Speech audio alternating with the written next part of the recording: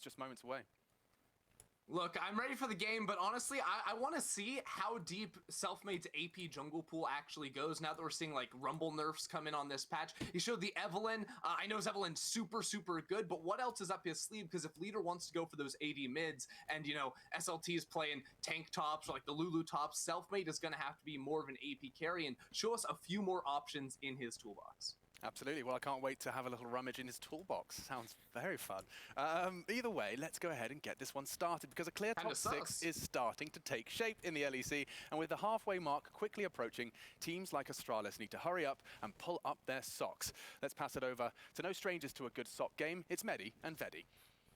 Thank you very much, Machine. I didn't know you knew my grandmother so well. Always buys me great socks for Christmas. So you got any favorite socks, Vedi? I have Pokemon socks. Okay. A specific Pokemon, or? Yeah, it's the starter Pokemon. Which one? No, there are a collection of socks that have From Gen 1? Gen 1.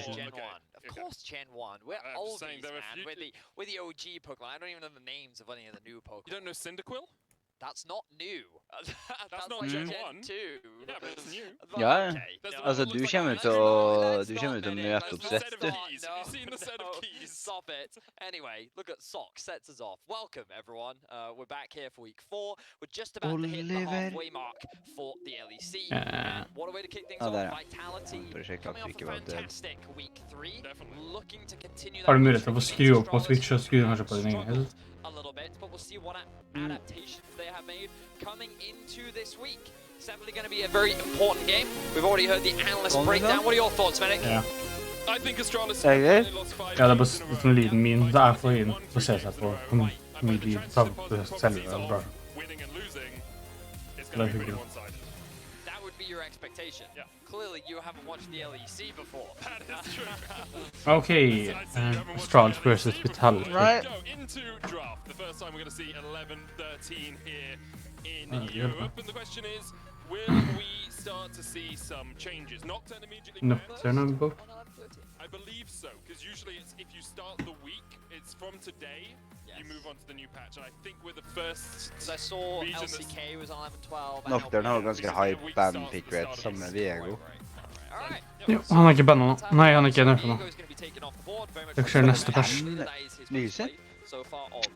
Men det her neste patch? Nei, det en patchen som nå, men vi snart på 14. Om sånn 8 dager, så vi på patch 14 på livet. Ok, så de bare forewarner, liksom? Nei, det her riktig patch. Det her patchen som vi nå. Det Rumble nerfs og sånne ting, og han fikk han Rumble.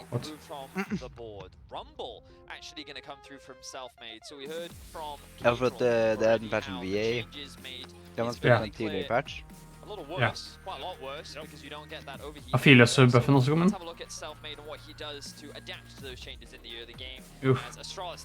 Men Rumble så kraftig da? Hele early-gamen så det fucked da.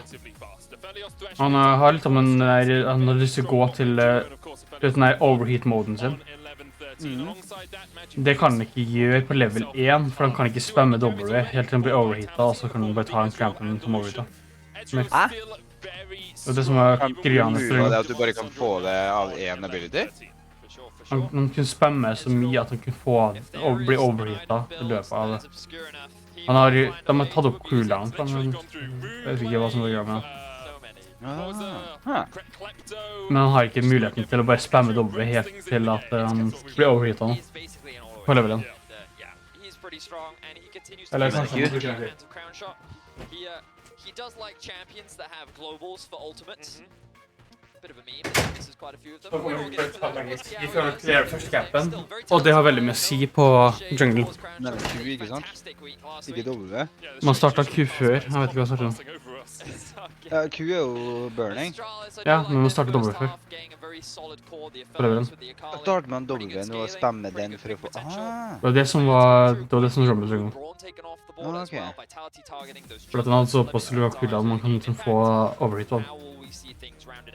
Aphelios farlig, og Aphelios kan godt vinne med gamer hvis han kan spille Aphelios. Han bør svare pappa. Ikke si sånn. Det her et forferdelig løypik. to happen up towards the top side of the map, and perhaps a little bit more investment in the early game as well. And the thing is, we've seen SOT both play supportive tops and carry tops. He's got a game on Gwen, a couple of games on Gwen, the Nocturne, Renekton set, but also the Lulu.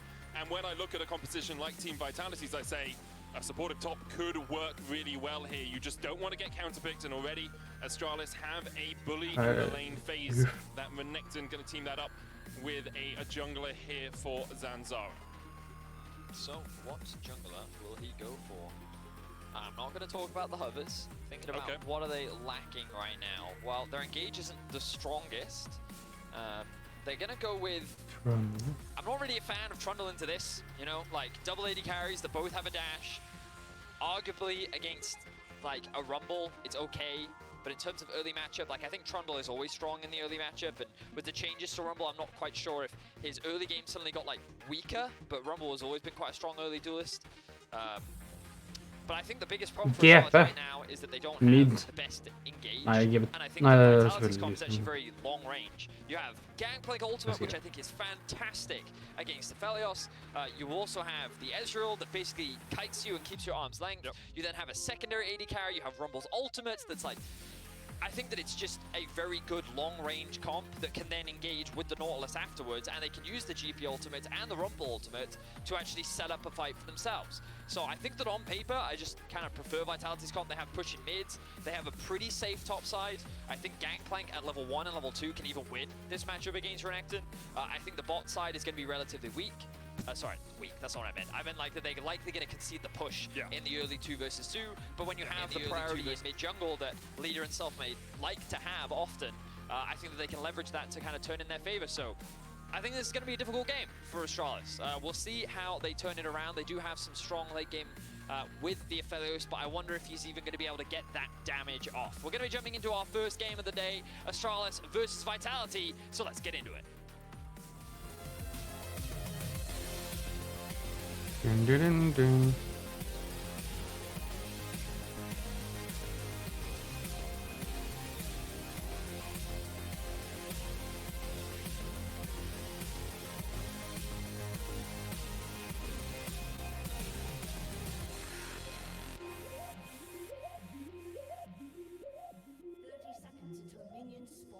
Okay, so Rumble.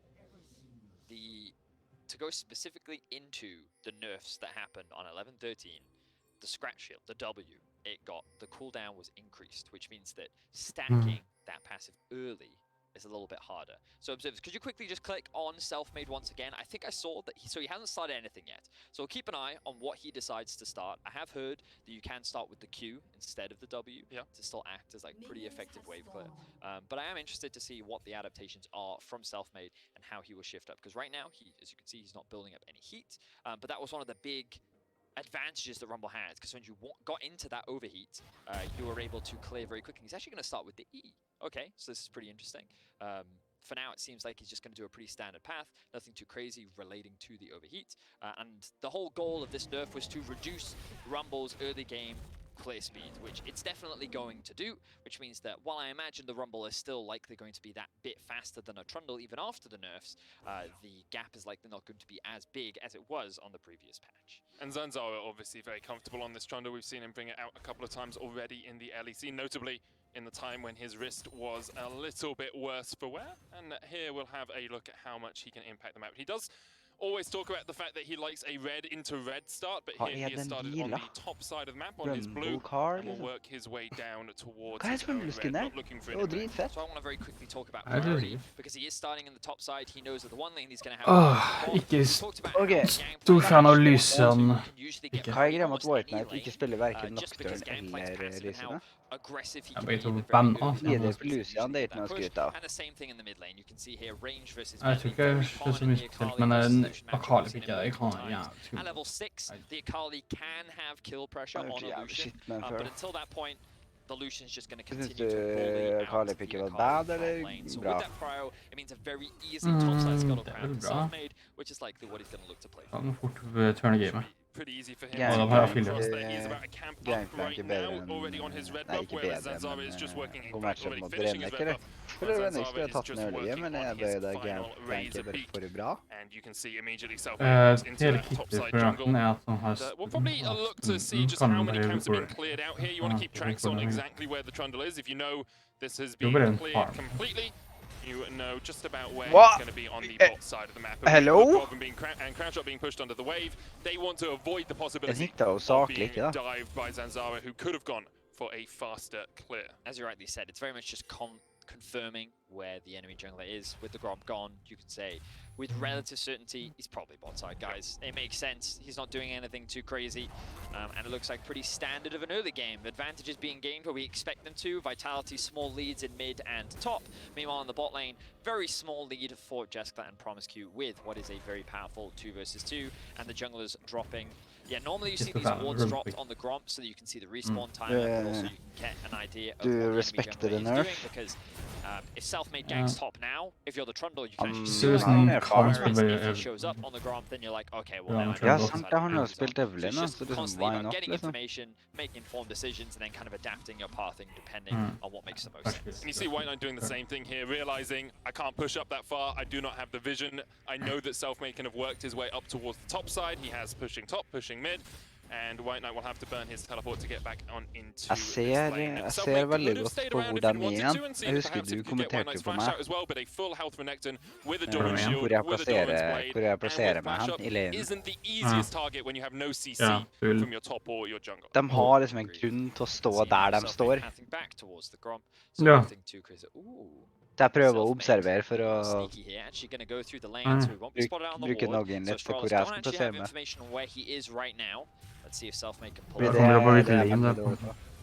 Ja, jeg følger jo med meg på bot da.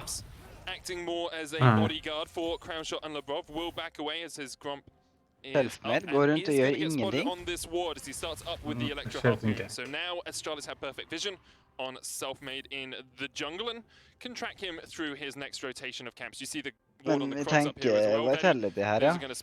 Jeg har jo lider. Ja, men jeg tenker sånn kjent. Encouraged me to roll swap. Ja, det er veldig sykt om jeg ville at SV skal vinne det halvlivet. Jo, sant. Og da får med at Astralis har jo ikke akkurat vunnet så mye. So for those, you know, I would encourage laners, help out your jungler, drop a ward for him or two, you know? Very insightful information. It's about knowing what camps are going to come up and what the route is as well, because if you just drop a random ward in the jungle, sometimes it will spot them out, but if their camps have just been cleared on the top side and you put a ward in the top side, men det er ikke lanen som har så mye å si for meg. So if I know Ja, det bør jo ligge med, where the jungler is, to stop you from getting ganked, De har nødt til å... I can then roam assist. It's true. Speaking of ganks, That was kind of does that count as a gank? I think that what Zanzara was trying to do there was Kjøtta med Akali gjennom hele gamet. hey, I'm here, back off. Leave the tower now, otherwise we're gonna threaten to kill you. And then leader said, no.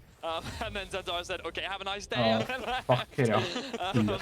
So yeah, it was kind of like leader called the bluff. And he was quite happy to sit there and take the challenge, and he was willing to fight the two versus Han sa hvor det spiller Filios, for at Filios han spiller den beste. And he got himself a Okay, det Draven, jeg føler han har crownpick som Varus, Draven og Filios tydeligvis. Og Kalista. Baiting, trying to force leader out of lane, and the mid lane decides instead his prize will be a motion. 6 minutes in, first dragon of the game here for Astralis, and as you said, very things pretty even between these two teams. A CS lead for leader in the mid lane, about 15 or so, means that there's about a 400 gold lead for Vitality across the board. You can see Promiscu already roaming around a little bit here. Nei, jeg bare vet at han kommer på 2 bar, og så går jeg inn mot en fullbar 4 og bare vinner. Had enough time to come in here and try and steal away this blue. Exactly.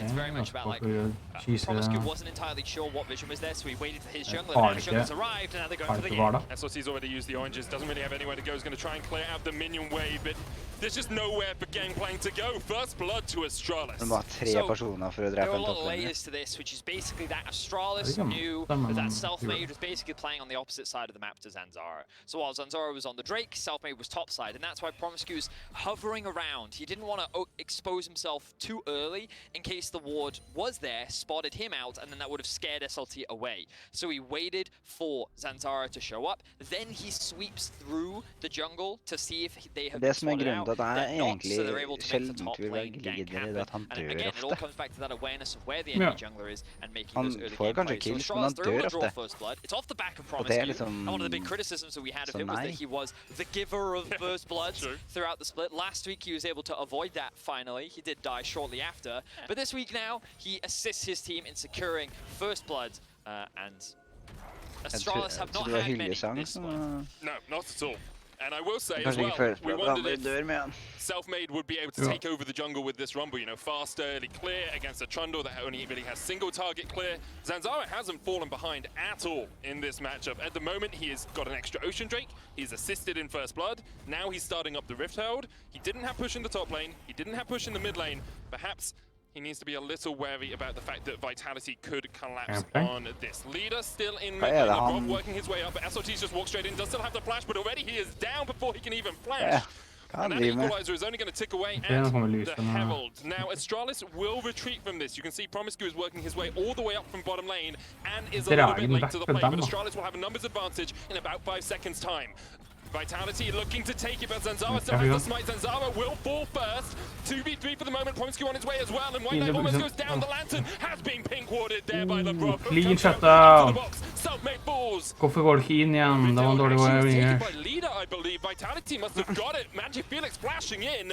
Hits the shuriken, gets the double. Leader still has flash, but the flash play doesn't quite keep him in range. The Lantern across the wall will not give enough vision for Magic Felix. So that ends up being a 3-for-2 overall in favor of Astralis. SLT is now rejoined the fight, but a very extended engage that started off with, honestly, SLT making a big mistake.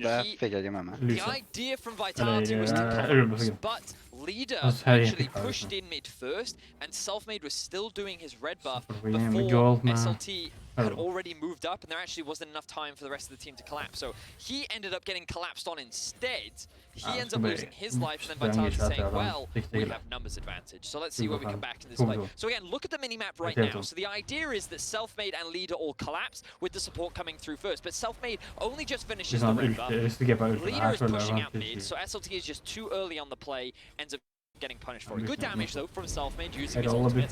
Now, Vitality, they create a 3 versus 3 situation. Because the Herald is facing away from them, they're able to get the smite and last hit from Selfmade. They end up securing it, and this looks like a very promising fight. But then with Promiscuous arriving specifically here, Selfmade trengte virkelig ikke å dø der.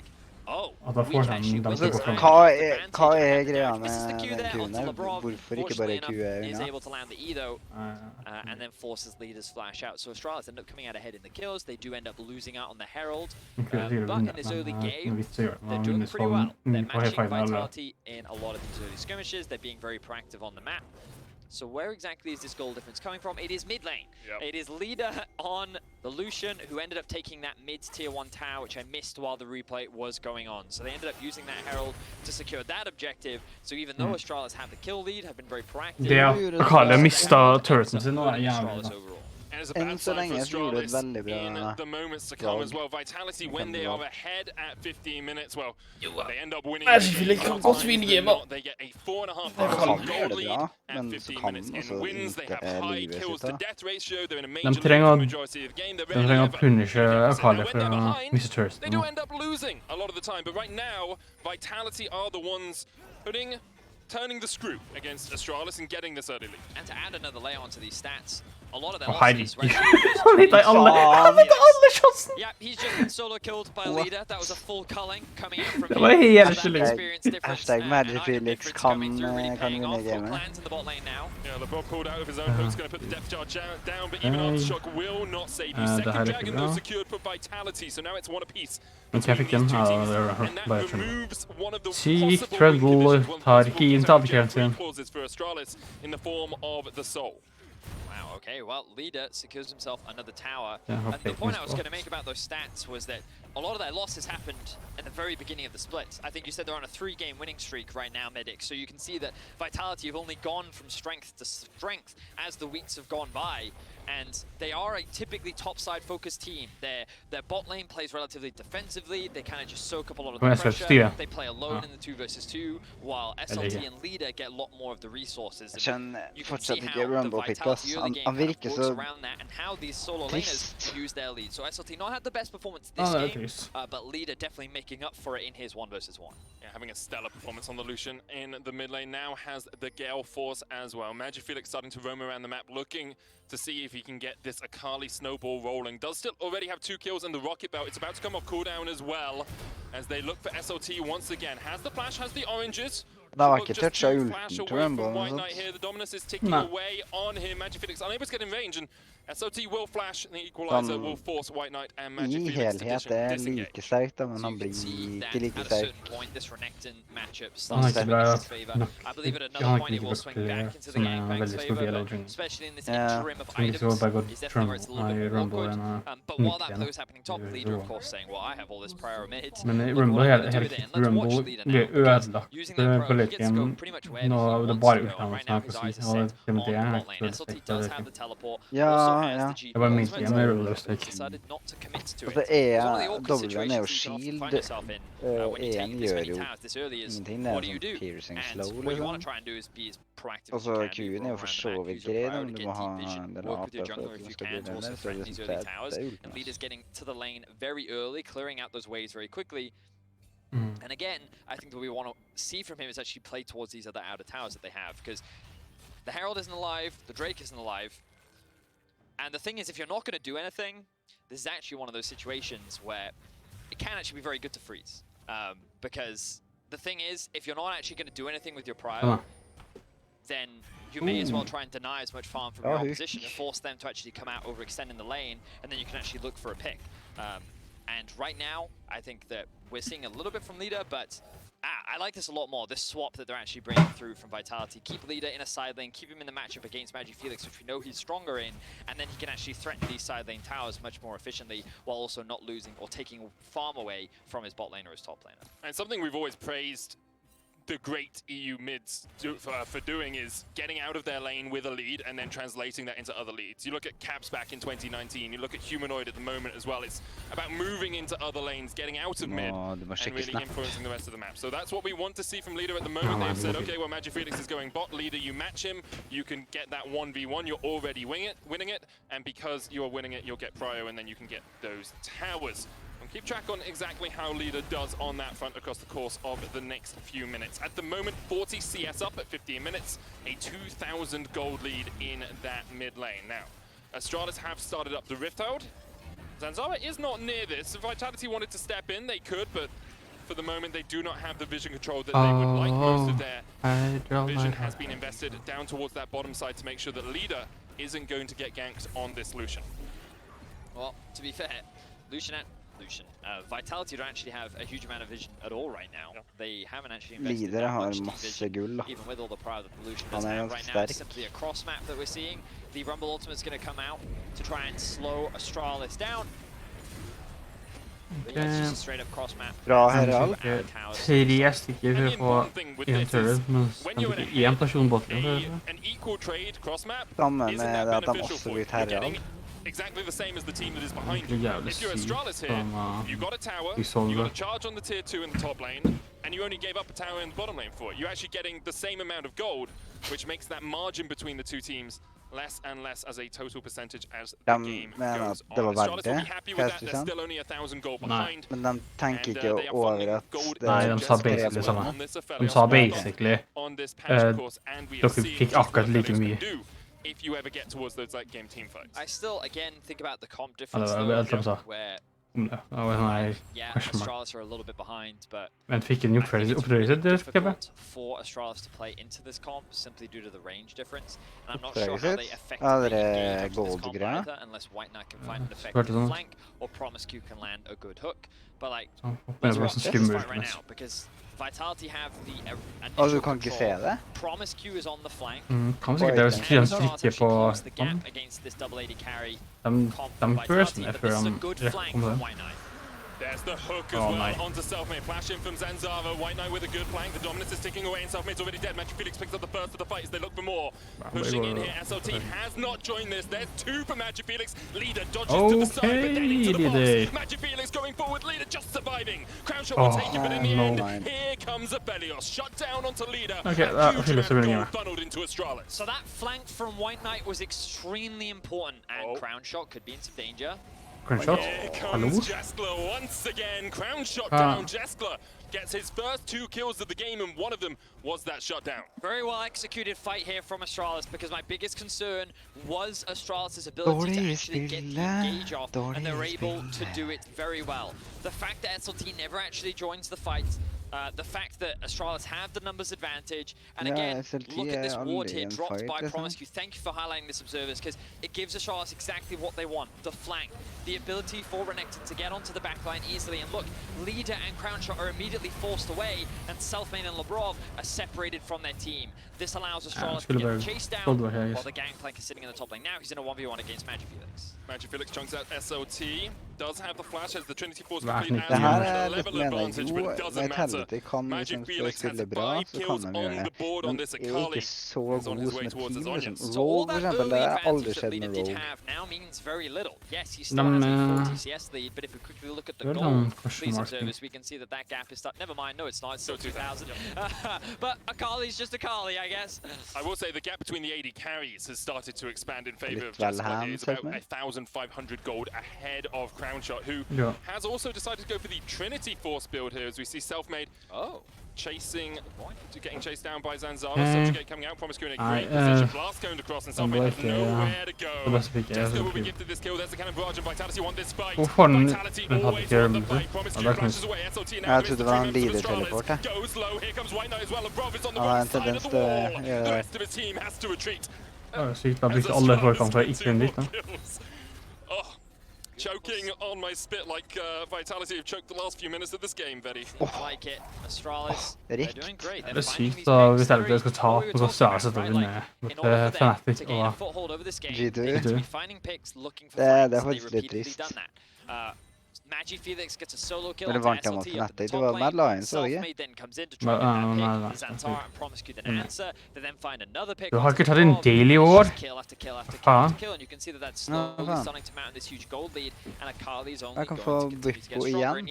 Leader is still very strong. Jeg holdt på be the difference maker, and perhaps with better execution, Vitality can still just win out on the team fight. But it's going to get to a point where that gold gap is too big, that even if your comp should be, in theory, better on paper, doesn't matter, because that goal difference is more than enough to compensate for it.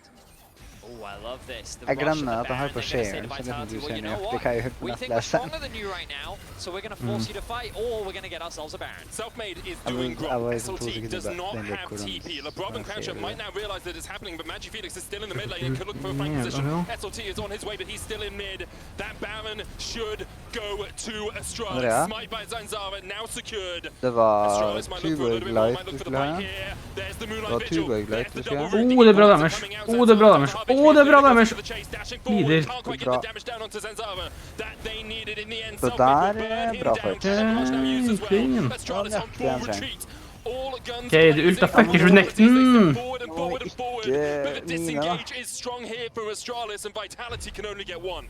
Hvordan i helvete ulta Renekton? Det var ikke akkurat en strong disengage, da de bare gikk derifra. Det var Vitality aldri gjør.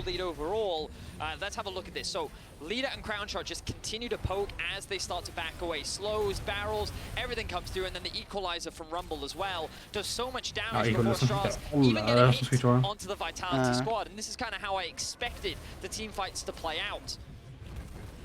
And if Astralis don't find the optimal fight, I feel like that this is how the fights will continue to go. So we're in a very close game here between Astralis and Vitality, because right now Astralis have the gold lead. They're in a great position with the Baron as well, but their comp should be harder to execute when it comes to fighting. But when you look at the side lanes, Magi Felix, he's definitely capable of getting 1v1s. SOT has just been getting picked on fully by Astralis so far this game. The oranges will keep him alive. And actually, Magi Felix can't chase this because the rest of Vitality are on their way across. Magi Felix has Baron empowered recall. Does Crown Shot have... Oh, no. They do not have a way of stopping him from recalling in this bush, so immediately they say, well, we're not going to do that. Okay, men TP as he's gone back. This Dragon will be forfeit. Vitality will get their third of the game. Astralis still unable to break the mid lane tower, but White Knight is pushing for the top two. Astralis foran på gull, men liksom Vitality gjør det bedre, men dårligere samtidig. A 4,000 gold lead right now. Astralis looking good. Soul point now, so in a bit of danger. In a lot of danger, such a game has been used as our going back. Look at the Infernum! Burn, burn, burn from Jeskler as he shreds through Vitality. Magi Felix is here for the cleanup and Jeskler is flashing forward. 200 flipping years from the Aphelios. 200 years. Astralis just obliterate Vitality in the 5v5. Ikke da, det bryr meg, men det trist for Vitality. Astralis could look to just end the game in 23 minutes and end Vitality's winning streak. What a way to do it as well. They are ending Vitality's 3-0 win streak. They are breaking their 5-0 loss streak. Astralis after falling behind. Han tapper alt annet, så kommer Vitality som har vunnet mot Mad Lions og G2. Jeg føler det her sier mer om G2 og Mad Lions sin performance enn det gjør om Vitality. Den er egentlig ikke så god, den bare... Damn. Oi. Neste matchup tror jeg blir veldig vanskelig. Kan vi kanskje droppe en meme-hakk fra tape? Nei, de er ikke laget til å gjøre det. G2 som er laget til å gjøre det. Promiscu was instrumental to a lot of those picks, like his positioning, his blast cone over the back to catch out SOT the second time. Incredible stuff from Astralis. Yeah, Thresh was really powerful. The fact they were able to find picks, they played a lot of fights well. We could see a couple of examples of why fights could be hard for them, but I think that they prepared well. Yep. And then in that final fight, I'm not even sure how it all ended so quickly, because originally it looked quite bad for Astralis, but then the Aphelios ulted, Akali came in, Akali cleaned up, the Renekton flanked that game was also good. So huge props to Astralis, a very valuable win to kind of knock Vitality down a peg. And to get themselves up a peg as well. Key player of the game votes at LEC on Twitter, White Knight, Magi Felix. Du har vært ingen fråga, options, and we'll soon hear from Ashley Kang and Zanzara. Jeg fikk litt sånn dårlig smak I kjeften at Larsen bare Larsen på.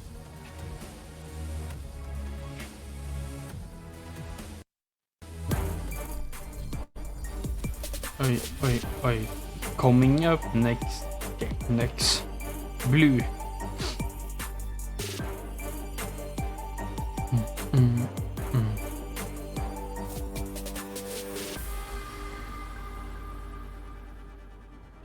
Dårlig med 2. Mye poeng. Håper han kommer til å på 20 poeng.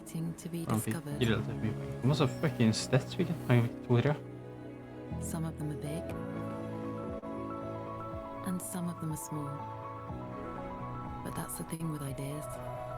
They don't just come to you. To find them, you have to move. Liksom. Kia, move. De vant mot LEC, det beste laget. Eneste de har gjort, og så bare kommer Vitality for å ta dem. Han har Vitality tapt mot dem. Rogue, forståelig. Misfits, forståelig. Fnatic, forståelig. Red Bull gives you wings. Så kjenner de å vinne mot Escape, veldig forståelig. Så kjenner de å vinne mot G2 og Mad Lions, liksom. Nå begynner vi å vinne. Nå er vi flinke. Og så bare...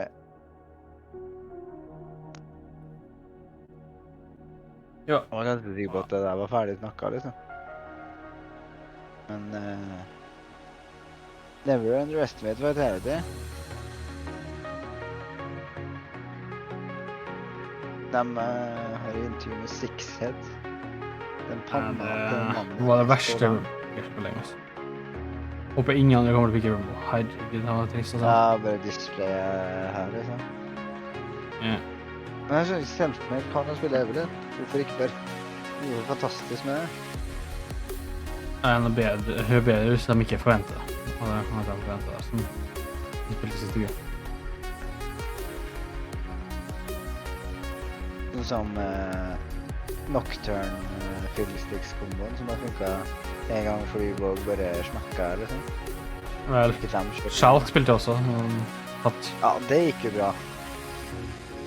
Altså, hvis du kombinerer dårlige spillere med noe som har blitt gjort før, da... Det var ikke bra å bomma kunden sin. Ja, han bomma masse, jeg meg. Han bomma veggen. Han bomma stillestående vegg. Bare ikke stå still og bli hooka. Det var så logisk at de kommer til å prøve å hooke noen.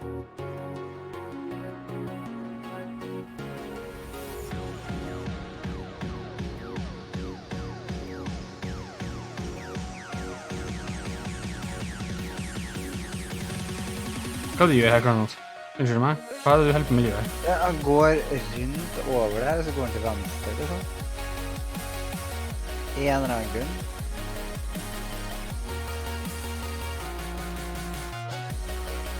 Ja, Magic Felix ville vært mye bedre å velge til, men...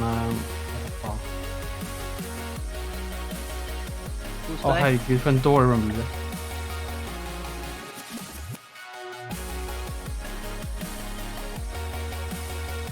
Du dør hele timen for at han dør.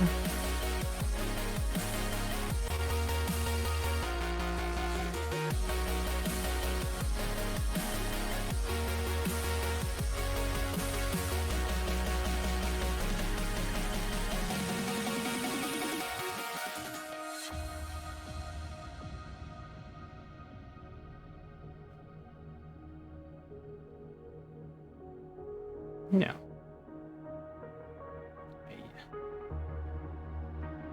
Det var et skittstart på Røsland. Karl har 7-2, og Lysand har 2, tror jeg.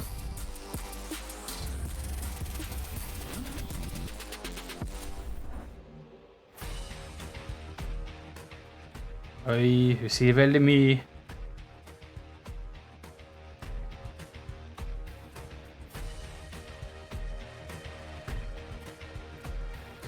Det er et veldig givende ord som vi har sagt der.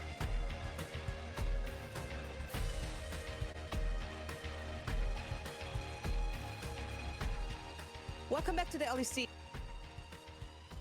Ja, der har vi en.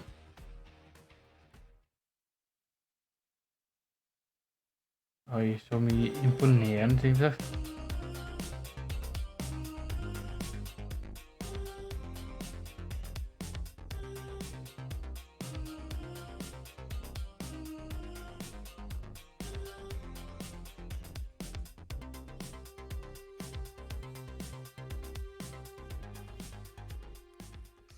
Hello and welcome back to the LEC studio. It looks like Ashley's having some issues with her mic, but we'll go ahead and try and steer this ship in some sort of insightful direction. Zanzara is calling in, as well as Ender living within the TV. Zanzara, can you hear us okay? Let me out. Yeah, I can hear you that double a little bit, but it's fine. It's fine. You can hear us double, so we'll make sure our questions are clear and concise. Oh, double Zanzara. Nice. Double Zanzara. Yeah, love it, mate. So first things first, dude, congratulations. You guys made that short work of Vitality, and Vitality fresh off of a 2-0 week themselves, taking big names down, such as G2. So this is a big scalp to take. You feeling good off that one? Yeah, I think, yeah, I mean, 5 games lose streak was really annoying, so yeah, we have to win, and yeah, sorry Vitality. Hørte du noe av det jeg sa noe, Erik? Nei. Nei, det var jævlig gøy med hun dama. Jeg ble lol. Det var sånn, du fikk snakk, og så fikk du ikke, og så snakket du ikke, og da får du ikke lov til å være på skjermen. Nei, så kan de slutte å skryte av dårlige lag som vinner mot interne-lag. Bra, Vitality! Du er ikke god, men du vant mot Reckles på Jinx. Det er bra, Australis, dere vant mot fuckings self-made på do. Farming junglers because Stranda had like of course problems with the farm, and right now if like picks like Zinzao, Lee Sin is playable in jungle, white jungle is not. Jeg hadde ikke lyst til å pikke ut eller på noen ting, men jeg hadde mye valgt. Ja, for det her skjer liksom. Jeg skjønner jo at du ikke akkurat bare valgt Magic Felix da. Man velger liksom ikke Australis. Nå, han får sikkert sånn 40 poeng, altså, for jeg håper at Lyder for I think you're like meaning both kanskje 15 poeng, ikke? So yeah, I think Hvorfor ligger det 0 poeng fra vi it to? worked Det like føles pretty ikke så good ille. for us in competitive and in practice games. So yeah, I think that was pretty broken, but I don't understand why people don't play it. I talk with some people, they think Jeg skjønner faktisk ikke hva han sier. slow, but as you saw this Han game, har I was like the mental same farm as challenge. Rumble, one of the faster jungler. And One of the faster jungler? Do you attribute this pick more to the kind of jungle changes where we Hvor saw faen han fra? respawn time was actually got increased to 215 rather than 2 minutes? Kreftland, That kind of antageligvis. gives Trundle the push that he needed to become a meta champion in your Hello, I am from Kreftland. Yeah, of course. I mean, it's the same what make like Zhao listen viable than Ja, han jungle. er fra... Rumble like more time to clear and not fall like behind. Hva er det? So I Jeg vet think ikke this hva was flagget er. like really Som important Russland? overall. But Ja, det of kan course, like stemme. Udyr nerfs, Hvit, blå, rød. Rumble nerfs, Russland. it's of course Ja. just like open more space. for other Vertikale junglers to fit in. striper.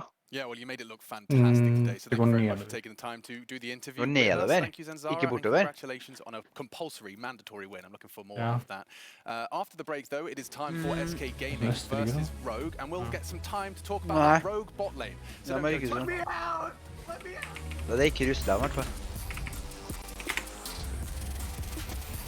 Jo, det er...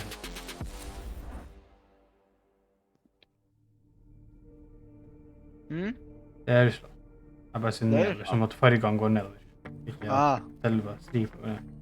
Ja, sånn, ja.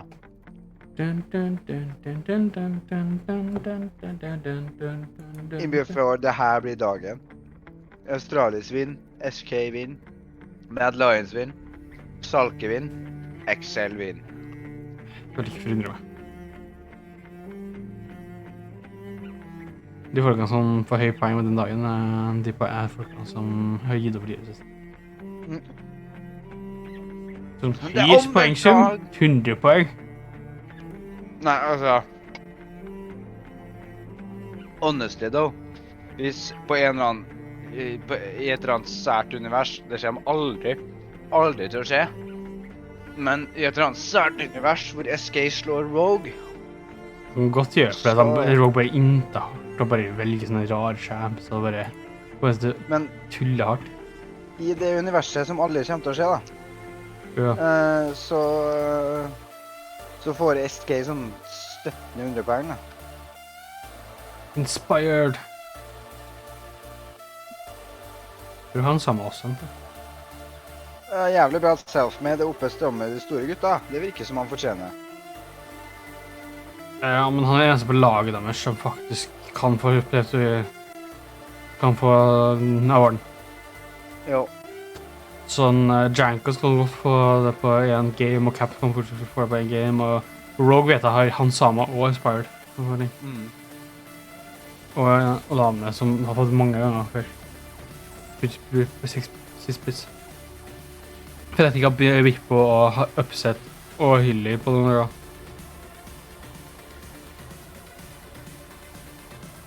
Så... 1-6. Det er 100% rumpicke. De vinner ikke meg hvis det ikke var for rumpicke. Det var så dårlig.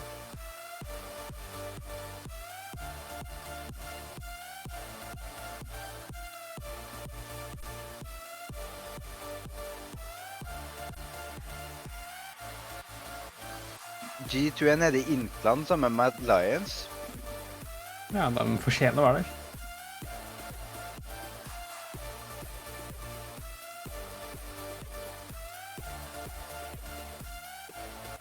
Og så har vi under Intland, da, Schalke.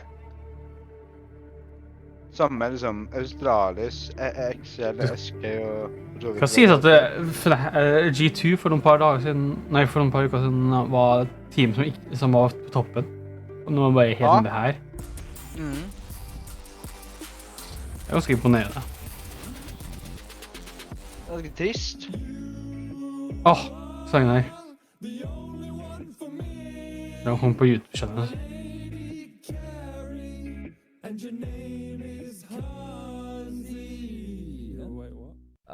Medic, the song's about Kazi. No, you said the best AD carry, so I said Hans Sommer. It's Han. Kazi, and he's already... Ingen nevner Records. Sad times in the neighborhood. That's cute when Hans has actually never won. Well, Kazi keeps on inting and calling it fun. Åh, rekt. Your death will be fast, so say thanks for my gift. When my boy Hans is finished with you, he'll prove to you all he's the best it is. Scroll Instagrammet til han Sama sånn, så bare, åh, fy faen. Kjenner I buksa, ass. Han scroller Facebook. Han scroller OnlyFans-accounten til han Sama. Som han selv laget.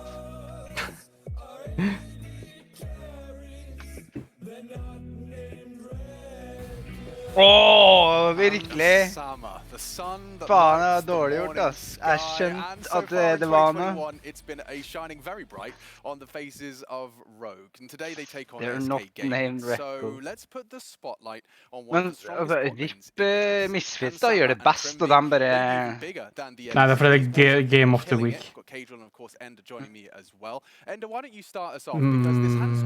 det som Russell Rose tror jeg kanskje det Week, vet du. Åh, la oss se på dem racker Reckless. Kom da.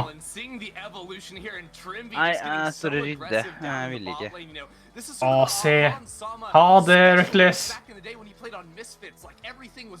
Åh, Trimby bare kommer og hukker etter fjeset. Men ha det. Og så bare står han oppe på lantern og bare sånn. Nei, det får ikke lov. Ok, du kan vente veldig mye han sammen. Det sånn der. Han kan enten gå Draven, eller så kan han gå Kalista. Kalista kommer antagelig til å bli nå. Eller så kommer det gå Phileas. Altså, han Sama et problem utifra at han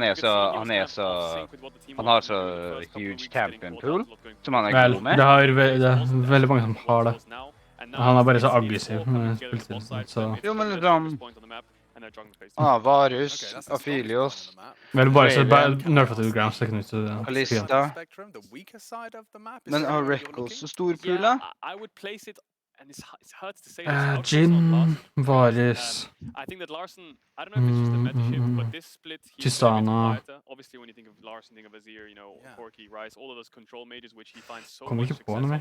He's very good at farming, very good at farming, and then he becomes this late game insurance carry. But when it's a matter of Jace and Lucian, I think he's just trying to adapt to it. I think that Larson should definitely be able to do this. And when I say weak point on the team, I still think I tror du kan Jinx. The only point that I'd actually have a little bit of criticism for is the mid lane. I think that the champion pool that he's han spilte jo hun for litt siden, så han må jeg spiller jo bare ting på I resisten her så har han bare Tristana og Varus og Jin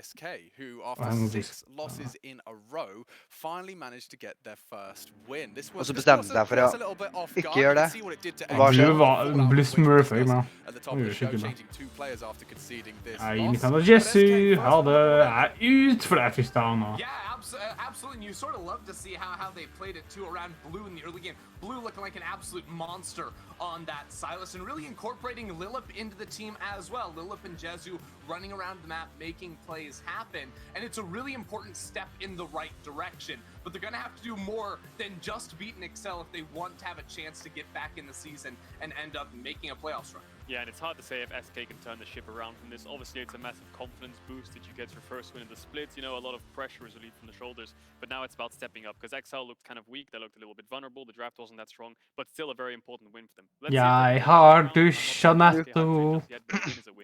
Looked kind of weak.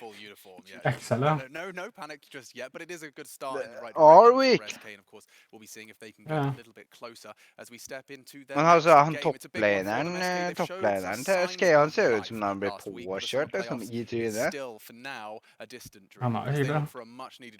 Veldig sånn flat tryne. Medi, Vedi, it's over to you, handsome. Which one of us is the handsome one? I mean, isn't it obvious?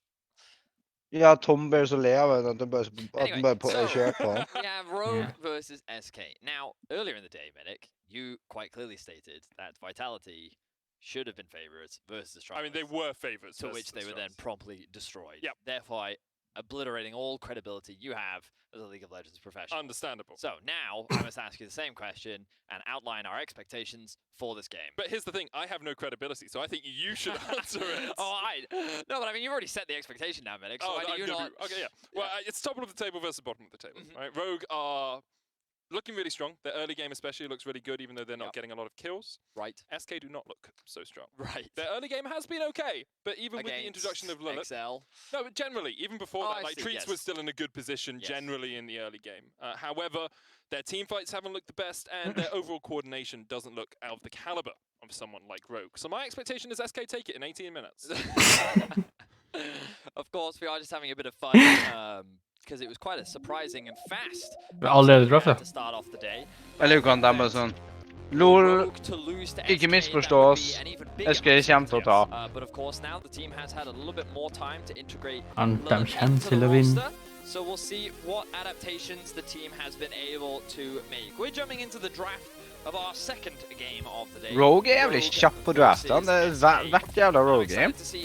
Veldig interessant å vite, for det er ikke at Larsen sitter og ser på Office og er midt på voice-comp-skreia. Han bare sånn, nei, Larsen, stop watching Office, the referee is gonna be mad. Ja, for de får egentlig ikke lov til å drive det. It's hard for him to get into the right headspace to get into. Men får de ikke lov til å drive og... Eller burde de liksom ikke? Nei, det går sånn, ja. De kaller lyst til band, jeg mener. Jeg kaller band, sure. Må egentlig bande Silas, kanskje? I mean, it was always that conversation of, is he better than Caps yet? Is he still second best? And I think that he's obviously had like a quite up and down career. And right now he's in a bit of a low, but I still kind of expect him to bounce back. And I think this could be a great game for him to showcase why he is such especially with many of the mage items being reduced in cost. Because that was his bread and butter. He is the emperor. Ja, nå kommer Gwen-band, og så kommer han med pikke Jace. Med mindre... Eller så skal han bare ikke vende Gwen, fordi... Se der er coachen som bytter ved supporten. Xinxiao! I hvilken verden kommer Rogue til å spille Xinxiao? Eller så skal han bare ikke vende Gwen, og hun kommer til å bli pikket, og de kommer til å tape. Der har og det andre på Gwen. Rogue is going to prioritize Gwen, Cheeky, Mundo Hubba. But speaking to Odo a little bit. Tom bare står der og bare, faen, det tenkte vi ikke på. I don't know if it's actually that strong, but I really like it. Myndigheten kommer vel nå. Nei, jeg sier det som Tom, og de står bare sånn, faen, vi tenkte ikke at vi skulle banne oss inn seg, og så fikk jeg Gwen, at det var... Xinxiao-band? Hva? Mot Rogue? Jeg vet ikke, de har aldri spilt, jo. Ok, support set. Ania, det var jeg sier. The possibility of a flex, we do see it predominantly in the top lane, about 200 250 games or so. Hva skjer med trynet til fyren? Could still be flexed towards mid or even jungle time to time. Set locked in. Tom bare er dårlig. Ok, da kommer en jungle pick og en AD carry pick, I guess. Eller Jace pick, ja. Kan vi sikkert Jace og jungler? Vær ikke pick Varus. Nei, han er snurfet to the ground. Ansama, no. De visste ikke på greia, eller itemsene, det er ikke han som er nerfet. Probably som nerfet. And they want to get treats on an effective early game jungler that they've probably been practicing a lot this week. So, unless we will see blue on the Lee Sin, right now my expectation is it will be in the jungle. But let's see how Rogue round out their first half, because Varus still going to be locked in. We talked about it at the beginning of the day. Okay. I always forget the name. Prowler's Claw? Okay. That did get nerfed. The Varus, that specifically hit him. And then recently people have been going to the Duskblade instead. Hvorfor i helvete Varus? No. It's still a very efficient item and a very good one for long-range lethality Varus. But this Viego, of course, another flex build. Could go mid, could go jungle. We've seen Whippo playing it a lot in the jungle.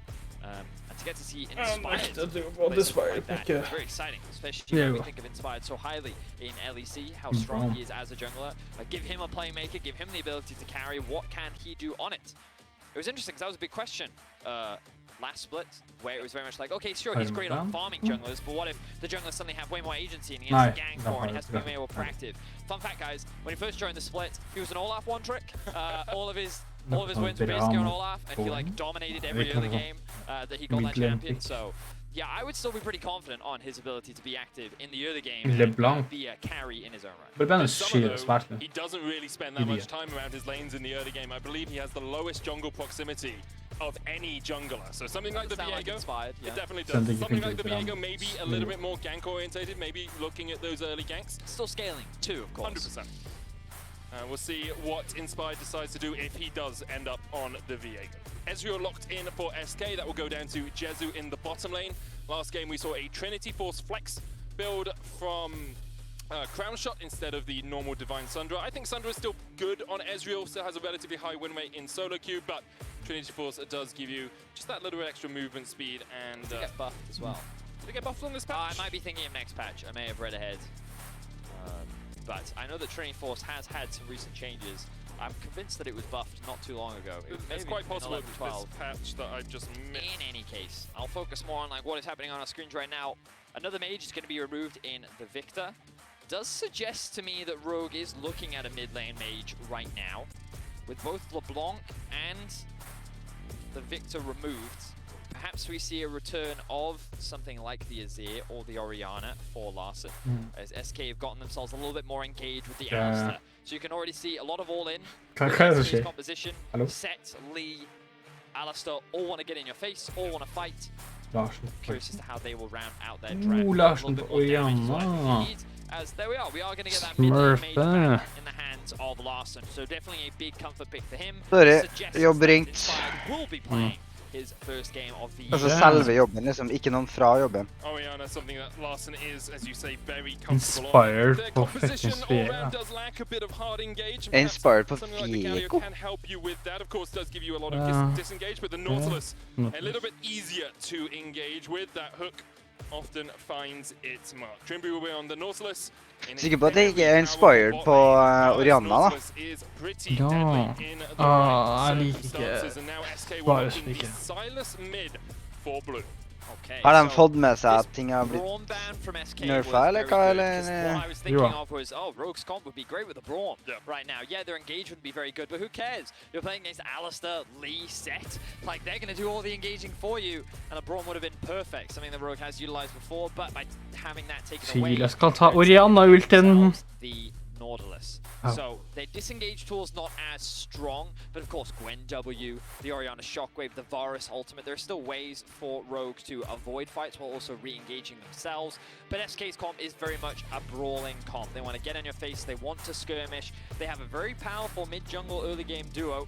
Of course, Larson should have the push in the 1 versus 1, but still, pretty interesting comp about SK. I think that it's a little bit more aggressive overall through their top side of the map, a very proactive Alistair.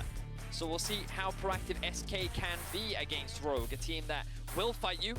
They are very dominant in the early game, especially against teams that are towards the bottom of the standings. It's going to be an uphill battle for SK for sure. Just suffocating the enemy team out of the game. We'll see what they can do as they take on bottom place SK. Ja. Bottom place SK. Men hva er greia med at Inspired har bare sluttet å spille AP? Jeg føler at Inspired, han kan ha... Jeg vet ikke. Han kan komme til han på hva som er åpen. Han er god nok til å spille alt med det. Han er den beste grunnen. Han er bare... Han har ikke spilt noe vares lenge på... And as you say, SK will be looking to be a little bit more proactive here. Altså, pikken når den er nerfa. Jeg vet ikke, stod det noe om Varus nerf, eller Prowlers nerf? Nei, jeg så ikke Varus i det hele tatt. Men Prowlers, så det Prowlers nerf. Prowlers grove så jeg. Ok, så han kommer til å gå bort da. Nei, det skulle han. Men det gikk ikke bra. Ja, jeg trenger ikke se, jeg vet hva patchen er. Jeg vet ikke. Kan du slutte å vite hvordan patchen er som ikke? Jeg skrev 11.33, men da driter vi i det. 11.13 da. Ja, jeg visste det. Jeg bare... Hva er det Kege har lyst til å skrive? Oh my word, I'm not telling this story on broadcast, but I will tell this story on my Twitter later. People are interested, but in any case, he's going to start on a bot side and path him towards top. So typically, so what I found really interesting about solo queue junglers versus competitive junglers is solo queue junglers always want to path towards where they're most likely going to get a kill or a gank, whereas competitive junglers are always like, where can I get my first skull crab? The skull is obviously really important, it's a lot of experience, gold as well, especially, and you really don't want to concede it. So usually, junglers will actually mirror. Is opposite mirror? Is that the one you want? Yeah. They will mirror each other. 1-6 kan man fylles level up til fucking 6. And usually as a jungler you'll play towards the lane that you have priority in. So if you have a quick Q-en rank 1-6. Rank 1-6. And while the Orianna does have push, more importantly, Rogue's bot lane also has fylles av flere abilities som 1-6. Because if you try to contest that early skull crab, it is slightly nerfed. Because even if you should be stronger, things can go wrong, very wrong, in early levels. And it comes down to a lot of individual execution, which can already... Lyven slightly nerfed, jeg ser ikke helt hvorfor. Jeg ga faktisk Larsen på han har så skikkelig strong. Fun fact, it's also why the LPL teams can sometimes be really scary. Ja, for det her den Tom-Kenshen, Tom-Changen. Jeg synes ikke at han kom så tidlig. Blue has been chunked out and has no refillables left. So Inspired is saying, hey, my mid laner can come across here quicker than your mid laner can. Treats is now going to have to work all the way down towards the bottom side. Maybe look for a gank here in the mid lane. Blue stepping forward. Treats dives in with the safeguard. Inspired is just around the corner. Has already secured the Scuttle Crab. Now, Okay, gå for dobbel. Okay, middelerne kan ikke komme. Ja, de skal ta dobbeltsikler. De blir litt mobba etter det. Notice that Inspired does have the level advantage, but Treats is going to get it, will get the level 4, but that was a really good observation there, Medic, because it was just... Someone tweeted at me and asked, why does Inspired get so much praise? And that is a great example of why he gets so much praise. My assumption is that Inspired knows that his clear is actually faster than that of the Lee's. So he believes that with the prior that he has in mid and the health advantage that Larsen has over blue, he can actually quickly rotate up and contest for that crab and kill it before Treats will actually clear through his jungle to actually contest. So he's faster on the clear. That's how you use the Then Treats does the right thing and actually finding Larsen and forcing him back off, moving towards that bottom begynte å gå Lilja på den tiden der Raptorsen var sterkest, vet du, de der fuglene. Og han begynte å ta sine Raptors into damage Raptors hele tiden, eller damage Raptors into damage. Og begge dør. Må det si. Does end up being a 1-for-1 in terms of scuttles all round. We'll draw your attention to the fact that Odoamne has Ghost on this Gwen, not Ignite TP, instead going for a bit of extra mobility, perhaps to chase down someone like Jezu as the game goes on. Of course, Treats can try and kick Odoamne away if he ever looks for an engage. I will say that one of Gwen's big problems can be the fact that she gets kited. Her E cooldown is very short. Mindre healing og sånne ting. Prowler's Claw, cooldown 90 sekunder. 18 lethality i stedet for det. Enemy Champions. Så mindre lethality og høyere cooldown, altså. Og så kan du ikke trigge den på minions. Du må gjøre det på Champions. Jeg vet ikke hva Prowler's Claw gjør, da. Hva gjør den? Dash, ja. The other thing is Flash, what does it give you a lot of safety? Ja, for du bygger den på dude som ikke kan move seg så bra, altså. Men er det det som har gjort Varus så bra, liksom? by actually sacrificing the flash. So det var veldig kult at jeg ikke spilte Varus med det en eneste gang. Early doors though, pretty even between these two teams. 6 minutes in. Not a substantial goal lead either way. We are getting towards those level 6 marks though, and that perhaps is where this game might break open just a little bit more. Now, the third scuttlecraft on the map. Spectral Skal vi se en faktisk bra Nautilus på jobb. Sorry, I thought you were going to finish a sentence there. You did the hand signal. You're like, let me talk. Yeah, it's just because this is really, again, this is really good and another great representation of how Rogue play for their jungle. And show me control. A lot of credit needs to be given to him, but he said that Rogue remind him of Damwon, like last split last year, because of how they play for their jungle, right? And I'm not trying to sit here and say that Rogue is at the level that Damwon was. Yeah, because Damwon are quite bad right now. Yeah, okay. I also said right now, okay? Han fyren så savage. The point and the style that I want to get at is like you mentioned that Inspired actually has the lowest jungle proximity in the league. And that's because he is sykt kul. For himself. He plays to make sure that he gets levels, he gets items, he's efficiently clearing his jungle, and also he is like punishing enemy jungle whenever he can. So rather than go for a gank, if he sees these in top lane, he's going to still SK Blue. This is a great situation where Sommer had the wave underneath his tower, yet Trimby sacrificed that, moved up with the jungler, helped him secure it, and they actually had a numbers advantage in the river along with the mid-prio, so they were able to secure the Scuttlecrab for Inspired. And that's again another example of how the team plays for Inspired. And it's just a style where it's not the most explosive of the game. A lot of the explosiveness from Rogue actually comes from when their bot lane is just killing the enemy bot lane. But usually their traditional playstyle is this. This is why we call them controlled, calculated. It is very much like about efficiency, farming, level differences, experience differences, controlling objectives, and now look again, they're going to use their pro with Trimby here, a numbers advantage, to gain information. Den Trimby-rotaten løst på fyr. For nå kan bare ikke bli med. Det var smart, men de vet gameplay som skal gjøre sånn lenge før det skjer. Så de alle sammen klar for å gå tilbake og sånne ting.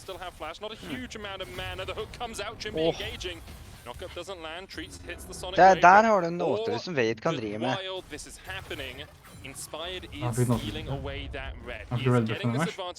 Bedre enn Oriana, vil jeg si. Take a fight in the mid lane where there are a numbers disadvantage to let Inspired altså bedre for Rogue, liksom.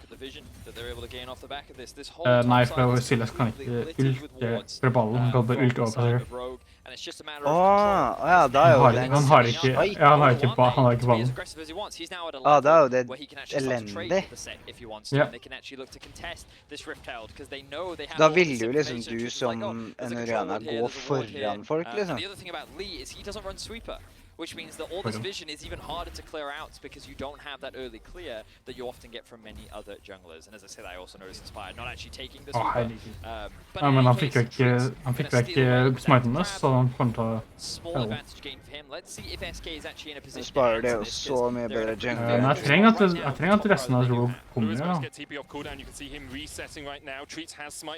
det er ikke minst resten som er bedre. Inspired har litt smite, og det er ikke liksom. Er det Rogue? Blue will kill Trimby. SK secure. Oh, no, they don't. They did not get it. Okay. All right. Yeah, I couldn't quite tell either. Medic, the smite was very close. The last hit was indeed from the side of Rogue, though. But SK end up drawing first blood, so they finally punish the control that Rogue has had for so long. Great identification as well, Medic, of that TP du drept supporten. as well. It was Nå var jo game over. Damage taken in the mid lane men han fikk ikke he wants to just get that reset off, spend his money, get back into the fight. When we have a look back at the replay, we can see exactly how things went down. Nobody ends up getting the Herald overall. So let's have a look back here. So we're probably going to get a slow-mo. Trim skulle prøve å offre selv for å få Inspired gets knocked back. Heralden og bedre med. Da vil det vært heller. Nei, men han bør bør da. Er det kommet TP, ja? Ja, det bør det. Ja, 17 folk, liksom. Jeg vil ha den. Genax hard-baited me, by the way. Why's that? Because he ran straight over the rift hole. Like, jeg så på fighten at noen andre gikk over han på Reske som ikke fikk Either way, SK get a kill. They don't get a Herald. So nothing too major happens at the end of the day. So the goal is still very even, small advantage gained for Rogue. A lot of the advantages that they have gained have honestly been small, but when you kind of look at the CS and you look at the atomization starting to come through, you can see that the Orianna, very slight lead in mid, slightly bigger lead in jungle, slightly bigger lead in the AD carry position as well. Of course, Blue getting that kill is kind of what makes up the difference in the mid lane, otherwise he would also be slightly behind. And it's just like, it's very typical Rogue, you know, like they build these small advantages over time, they get to a certain break point and det er liksom ikke noen som bare knuller dem straight up, liksom. Rogue sånn... Rogue sånn... De spiller for kills, så... De sakte tar av deg buksa, sakte men sikkert, og så plutselig før de vet ordet av det, så er buksa de av. Whenever they got leads, they were very efficient at being able to close things out, very proactive. Det går litt tid, og så plutselig sitter du på en tist, liksom. Og bare, ja. Hva får det? Du har ikke skjønt at det skjedde engang? This time though, Ezreal Alistar not the easiest bot lane to kill early on, and of course we have seen both Trimby and Lilip roaming around the map looking for kills in other lanes. Janex is going to try and chase over one here, but Inspired is in the right place once again. Showstopper comes out, Janex going to flash Spectral Ball, and goodbye set. Odoamne secures the kill. Excellent. It's a piece of cap, yeah. Odoamne's like, you know what, even if you hard commit to this, I know that I can win this 1 versus 1. But on top of that, my jungler is topside. Will mean that the cross map comes through from SK. Treats Kom igjen bare, så jeg stedet stille her. to secure the Drake. And it's one of those situations where Janex probably went all in on that, Så at du ikke kommer assuming the tilbake. Inspired would actually be bot side. Under the assumption that, hey, he's probably in a position to try and contest Drake, so I can actually go for this 1v1 where I think I'm a little bit stronger, but it ends up backfiring, and so that's going to cost Janex's flash, going to cost him his CP, but SK will get themselves the Drake. So now the gold lead slightly extended in favor of Rogue. Det er som du sier, first Drake ikke akkurat det beste. And the Drake advantage is in SK's Yeah. pocket. The next one will be an Infernal, which means that we're either getting a cloud map or we're getting a mountain map. What do you prefer, clouds or mountains? Generally, or? Ja, det her er sånn som du vil gjøre det. Du vil pushe ut når det ikke er noen minions der, så de dør til turret fort som mulig. Ja, må komme sånn på. Hvis de er en champion som kan godt ha minions som tør 6 og bli til. Ja, ok. Da kan du liksom bare freeze. For å ha en wave som kommer til å pushe mot deg automatisk. Som ikke kan freeze mot deg. Anyway, apologize. Clouds are better. Yeah, you like flying? I like flying. I also just think like the soft, watery mist on your face is really nice from a cloud. As Lilip looks for a gank in the top lane. Hva er det caster han? Er han drunk? Just like put your face through a cloud. I used to live in the mountains. But then mountains. Hva er det han snakker om? The mountains were annoying. Up and down all the time. Oh, I see. Okay, that makes sense. Alle steder vil jeg bare komme på besøk han. Let's bring it back to something in the game. I mean, so the thing is, right now, you're playing for Adder Towers. So Rogue is kind of looking at that bot Adder Tower, and this is actually a really good winner for them because Treats is now clearing his Raptors, but what he would like to do is cross map up towards the top side. So you kind of trade bot tower for tier 1 top, but he's not in the best position for it. Lilip is kind of hovering around mid, so while they will have mid prio, the likelihood here is that they will just get punished. Trimby. Lilip pops the Unbreakable Will, and immediately Rogue disengage. Ja, han putter det. Her burde Vitality sitte og notere litt, altså. Rogue, gjør noe. Ser han situasjonen? Er det her noe vi kan vinne stort på? Nei, da går vi. Vitality er sånn, leader må teleporte inn! How do I then play for top? How do I set up the waves? Where do we invest the vision? And that's kind of like where the separation between like good junglers and like high tier junglers is, right? Men liksom, Viego slightly nerf, Lee Sin større nerf, Varus relativt nerf. Det er sånn, men de vil spille del. What the fuck, han bare mobben. Professional level coordination to make it work out. But now Lilip is looking for a bit of a play. Men det er ikke helt skjønner, Oliver. Ok, han går i dødsplate, ok. Hvorfor ikke, ja, han går i dødsplate. Hvorfor ikke noe Gwen nerf? Nei, de har ikke selv noe kopi av Gwen. Odoamne also working his way up from the bot side. Neither of those top laners have TP. Inspired De vil helst seg litt, du må ha hun, eller du må banne hun-moden, primary engage tools as the game goes on. During this time, during Larsen's pressure in the top lane, Trimby's going to get some deep vision into the SK jungle. Larsen having a pretty good game so far. First time we've seen him back on one of his traditional majors. On the analyst desk, they highlighted the fact that he has been struggling a little bit in this summer season. Lots more deaths than he used to have, less kill participation, a lot of ISO deaths. He actually has 10 ISO deaths already in summer, and only had 14 over the entirety of spring. Yeah. Han som mest farm på den midlen. Eller han da. Jo, men ikke forrige uke. Ja. Jo, men det er sånn, det gamet var... Du kan se hvor god Larsen er nå, tror jeg, gamet her. Ikke noe, men sånn, jeg er nødt til å se at han faktisk begynner å spille. På Orianna, Orianna er sykt god. Det er ikke sånn her, jeg ulti bare Nautilus. Ultis, det er sånn her ordentlig sånn her. Sånn ordentlig god, man. Snipp, snipp. Og damene bare sier sånn, ja, du burde banne meg. Jeg vet jeg kan ta det. Jeg gjør for det så var buffa så. Ja, det er litt mye mindre enn det man prøver. Hvem var buffa så?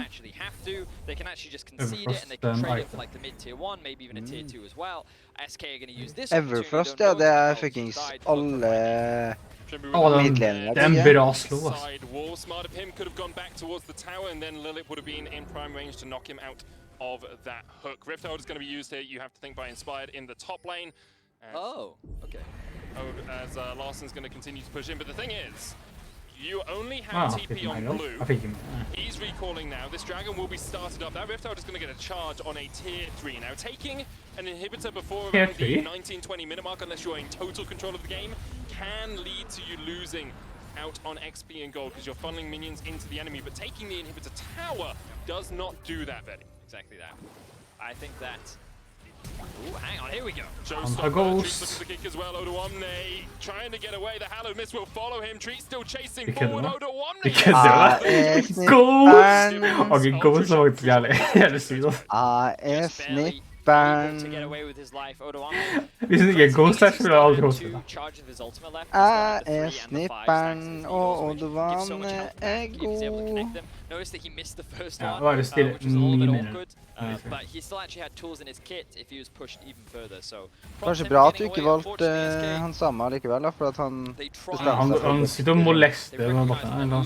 Jo, det gjør han. Og Rekk som godt bare tar på det sånn. Ok. Vi snakker ikke om det. Jeg håper ikke Jinx, ja. We don't mention those. Kan vi kanskje rekke det også, bygger vi det øvelse. Jeg skal spille... Lider fikk 10 poeng. Magic Felix fikk 39 poeng. Som sagt, jeg skjønner det er du ikke Astralis. Ja, Lider var en person som fikk høyest poeng.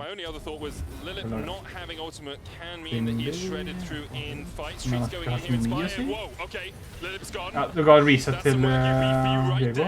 Du ga en ny reset til Spire. Oi, det var leasing denne. Ja, det er skummelt. Det er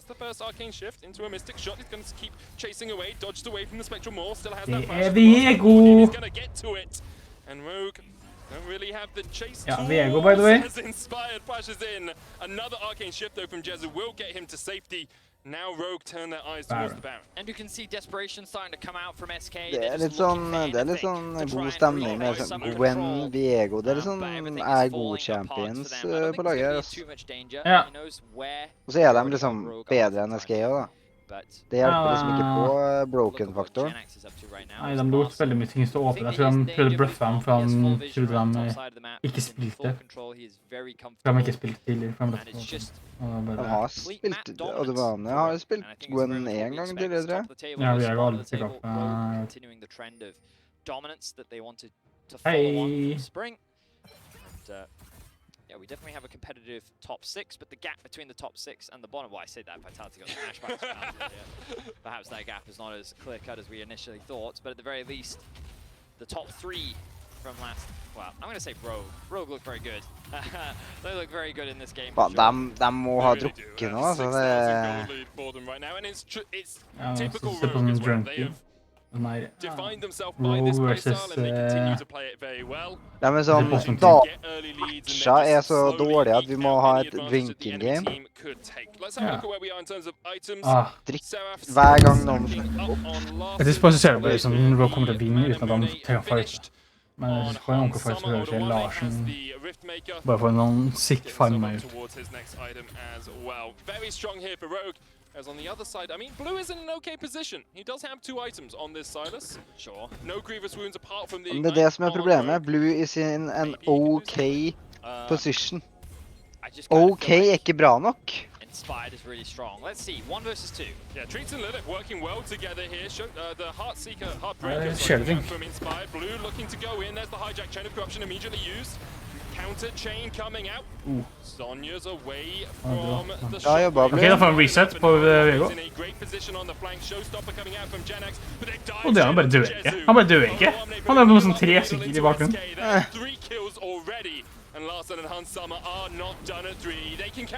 Hansama, og du får en ny Vego. Have gotten themselves an 8k gold lead. They have taken down 4 members of SK, and they will make their way towards spørsmålet very clean stuff from det virkelig 1000 millioner spørsmålet. Virkelig noen overrasket? Lite overraskelse, synes jeg det. Treats might look for a steal here. Does have flash, does have smite. Men Team B på mobbe-duty. Does have smite, does have flash, but he also has a very bad team. De bare venter. De gidder ikke til å begynne å fortsette å ta Baron. De bare står og venter. Ute liksom kun. Larsen misses there with the command attack. Trimby low on mana. Treats might go back in, but decides against it for the moment. Rogue now with Baron. A 10,000 gold lead, 23 minutes in. Just a very one-sided fight. You can see that SK had thought that they had caught Inspired out, but rather than actually challenge, he immediately goes for the disengage. He throws down the stealth. Hva det liksom Blue gjør her? Han bare, hei, jeg skal inn. Han vil offre seg for Inspired, og hvis han har gjort det, så vil han kanskje vinne fighten. Fordi at de har brukt så mye på Inspired, men hvis Vego får en reset, som en soul-person som kan ta over, så har det ikke noe å si. For han får tilbake all livet sitt, ser du der? Han har full liv nå. Ja, han bare reset. Og så kan han hoppe inn, og så kan han hoppe frem og tilbake. Så får han reset, sånn. Men de har Dragon Soul. På det noen måte. Oi, han gjør mye damage. Han tar mye basic. Lilith is looking for a flank and a half, but he seems to have lost the rest of 205 kommer noen items, så det på insp. Og en Isimmune. Gwen is immune. Jeg går etter en flank. Det død. That does mean that Rogue lose the way that they had at the tower, so they're not going to be able to crack this inhibitor tower yet, but with still a minute 20 seconds on the Baron, they have plenty of time to work with. They certainly do. Odoamne still has the teleport as well, so he's likely going to move off into a side. Han bare dør ikke, han. And it's just a matter of time now. And this is what I'm saying. We stay there. Han har et sånt item som bare gjør at han ikke dør. Og så har han Sonias i tillegg, da. Han har en champion som en ability som han ikke dør. Åja, nå gjør Varus halvparten livet med en kua. Og dame. Han bare mimas. Det var ikke stopwatch engang, det var bare Sonias. Han bare... jeg er kul. Jeg tror ikke det var en moment for dere å gå inn på trimplass. Jeg tror det litt sånn kill mode. Han sa det bare! Molesta alt. Han er så i far for at han bare stod til AFK-botleden her hjemme. Det var ingen som er i livet, men sykt.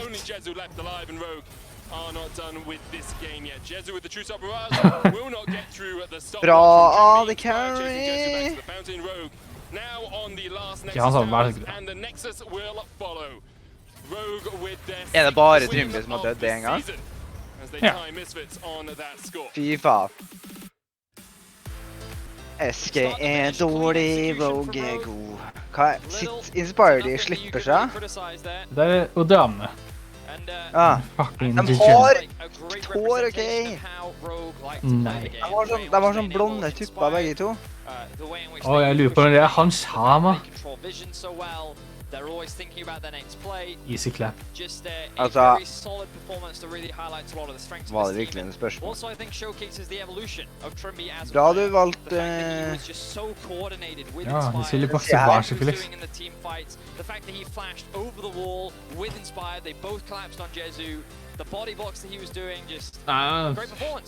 Hva fikk LeBron? Han vurderer også ta. Det var enten han eller LeBron. Så hvis det... Ja, LeBron fikk middelbein, så... Ja. Jeg får se om... For da vil jeg ikke pikke... For jeg måtte pikke en fra Vitality-folkene uansett, så jeg kunne gjøre... Jeg vil endelig få poeng. Nei vel. Så lenge det her...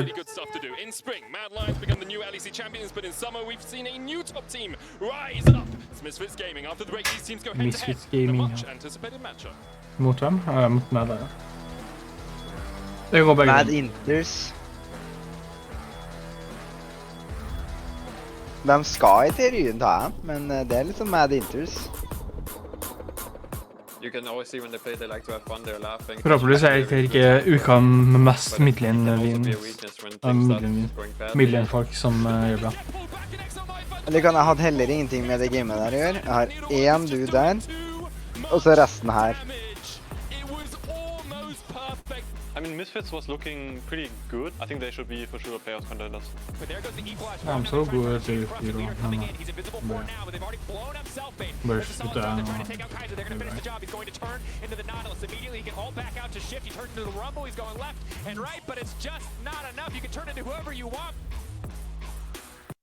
ja, du har ikke visst et klipp når de tapt.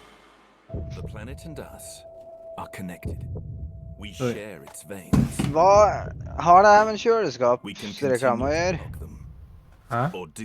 Det her er BK i kjøleskap. Ja, Hva har det her med kjøleskap å gjøre? Jeg tror jeg skal gå og hente mat.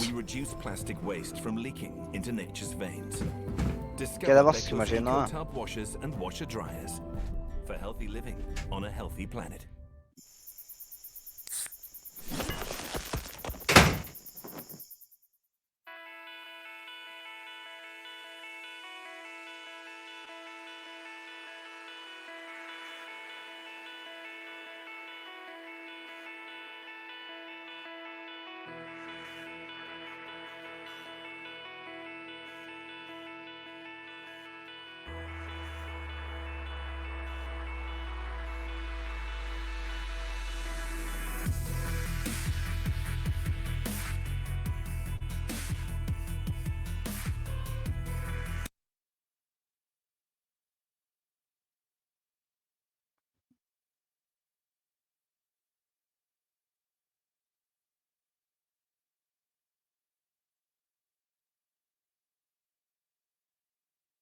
All you have to do is start your Q instead of stun. So basically, all you have to do is start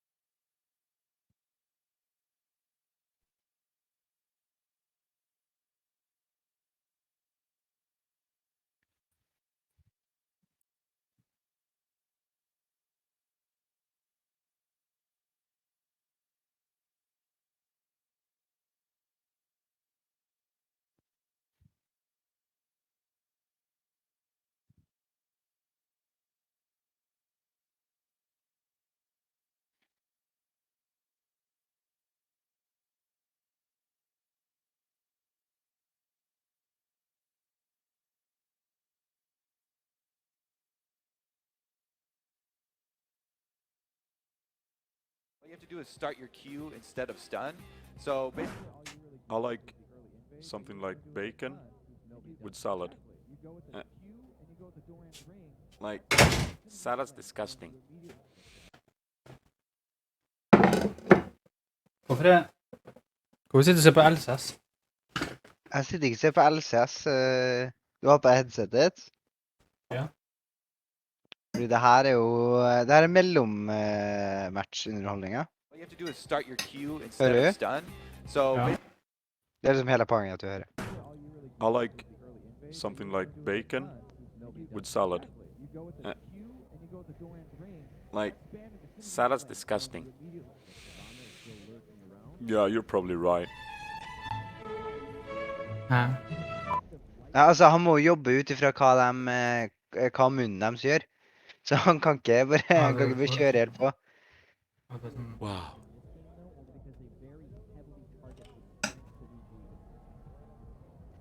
So many champions. Can you guys do this? Pooping like that is not easy to pull off, but I nailed it. Yep. Mid. You're supporting. Piss off.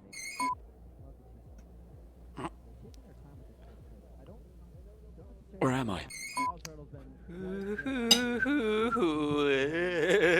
Shut up. Wink. I'm a ferret, yeah? I'm going Shaco support. Kappa. Like, this girl was all over me. Like, me? It's like, me. Yeah, I also get tons of women right now. Not like me, though. Like, there was 2 of them at one time. Like, raise your doggers. Hey, Crappa, they're filming ya.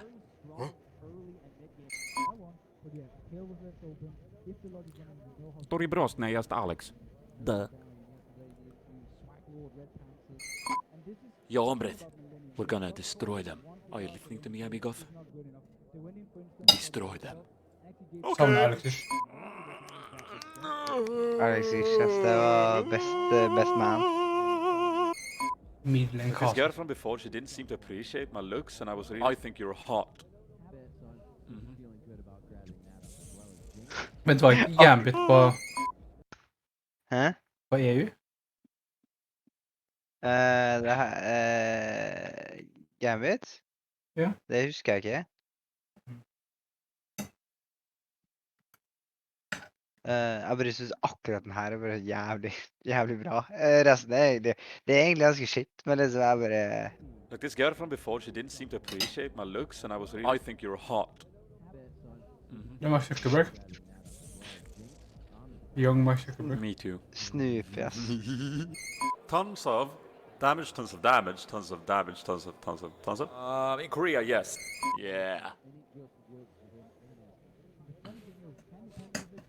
What? The fuck is this shit? Sorry. God, it's like an amateur league or something. Det er SK!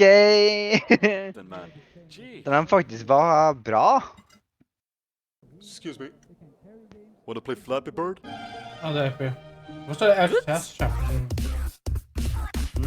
Er det blitt LCS også, europeisk? Det var bare et look i hvordan ting skjer i LCS. Larsen! Der har de litt andre fokuser. Ginger God. Vi visste akkurat intervjuet. Larsen bare, thank you. Jeg inspirer bare til å kalle en Ginger God.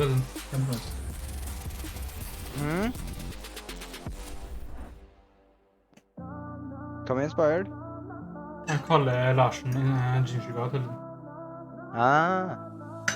Larsen er jo Magnus da, honestly.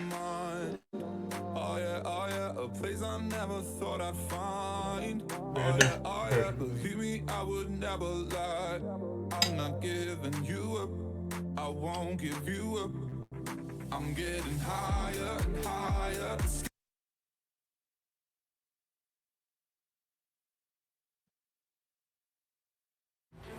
After seeing how stubborn Pete was about his food, the pizza is not good.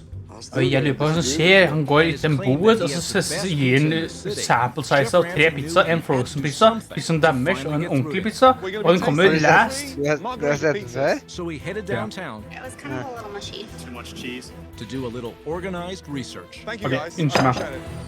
Av alle ting du kan si, sier du ikke too much cheese. Det det minste du. Det det minste problemet. Du kan si too much bad cheese. Det ok. To confront Pete too much with the results. One thing that is very clear, I think, Pete, you can't overestimated how good your pizza is. I don't think you've ever compared it to what's happening in Denver right now. So, after my disappointing lunch yesterday, I did a little research in Denver. How about all of you stand up and come and stand over here, please? Yep. And here it comes. Pete, it's now time to really find out how good your pizzas are. 3 pizzas in front of me, A, B, C. A is from one of the best restaurants in town. B is your pizzas. And C is a store-bought local frozen pizza. Time to put your pizza to the test. That's right, your pizza's B. Which was your favorite? I liked A. I'd say A. I like the A because it was thin. And your least favorite? B. Why B? Soggy on the crust. Way too much cheese. It overwhelmed everything else. Felt my heart stop. It was too much. Too much on the crust. The crust was soggy. It's just not very good. Okay, Pete. Here's the results in a nutshell. 75% of our taste testers preferred Pizza A from the top local Italian restaurants. In second place, with 15% of the votes, was a store-bought frozen pizza. And in third, and last position was yours, with 10%. Hvilken samevalg faktisk står på pizzaen over A? Det er jo same. Hvilken same valgte hans pizza over alle andre? Og 2% da. Wow. Yeah, wow. How does that make you feel, Paulette? Bad, but I'm not surprised. Because I've been saying the same thing. Too much cheese, too much crust, too much everything. I've talked about the same things, and I don't see it changing. Alle bare, det er ikke min feil, det er han. Ja, han bare, jeg ser problemet, men jeg vil ikke forandre det. In his mind, it's always more is better. I do put a lot of ingredients on. Yeah, I do. Your pizzas are dated. I am very surprised at the results of the video. I never thought in my wildest dreams that the people of Denmark will pick a frozen pizza over my pizza. Det ser ikke ut som det har gått opp for han. You are miles away from serving. Det som fascinerer meg med... Det er slutten som er viktigst. Det som fascinerer meg med Kitchen Nightmares is no longer valid. We're in a different era. Det er så mye folk som ikke skjønner. Of a local critic has gone to your head and you have locked in what they said was good and you've kept doing it for nearly 30 fucking years. Can you three just give me 2 minutes and get some fresh air outside? Because this is important. I've got one very important question for you. Am I willing to change? That's the one. No. Hæ? Done with that. Definitely not a my name's Nino! It's the type of error. Det er mest jalla restauranten ever. Jeg er på Eloya, det er internett. But yeah, I mean, I'm very Spanish and I am not good at the game sometimes, but I'm actually pretty good. Normal. I also talk Italian because I'm Spanish, you see. Ja, det var ganske dårlig spansk. Yeah, okay. Euphoria superstars Cajal as well as Ender hanging out with. Yeah, I've got to give you some credit. I like it. And the answers from Elioya are just backing up what we've been talking about. This MSI hangover. It's a conversation we've had for a while, and it's one that I think we're hearing it from the horse's mouth. We are acknowledging that they're taking it a little slower coming into this regular season. Of course, playoffs is the goal, and then turning up the heat when they get there. But how have they been turning up the heat? Because the conversation you guys were telling me about is the fact that these boys are still bringing us the same flavor from MSI. Yeah, you can see the reflection in this MSI hangover that they're going through in their gameplay. You can just see the drafts behind me. It's very similar to what they were drafting in MSI, you know, the Rumble. There's not much Gwen, there's not much Viego on your screen. It's just basically what they were playing in MSI copied and pasted into the early weeks of the split, and it makes a lot of sense. If you're taking a longer break, if you want to take things slower, you don't have as much scrim practice, and you're not playing as much solo queue as other teams, then obviously learning these new champions and these new patches, it's kind of like a waiting period. Rumble, tror jeg. Vær ikke spille mer Rumble. Is there a way, or a part of this, where they can just kind of learn from everyone's mistakes earlier in the season? They're just watching as this new patches establish, and then they'll pick it up. Ja, Imbi får Eloya bare sånn, nå skal jeg pikke Rumble! I think there's not a lot of rush. The game is constantly changing. Every 2 weeks there's a new patch. They're not in a definite rush to try and figure things out, be on the cutting edge of the new technology that's coming out, or anything like Mad Lions, har dere lyst til å ta opp, liksom? Seeing them return to like some of their like comfort picks, like the Volibear for Elyoya. I generally get a little nervous when this team doesn't run a lot of engage tools, but if they've got strong engage options, they're just one of our strongest team fighting teams in the league, and they're going to be able to get wins through that. Ja, hvis de ikke I mean, Cajal, I'm sure you echo the same sentiment. Oh yeah, definitely, and I think that Ender's completely right. The game changes every 2 weeks, right? They can decide when they want to start rolling the ball and learning these new champions. I expect them to start playing Gwen and Viego, maybe not this weekend, but in the next couple of weeks, they'll start to ramp it up towards the middle of the split, you know, and play these new champions, which everyone is playing so far.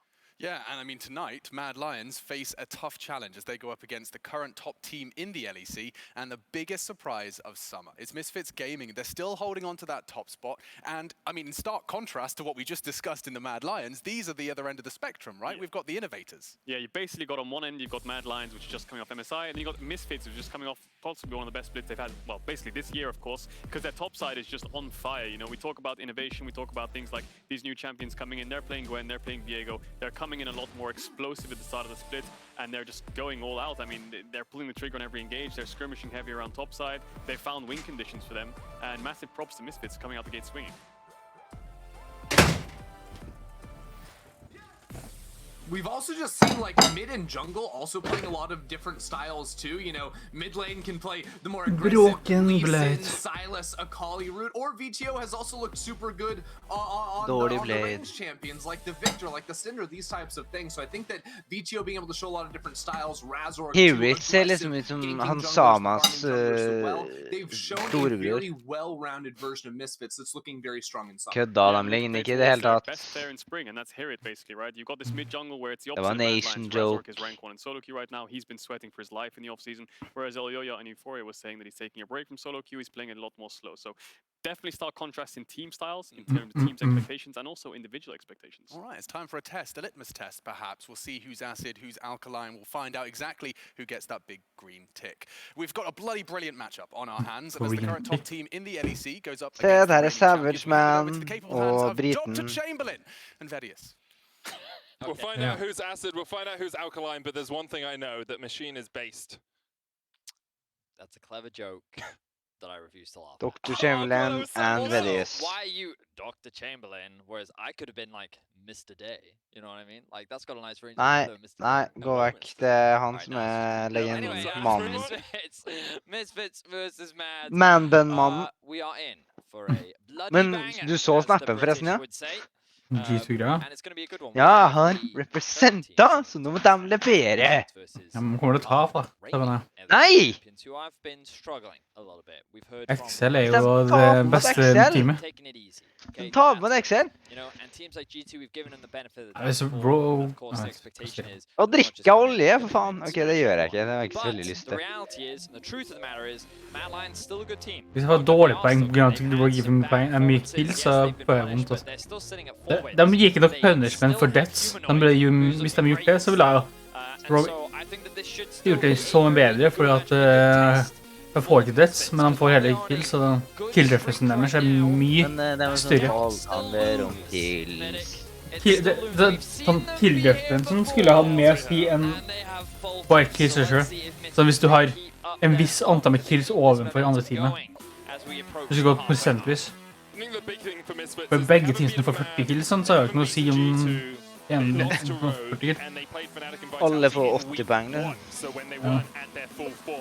Ja, det er sånn plutselig upset. Det er for 10 poeng. Hva er for noe garbage-systemet? Han drakk vann. Han sa nei til Red Bull sponsorship. Akkurat som Ronaldo, altså. Bare det var cola.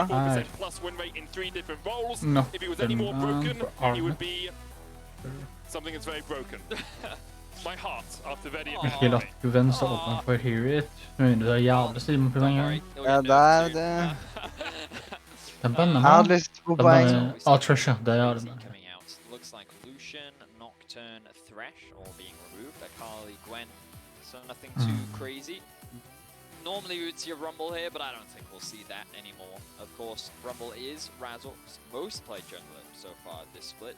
Viego is available. But to be fair, Viego hasn't really been high on the ban table well at all, really. He's banned occasionally against certain teams. Second phase has been banned, but teams are actually quite happy to let him through in a lot of drafts. It's Gwen teams really want to get rid of. But it looks like that it's la oss pikke Lee. Han er jo nerfa. Ja, han er sterk jungle. I love seeing these Lee Sins in the jungle. I think that it's such a great jungle champion because of how much agency it does have. The playmaking, it's super fun to watch, and it can be super active in the early game, which I think Razork is very talented at. Definitely is, and there's the Viego immediately locked in by Mad Lions. Of course, Hvis jeg løper ikke rammer, så er det bare. Viego can work in Han every single one of those roles. Last game we saw it played in the mid lane, in the jungle side by Inspired. We'll see where Mad Lions decide to put it, and we did. Okay, you said we'll start to pick up some of these newer champs. These champs that really started getting played after MSI. Det kunne jeg med. Jeg er ikke helt imot Razork. Skal alle bare gjør det samme ting. Hva var trollet her? Det er mye bare. Ja. In the jungle, he just really gets to farm. Once you Varus. steal away that soul, your ability to like gank. Kanskje ikke Varus er så nerfa som du tror? Han er jo ikke nerfa så mye, han har jo andre bilden, men det er bare Prowlers gjør ikke at han har så mye mer ting å si i livet sitt. Er det kjøpikket på meg? Oi! Over in the LPL, maybe Er han kjent for det, eller? The presence of LeBlanc over in the LPL, what I recall, is very high. We haven't really seen it at all here in Europe. We've seen a couple bands come Hva er through, LPL? Hvor er det? I think that Europe draws a lot of inspiration from some of the picks that we see over in the LPL, and this LeBlanc in particular, I wondered when it was going to make its way over to Europe, because we have a lot of very talented LeBlanc players, and I thought it was simply a matter of time, but it seems like we're not going to get to see League, Public Republic of China. The Public's Republic. Jeg tror det er det heter, er det ikke? The Public's Republic of China. Har ikke spennende. Eller The People's Republic of China.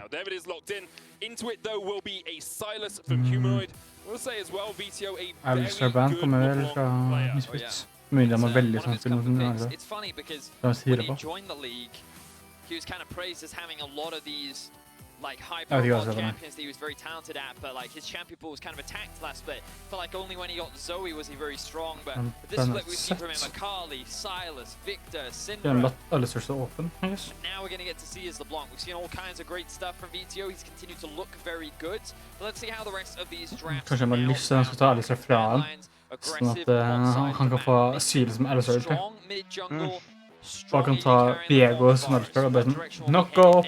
The Tarek has been removed from Misfits. Braum has been removed from Mad Lions.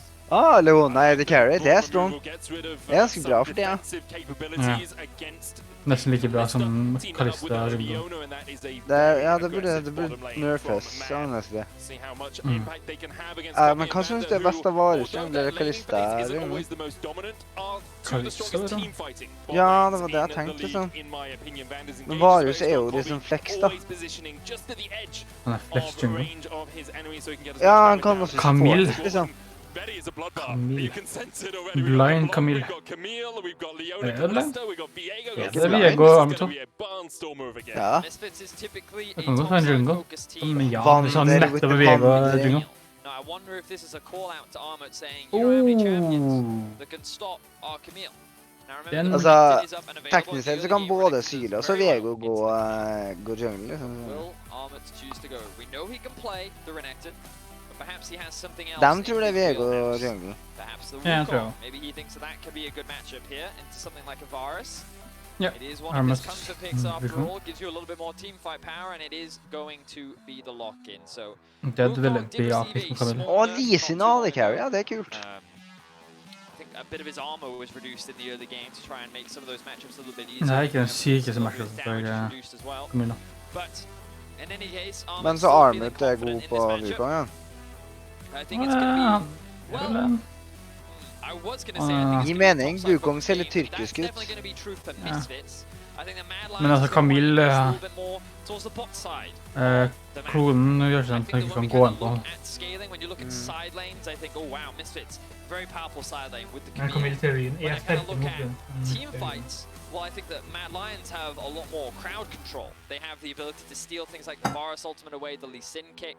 Viego, once he gets those resets going, he can be very crazy and powerful, and there's not much of a front line that Kalista has to be worried about. So I think in the team fights, Man should have a slight edge, but this early game is going to be so volatile. I wonder if we're even going to get to those points, because I think that the junglers tror du når pro players har fucka opp runesene sine? Reckless gjør det en gang. Ja, selvfølgelig. Hvorfor trodde jeg det skulle være noen andre? Men det var ikke noe stort da. Det var bare en...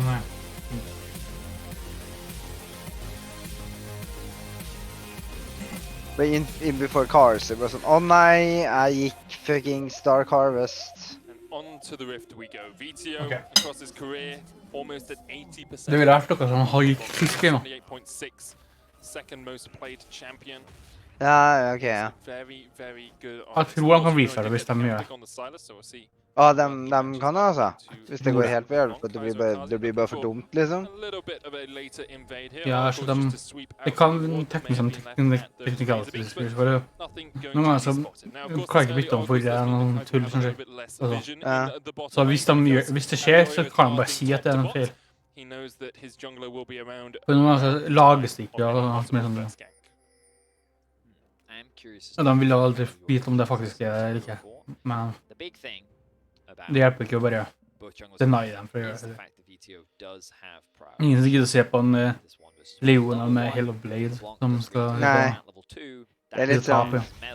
Alle sammen som ser på blir også sånn her. Riot! Det er ingenting de fortjener for det. Så lenge de vet med en gang de kommer inn, med en gang de får inn i Oi! Kaiser and Kazi. Zenith Blade on Cobby would make this a bit difficult. Vander, if he face checks, there's the Zenith Blade, gets onto Cobby as well, but great Kazi from doing anyway. Ja, men... Jeg skjønte det tatt dere helt. All round for Misfits. You think? Look at the health bars. I mean, well, the health bars wise, I thought that Mad Lions actually came out on top. I think the biggest advantage is the Summoner spell burn, you know? The fact that Ignite was used over nothing else really. Camille bare, I got blades for feet. Is early prio in the 2 versus 2 lane, which is important for Viego specifically, because given that he's doing a full clear and likely path towards the bot side of the map, he needs his bot lane to have prio given that mid. Skal jeg vise deg noe sykt? Ooh, a nice sidestep there from Armut. Uses his E to actually dodge out of the way of the stun from Hirit, and then Camille Feetborn. Cool little Wukong mechanics there coming out from the Turkish top laner. Aluria has been spotted on this a Razor Beaks because of that wall placed. Bevis meg at Camille har knivet spesielt. Ja, det... Rogue fikk poengen til det nå. Det er Camille Feetborn. Jeg skal ikke sjekke, jeg sa det til deg. Jeg måtte bare sjekke om min hadde kommet. Og han bare sjekker en... Han virker som en relativt mechanical skill, det viser jo. Han skal vinne. The thing about losing that flash as well is it's going to tie in very nicely with these junglers too, because now Razork has a clear path, a clear point of attack. We'll talk about that mid lane in a little bit. Float. I think Razork has I float my boat. He has been so influential Ska Eloya inte I dag da. And how they've really been able to shore up a lot of their early game weaknesses that they had at the Han start. spiller Viego som broken, og han spiller mot Misfits, de burde ikke inte. Team fighting prowess, which is honestly where they've shined thanks to Hirit and VTO, with Kobe being that kind of consistent carry in the back line, along with Vander. Han går kul på Camille, for han er en legende. So, I think that the jungler has been super important. Now, Yoya, Here what's crazy to me is I don't even think he's had the strongest season relative to last split. Even though last split he was kind of ramping up. Remembering the second half, because in the first half he was kind of like finding his form, finding his footing. Of course, a rookie here in the LEC. Whereas I think that both I've kind of like han Alsace-casteren, tenker du på? Once again, as they return to MSI, you know, they take the time, whereas Razork is so impactful in the game and has so much control. And we'll kind of take that point and maybe run with it a little bit further. Kobe Brian, yeah.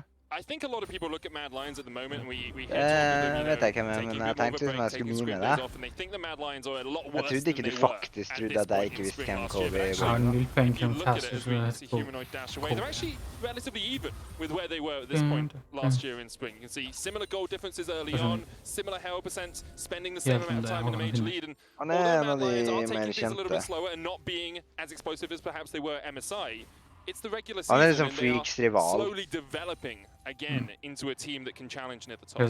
This is de her to drive smackeren, så det freaka han smackeren. Performing as they did in spring, very similarly, you know, and remember they ended the season. Oi, nå kommer det enten. Jeg kan se det ting. Nei, jeg så galt jo. You know, we don't want to harp on this for too long because at the end of the day, results do matter, and we're still in the first half of the split. Because on the other side, Misfits have just been performing well. They've kind of like come in strong. They've had, like, they started off the split with weak early games, which then the next week they very quickly fixed. They only have 1 defeat so far throughout the entire season, and every time we sit there and say, wow, this will be a big test for you, they always like answer, and they seem to pass the test. And this will be another one for them. Mad Lions, the current reigning champions, where we see the same level of performance that we have been seeing from them. A lot of strengths have come from VTO in the mid lane, running this Ignite. So what's funny to me is I've seen a lot of videos on Twitter talk about how like det kan jo gjøre litt vondt etter hvert. You burn your Ignite. Hva Ignite? På LeBlanc, tenker du? Not quite enough as Kobe is able to walk back underneath his tower. Flash and cleanse burnt there from Kazi, Ignite from Kaiser.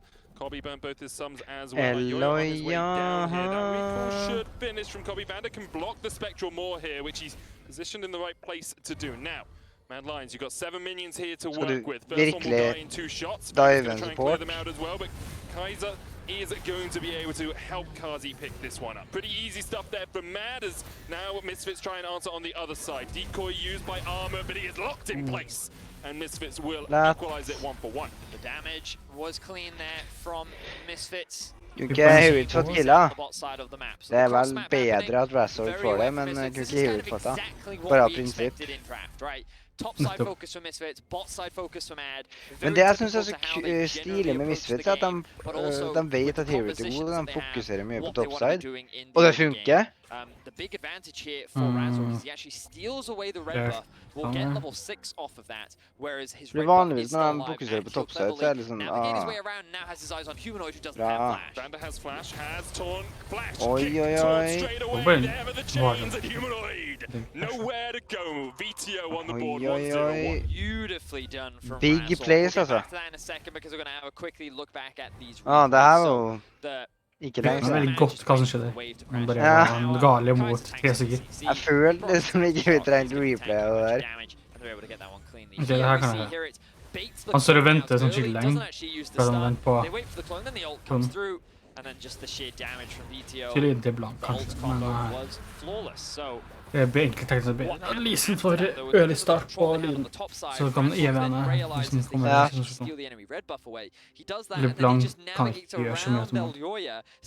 Camille kan jo plukke opp etter hvert, men liksom Lisen vil ha i gang, liksom. Eneste LeBlanc skal gjøre er å bli sterk nok til å one-shotte Adkeven, og beyond that så blir bare alfa. Hvis du blir sterkere enn det, så blir jeg for sterk for å kunne gjøre noe.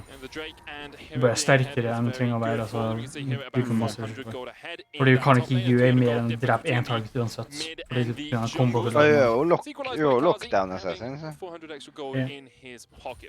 det skal bare være akkurat sterk nok til å ta den ut av kanskje kontakt. Can chuck Kaiser in, but skal vi ganke en LeBlanc? The way he pushes in, VTO knows he's pretty easy and clear to clean this one up. Armored and Alioya doing the rift out, so Mad Lions will answer that first neutral objective. And with this, we'll see where they decide to put the gold, because there's a lot of fights still on the line. Betty, still 5 minutes before those timeouts. We'll see who is worthy of that gold investment. Like this from Razor. Realizes that, hey, okay, we know where enemy jungler is, so I'm going to steal all his camps. Of course, the natural response from LEC is to do the same on the cross map, which then creates a split map. But what does this mean? Well, Mad can't play around their bot side of the map, and Misfits can't play around top. The exception problemet at Hewitt på toppsiden. Så de kan ikke kille på seg der, mens Razor kan egentlig kille botlane. Det der jo det de ikke vil med Lines. For de har ikke veldig bra killpressure på han. På høyre, på Harkonina. Han trenger ikke å bekymre seg så mye, men botten deres kommer til å måtte liksom gå tilbake og passe på. Oi, oi, oi. Du stopper min recall! Men hvordan fungerer LeBlanc-ulti på Silas? Kopierer det forrige abilityen du gjorde, bare? Jeg tror for LeBlanc-abilities. Ja, men ulten jo bare en kopie, det ikke? Ja. Nei, jeg vet ikke. Så hvordan har du ikke brukt noe LeBlanc? Det litt sånn som at du ikke har ballen når du Silas. Nei, ikke sånn helt tatt, for at ballen, det gjør bare til sånn. Han ulter på seg selv. Jeg vet ikke helt hva det her gjør, jeg vet. Kommer den til hva som står på bilden. Hvis at bilden sier at den bruker en siste abilityen, så kan den bare bruke 2 Silas abilities. Hva veldig da? Ja, det ikke... Trying to dive in onto Kobe, the solar flare does land a stun, but it's only onto Razork. Meanwhile, on the front line, Banda just tanking up for days. Razork diving in! All on his lonesome there because VTO is coming for the chase as well, but Razork is already dead. Okay, VTO for kill. He's going to lose that one as well. VTO gets one, now the counter TP comes in. He's going to join the fight. Can he do enough? Kaiser has the stun. Ikke dø, ikke bare dø. Goes in, knocks him up, but can't quite get the damage. Kazi has gone from nothing to on a rampage in a heartbeat. BTO's gonna land the chains, but he is stunned up. Elioya gets the kill, and Mad Lions pounce in the bottom lane. And that is an ace. Vanda did respawn, but all 5 members died. And Armor doesn't have to TP. And it all starts off with this teleport from Humanoid. He's able to get back to base, and they commit onto Kobe. Vanda does a great job of punishing Kazi on the back line, but then it's this re-engage coming out from Razork where he tries to kick the Silas away, but then because Elioya has the Galio, he gets the 2-man taunt into the knockup from Kazi. The execution was flawless there from Mad, but the fight just keeps on going. Yes, VTO does get that kill onto Humanoids, but then look at the damage from Elioya. He's able to chunk out both VTO and Hirit. Altså, det rett og slett bare Viego kul. Breaking this fight down for us, uses the ultimate. Just extremely well executed from Elioya. Yes, Razork may have had a fantastic early game, but in these fights, Elioya is coming up clutch. Did Elioya just like yeet steal every member of the enemy team during that? It's like a pick and mix. If you don't have good skins, just play Viego. You can steal the enemies, guys. You get their items, you get the levels, you get the damage, and you can see it on your screen right now. Elioya doing a fantastic job with this Viego, and now, like, this is where you start to worry a little bit for Misfits, because it's some of that team fight power that we were talking about. Mad Lions in the 5v5 with the amount of crowd control they have. The moment Viego gets one reset, he becomes absolutely unstoppable, and now he's got his first item completed.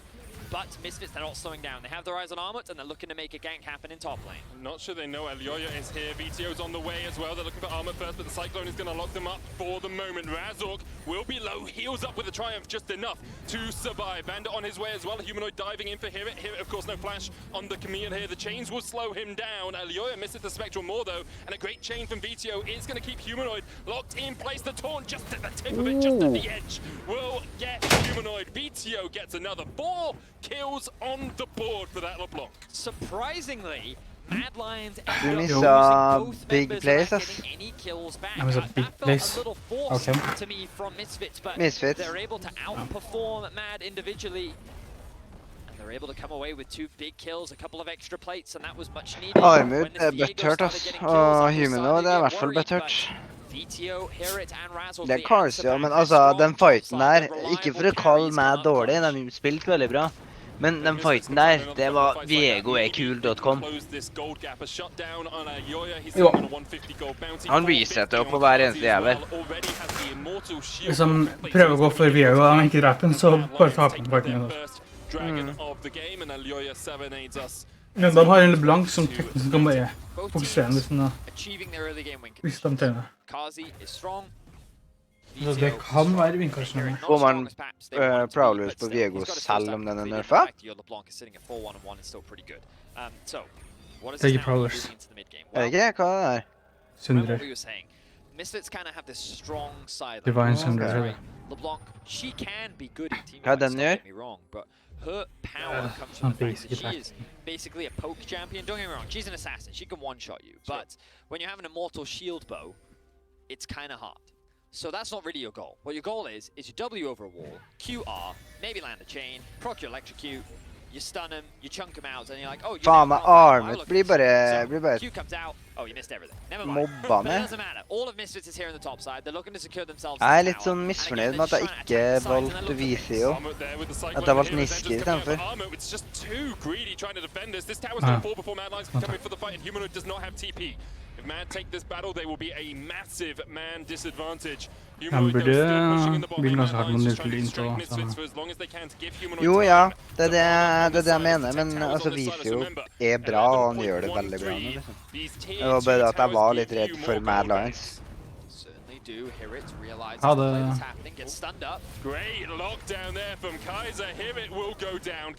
Jeg valgte han da. And a much needed performance from Kazi as well. He hasn't had the best starts to the summer split. And a lot of criticism has been thrown his way. A lot of focus still on the Kai'Sa, which has had repeated nerfs. But this time, Mad Lions, they build a comp very much around him. He is the early game, he is the focus, and he is living up to the pressure put on his shoulders. 5, 0, and 1, a 650 gold bounty. VTO will have his eyes on Kazi's head. He wants that gold, and he wants to shut down one of the big carries for Matt. Jeg digger når castersen basically bare gjentar det du sier. Bare annen formulering. Jo ja. De må også vende på hverandre, så tar det tid å kanskje gjøre med seg selv. Damage reduction, it scales up to 30% as the fight goes on, and we'll see Kazi decides to do that. I doubt he will. It's not really a Kazi thing. He already has the Immortal Shield Bow for a bit of protection, but something that perhaps will start making its way into some play. At least made its way into mine so far. As the Rift Herald comes in the mid lane, Mad Lions pushing as 5. VTO, no TP on that LeBlanc, remember, is going to have to come the long way round to look to engage this fight. Here it's still on a flank. Here it is going to go in. Armor chunked out, the Cyclone coming out, and here it is all on his lonesome down towards the bottom side. Kaiser's been left alone as well. Here it with the Hexagon Ultimatum isn't going to save anyone right now. Kaiser, though, with a good solo flare. Hvorfor gikk Herod på 4 dudes, og resten av laget gikk på supporten?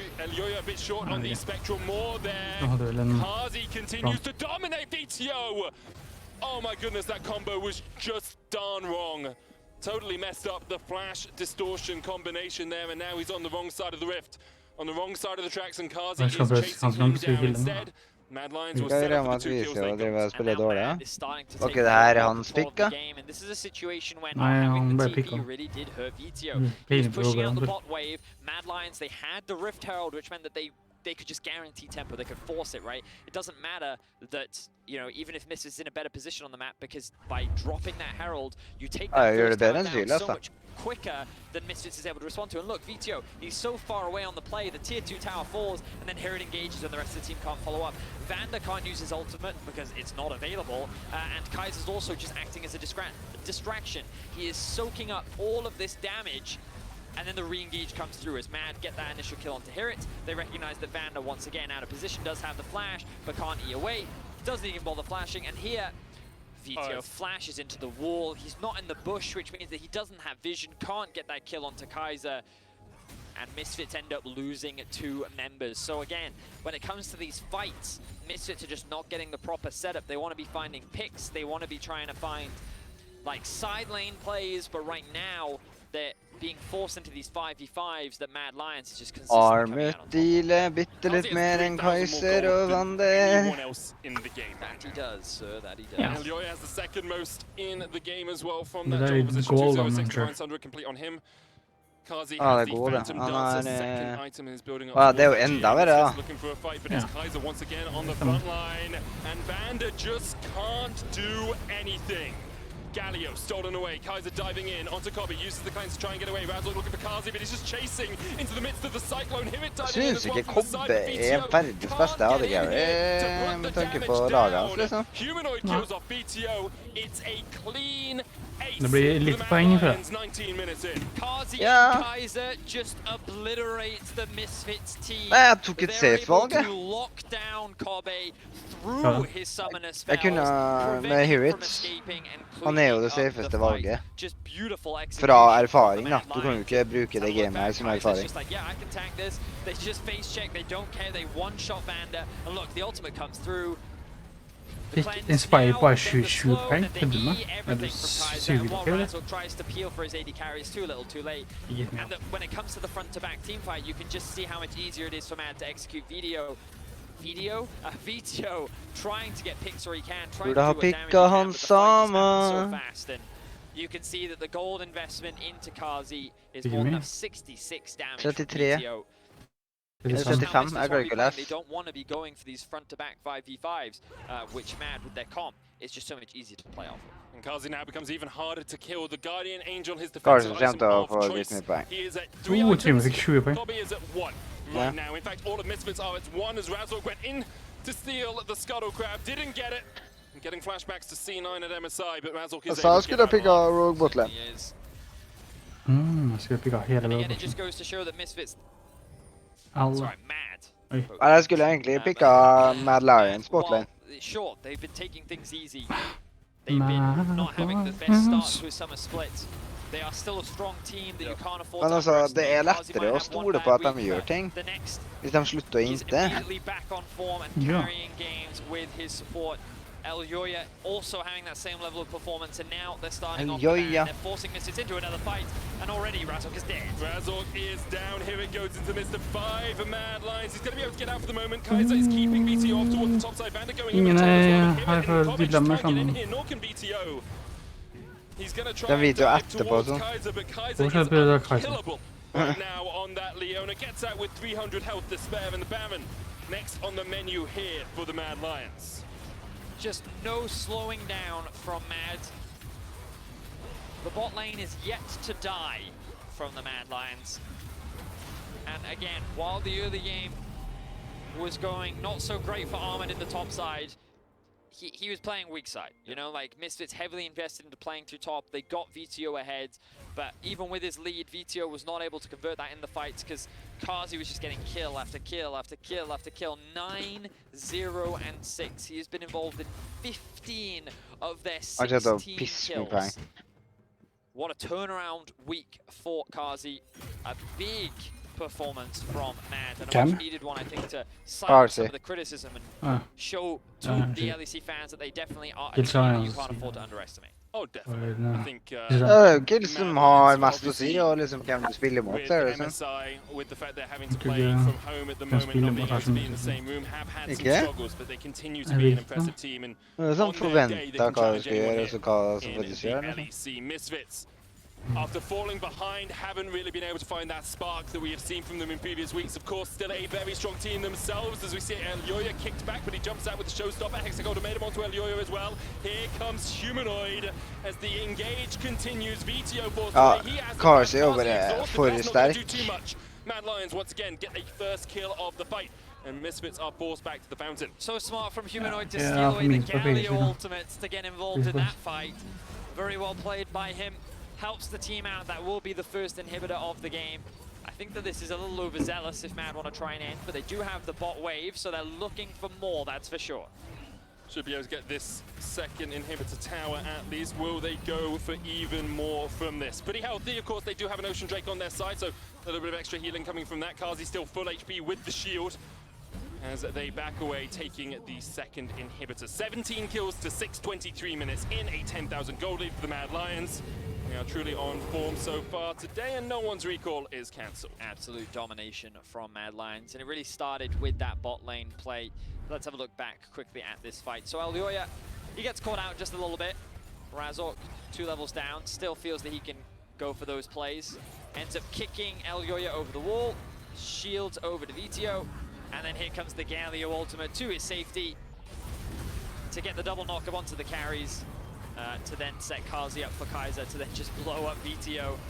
You know, usually in this situation, Vito is supposed to be the assassin, but Kazi says, well, you know what? It's my turn. Time to get revenge for every LeBlanc that has killed me. And he's doing a damn good job of it. 9-0-7 now is his scoreline.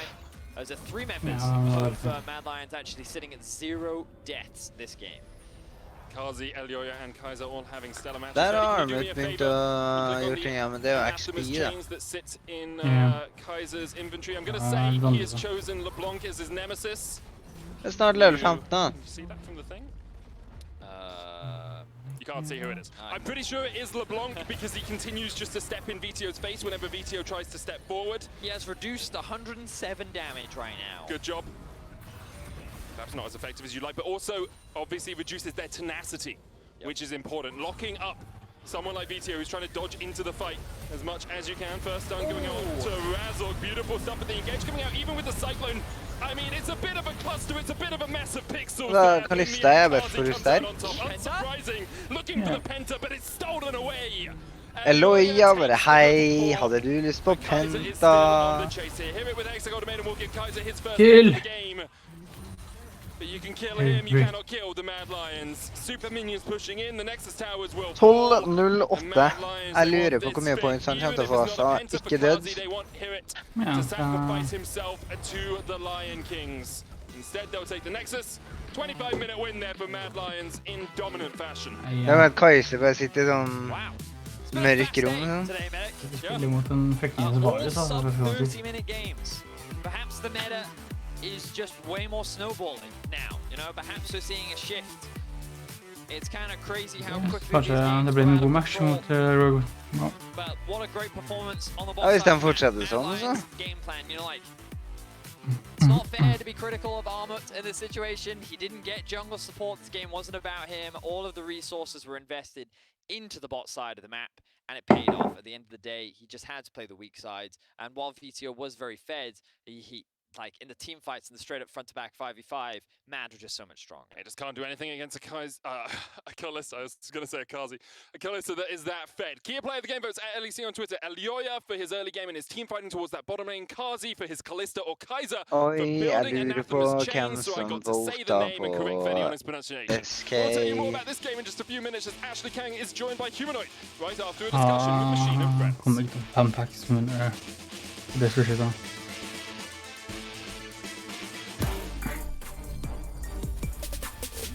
Rest in peace points. Ja, for du hadde Herit.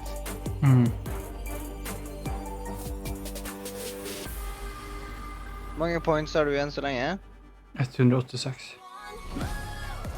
Og det er Leader, Inspired og Herit. Freddy. Og Freddy, ja.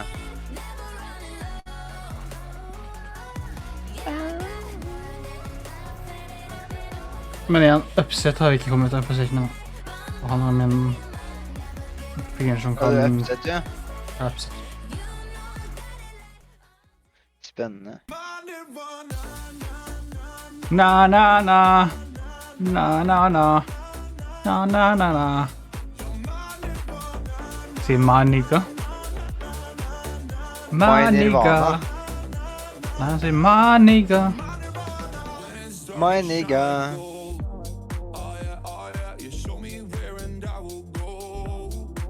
Yeah. Vi er Interstellar. Jeg vil bare stoppe helt av den her. Jeg hadde ikke lyst til å vise sangen, nei. Ok, blir Viego åpen igjen? Det er spørsmålet. Ja, det er jo liksom laget som får Viego vinne. Ja.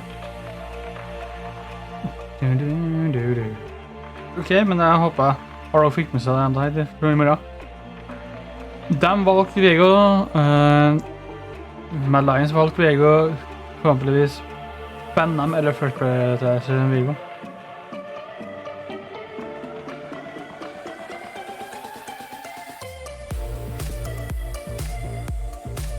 Hvorfor Rogue som var first pick? Jeg vet da faen. Men jeg må vende hvis den ikke er. Men de har et jævlig bra svar.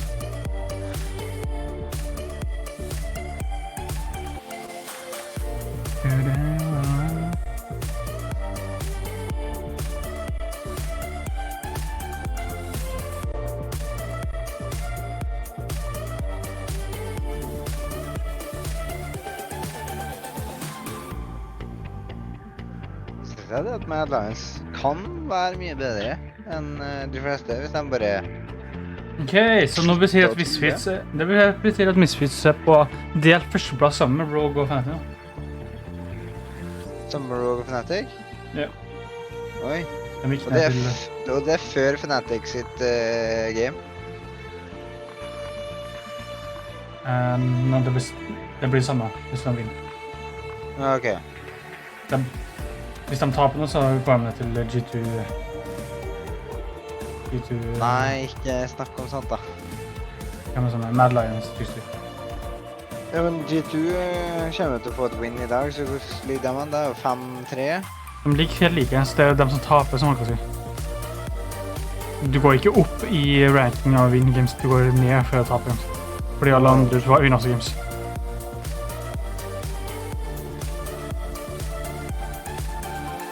Og for Rogue og Misfits har 6-3. 2. Ja. Bra. Ikke husk. Ikke jævlig. Han var fake. Neste klarer også å bli topp 2 igjen. Ikke opp på starten. Skjønner ikke helt hvordan Rogue klarte å tape mot Fnatic? De hadde ikke noe bra answer til Cortes. Cortes bare tok og penetrate og teamkommet deres. Ja, må Cortes det? Ja. Og Britbo selvfølgelig.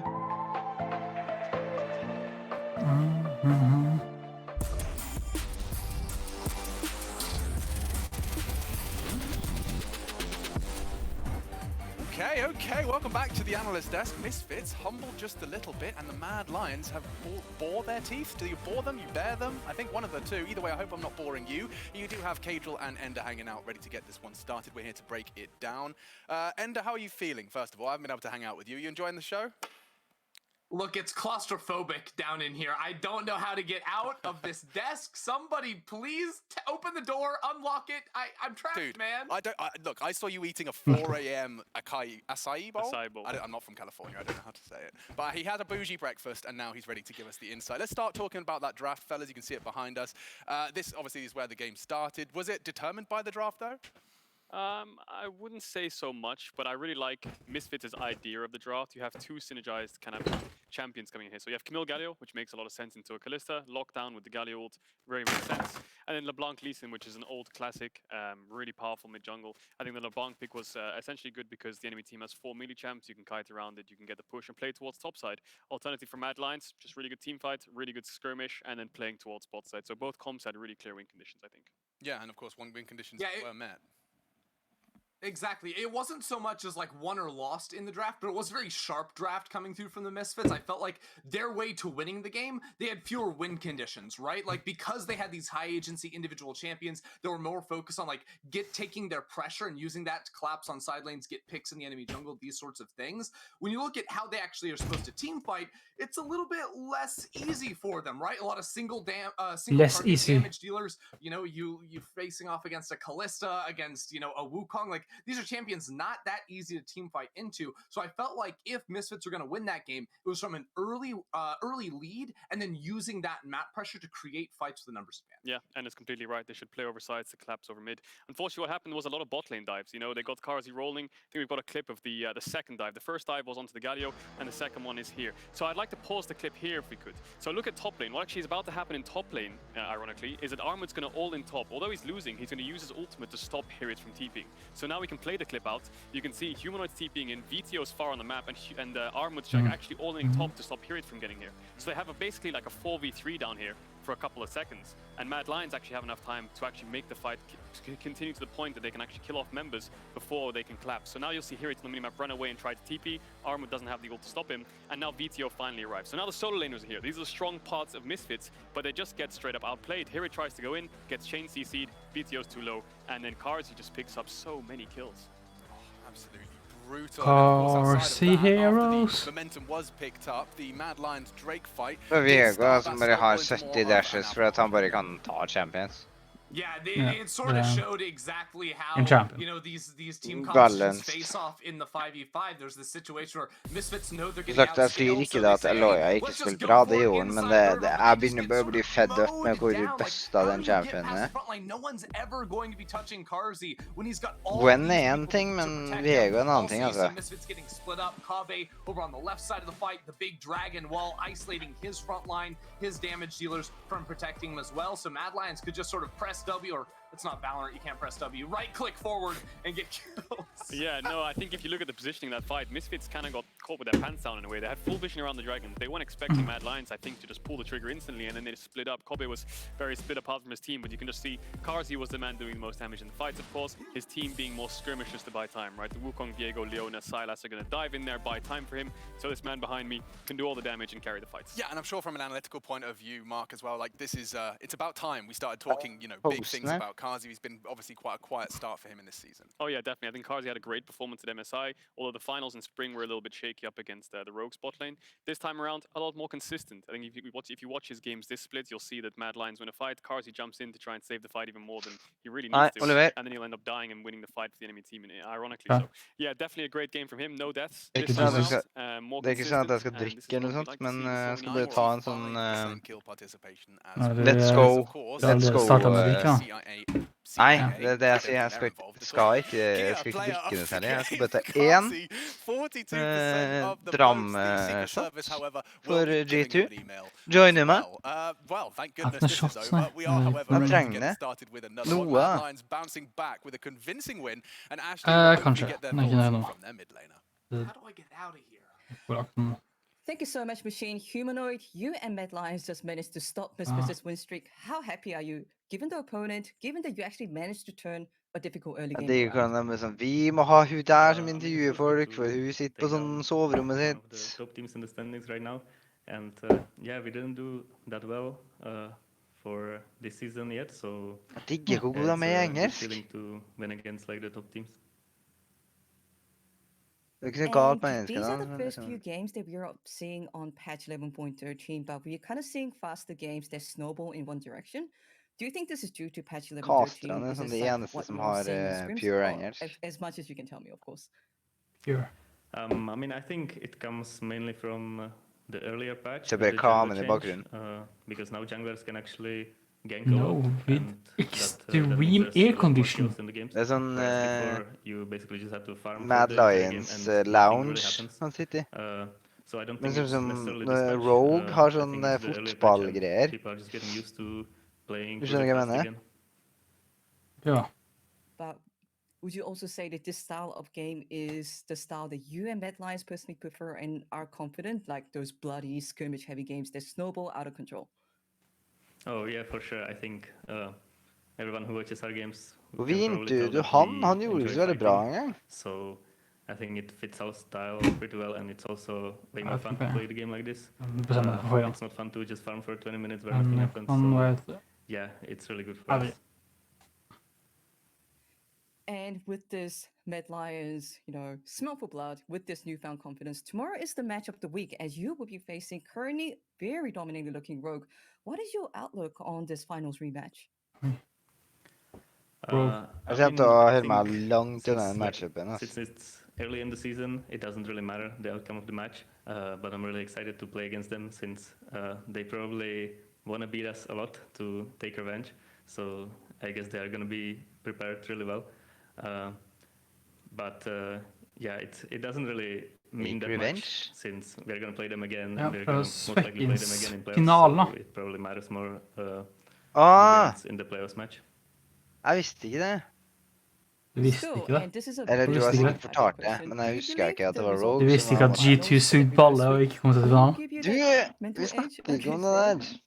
G2 tapte mot Mad Lions etter at Rogue tapte mot Mad Lions, og så tapte G2 mot Rogue i semi. They are probably going to be like really scared of us. They don't want to lose again, so I think it's going to give us a mental edge. Okay, we will definitely look forward Så de må banne ut Viego og Rødby Kalista. Det laget som får Kalista har early dominance i botlane, men de bare bør lyst til å banne ut Kalista og bare pick Draven på hans sammen. Schalke er så sliten før de begynner å spille. Draven som kan spille i? Nei, faen. Hva så du på dem? Jeg trodde faktisk de skulle... Hæ? Next match for Fnatic? Ja, ok, de har bedt om schedule for at G2 eller XL ikke har tid til å spille akkurat nå.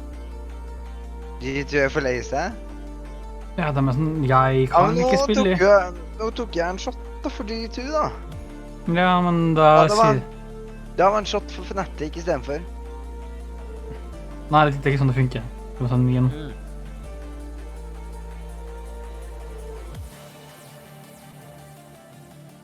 Jeg lurer på hvor mye ned Hewitt går på ladder noe som han legger meg. Play of the game leaderboard, Inspired 3 wins. Inspired.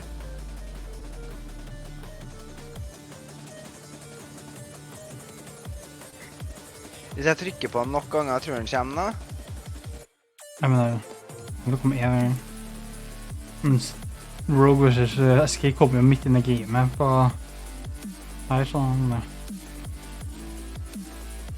Ok, så 120 poeng ekstra fra Freddy. 27 på 20%.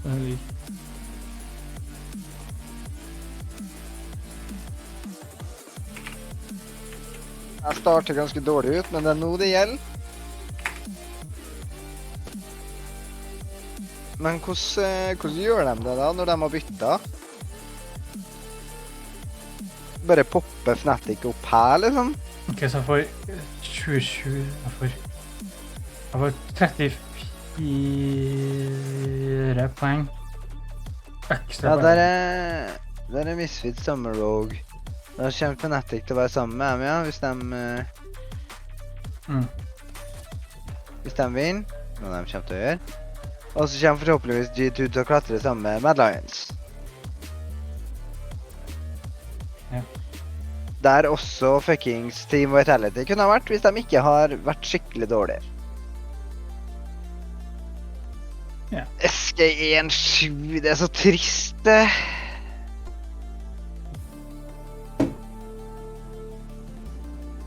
Ja, det finnes jo sine bedre dager. Og neste uke så møter jeg Fnatic.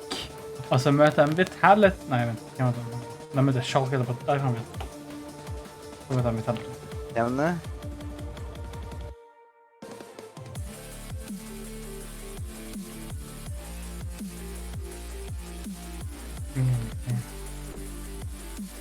Hvem du snakker om?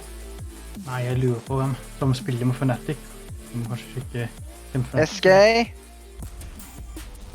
Det er 2 bra matcher i denne. Misfit vs. G2, og så er det Rogue vs. Mad Lions. Nei, det her er jo easy points da. Du tenker på bra matcher, ja. Som faktisk ikke bra matchups for en duel, men det... We don't have a flashy duo name like Medivetti. Kadekos. Dreidrill. Dreidrill, neither... Akkurat som andre valgene bare gå for Rogue siden han har en eneste golden core. De har degradert castersen. Yeah, that too. Du har awkward boy og dude man. Now this is an interesting matchup of course because Schalke, as you heard have been struggling for so long to kind of transition Mikken bare blir kamuflert i skjegget hans. Feels like a waiting game to see if we ever get to see Scrim Schalke show up and Fnatic massive winning streak, and Cajal, as you highlighted right before we came. Så hva awkward den ser ut. This could be a battle to tie Ja, han ble veikable. for Fnatic, which would be massive after the incredibly Ja, men hør der, season du får en self-shot der inne. For en Fnatic vær sånn det ikke... Bare gi alt sammen til upset, så vinner vi. Nei. Whisky og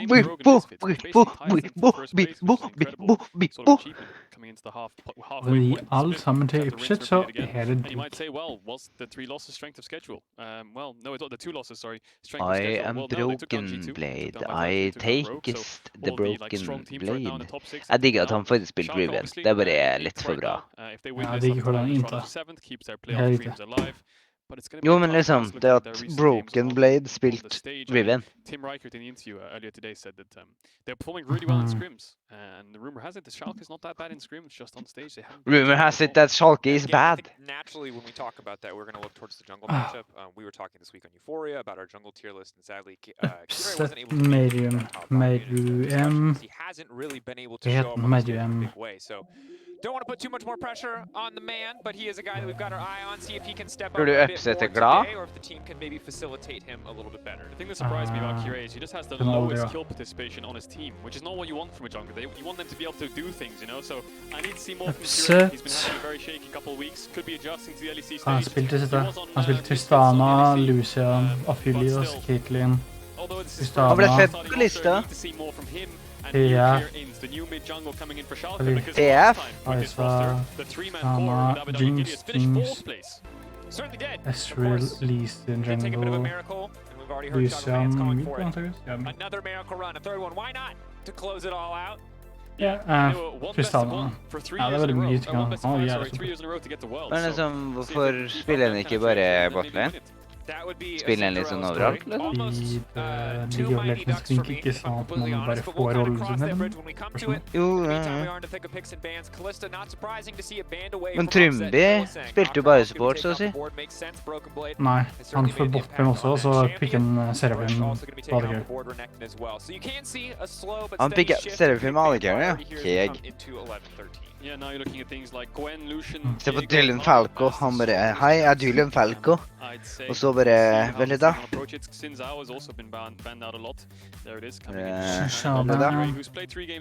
da, og veldig da. Gwen kommer til å åpne, og Vego. Ok, så enten Gwen og Vego, eller Vego. Så han bør ikke banne en av dem, fordi det vil si at de får den pikken de ikke velger.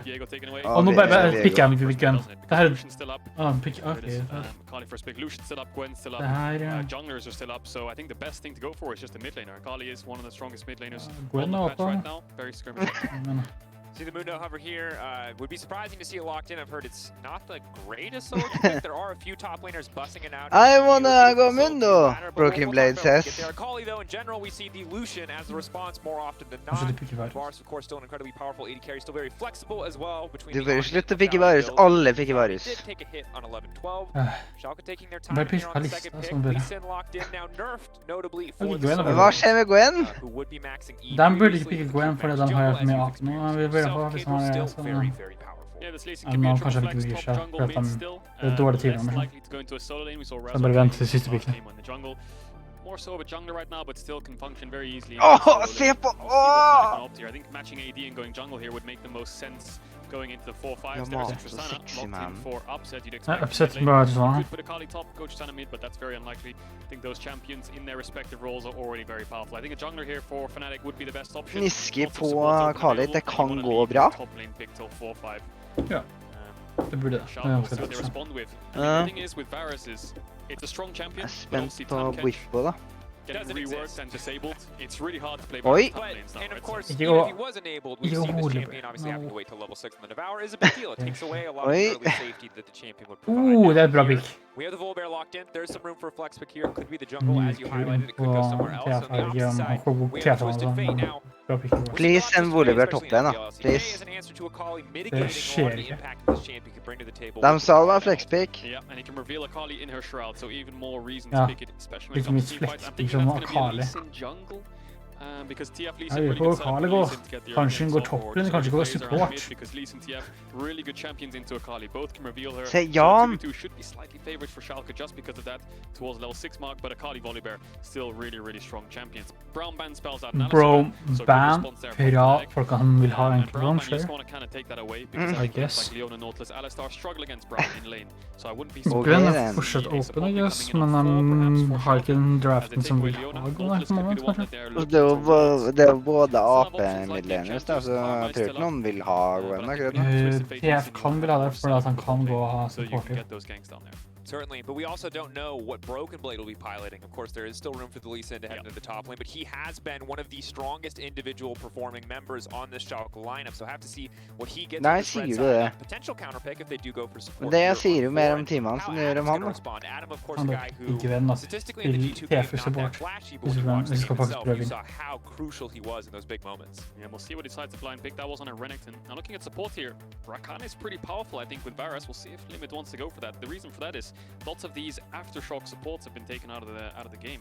Alistar, Nautilus, Leona, and then there doesn't leave that many counters left, apart from the Galio, which would be very difficult for Rakan. Galio? I suppose. So taking away the guess Galio to not make sure that's Galio. not a global for the Twisted Fate really helps out on the map state itself and gives you that little bit more engage for the setup for the mid jungle of Schalke. That Lee Sin can still go towards the top side, and just like you're saying, what is Adam going to pick? Renekton's banned away this time around. We'll see what he opts into. Could go for something like a Volibear Akali top as a flex, but very unlikely. Volibear Akali topp. To topp. Because the reason I was going to say Olaf is Pike. because the enemy team has Twisted Fate. Ikke la So Pike if you være head nå. towards the top side, the Ragnarok comes through, you're pretty much Ta det kilsen ungettable. med. I mean, so much Hilly! Hilly! Gå igjen, gå bare. Åh, Pike. Interessant. Interessant. Og vi holder tilbake. Ja! Ignasus. Ja, til top lane. The thing that surprised me about Thinking. EU this weekend is there's not Even much Diana, there's not much set, which I'll obviously the Chen. LEC is prioritizing. Jeg tror en Kindred top, ja. Jeg tror det. Det er helt sikkert. Kindred top lane. Kindred's jungle. Kindred jungle. They were thinking about a Gwen pick there. Olaf top, very uncommon, so it's very hard to say what really counters it in lane itself. Var Maybe true jungle? damage, things like Camille, but then again, you struggle in Ja, the early det er game, so bra. it's really hard to find a direct counter. Obviously, Lee Sin can contest Åh, the den push. sykeste But Adam's got a signature pick again. Alistar. Nei, Alistar hører Galio av det, Gary. He will go for the all-in 100% of the time. Sometimes it means he gets a 1 for 0, sometimes it means it is just a 1 for 1, but something that we are going to Det ser ut som Kira ikke ville gi opp varusen sin. Han bare, nei. Jeg tror at Neon er litt mer fornøyd med å gå Kindred AD-carry enn Kira ville være på Varus jungle. Jeg tror det, ja. Yeah, you got a lot of playmaking for Schalke, most certainly. But then on the other side of Fnatic, you've got just as much. Kan de litt squishy team? Olaf, these champions want a Hvem? skirmish. It's a skirmish-heavy meta. Schalke? Skirmish-heavy champions, but Schalke have double De har global. pick-off kill, Galio. og de har, But like you're saying, such a volatile og de har champion. Kindred helt til. Ja. De har pick-off med TF, og så skal man spille. TF-ene kommer antageligvis til å gå Shirley's. Springer han ikke på det? Er det... Hæ? Er det Renekton support? Renekton support, ikke Renekton. Se! Ja. Det er Renekton support. Rakan og Renekton ser ganske like ut, da. To be honest. Hvordan klarer de å fucke opp det der? Jeg kikker noen knapper som ligger over her. Det Han er var jo resten, da. ikke Renekton support. Nå ble jeg skuffet.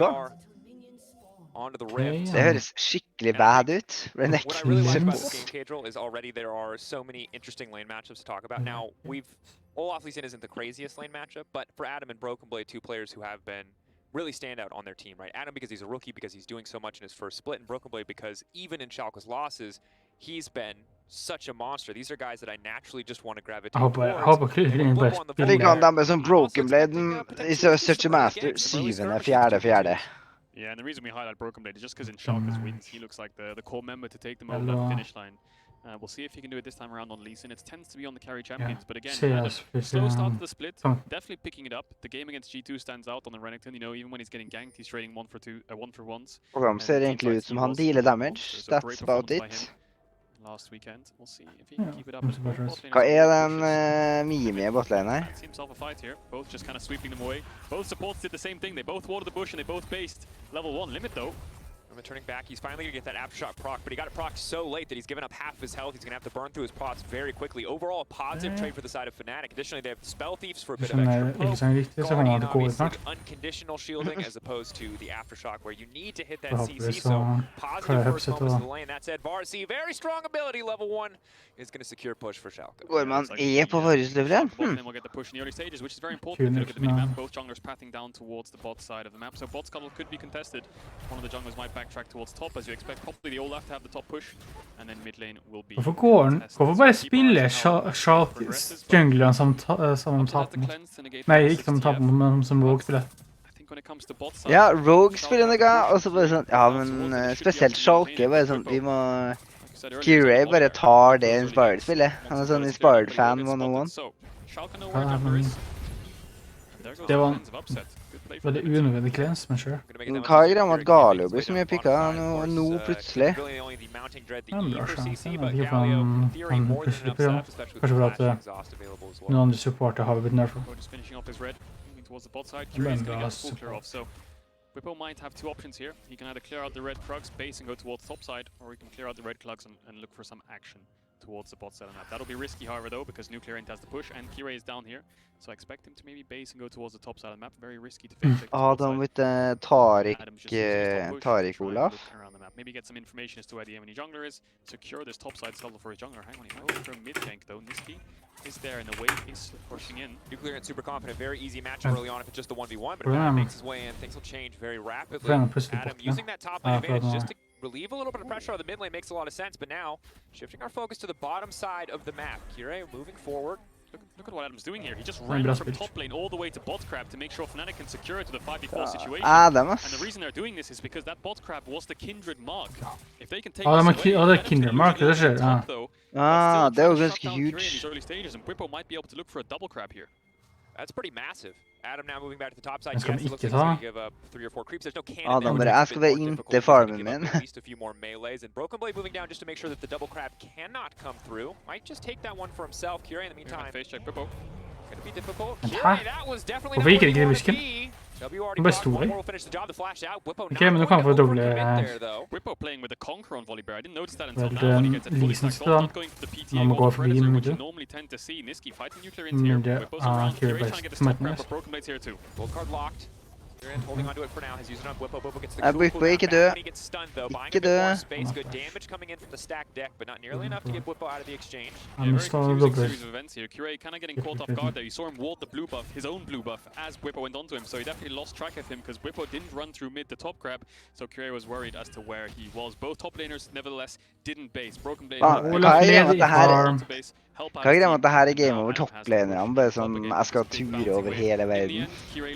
Nei, Adam gjorde det først, og så at Disen for match. Adam on the top side of the map, so Adam maybe playing a little bit more cautiously. Whippo though immediately going to be in the area. He does have Raptors up, instead going to commit some time onto the top side. Broken Blade going to see this one coming, can just leap right back out to safety, and Whippo shadowing, but just going to make sure that Adam can push in here. Massive wave means should be able to get back to top without using TP if he does not want to. Taunt comes in on the bottom side. Quick trading, quick back and forth. Ignite out burning. Looks like Fnatic are ready to commit for a little bit more. This is TP now coming in behind them. It's going to be the TF going in. It's going to be a gold card. Hill is saying, I don't think you can outplay him. Point can't click the flash out safety. Looking at the TK. One Nisken! Clean justice punch to take him out. And Nei, ikke dø da! Hva du driver med? First blood for Neon. Oh, Niski a bit too confident. That looked like a really awkward fight for Niski to get involved. I wonder if his W was on cooldown and it just came out slightly late when the fight kicked off because he took so much damage before he actually used it. You saw what he tried to do there. I'm sure we'll see a replay. I think he tried to pick off limit and he realized that maybe he can't get any kills because what key thing here is the fight kicks off and limit has to go both summoners. So Galio no sums and that's probably the comms on Fnatic's side. So when Nuclear Int decides to TP down, the match comes in from Niski. He doesn't have the damage finish off Hillesang because he uses flash, which means that Nuclear Int's probably safe here and he thinks he needs to go for the Galio. He ease away from the initial queue, and then the exhaust comes out. Går han frem og tilbake som en jallamekk, og så går han ut igjen. A little unlucky from Niski. A little bit poorly calculated. Limit now waiting in the bush. Will get spotted out here, and that's going to put Shock off to a solid. Gold card comes in. Tonk ikke dø igjen. She's level 6. She can't dash the nuclear to try to make it out to safety. Kick comes in. That should be the finish. Niski now dashing away. Niski has he made it. Det kan være for kunne. Broken blade walking away. Nei, dodge kun. Du må dodge kun. Hallo.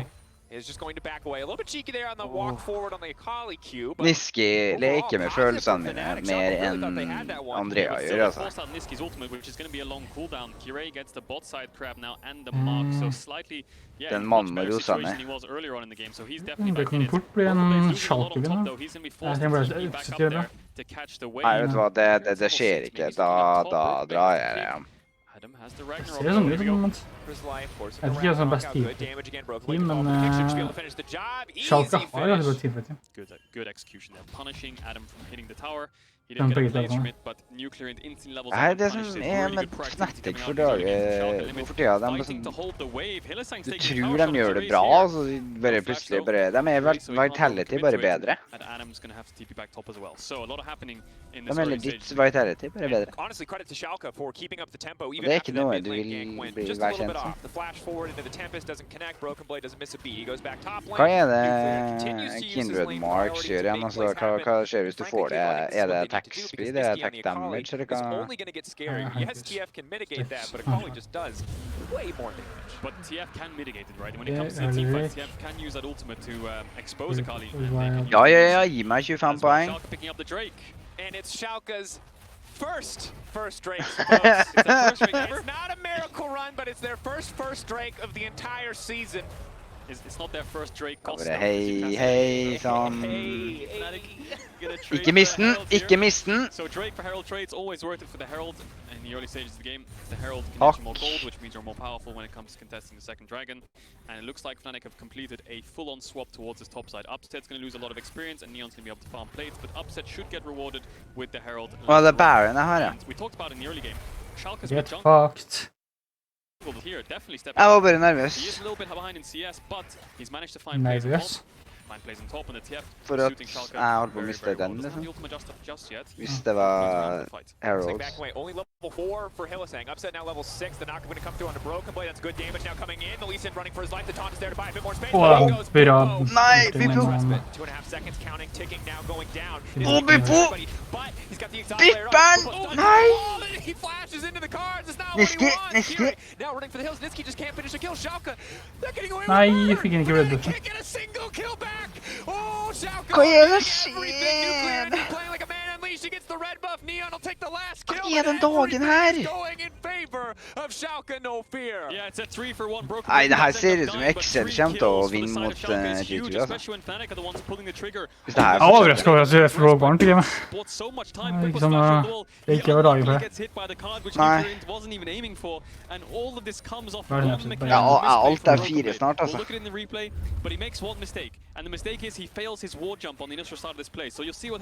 Det var så mye kaos her, så kan jeg absolutt ikke få nok farm engang for å få den jævla point-teamet. And now Fnatic think they can look for the kill, so they overcommit to the fight. And now it just turns into a 4v4 topside. Adam's on the bot side farming, Neon's in base. And watch these cards from Nuclear Int. He wasn't even aiming for them.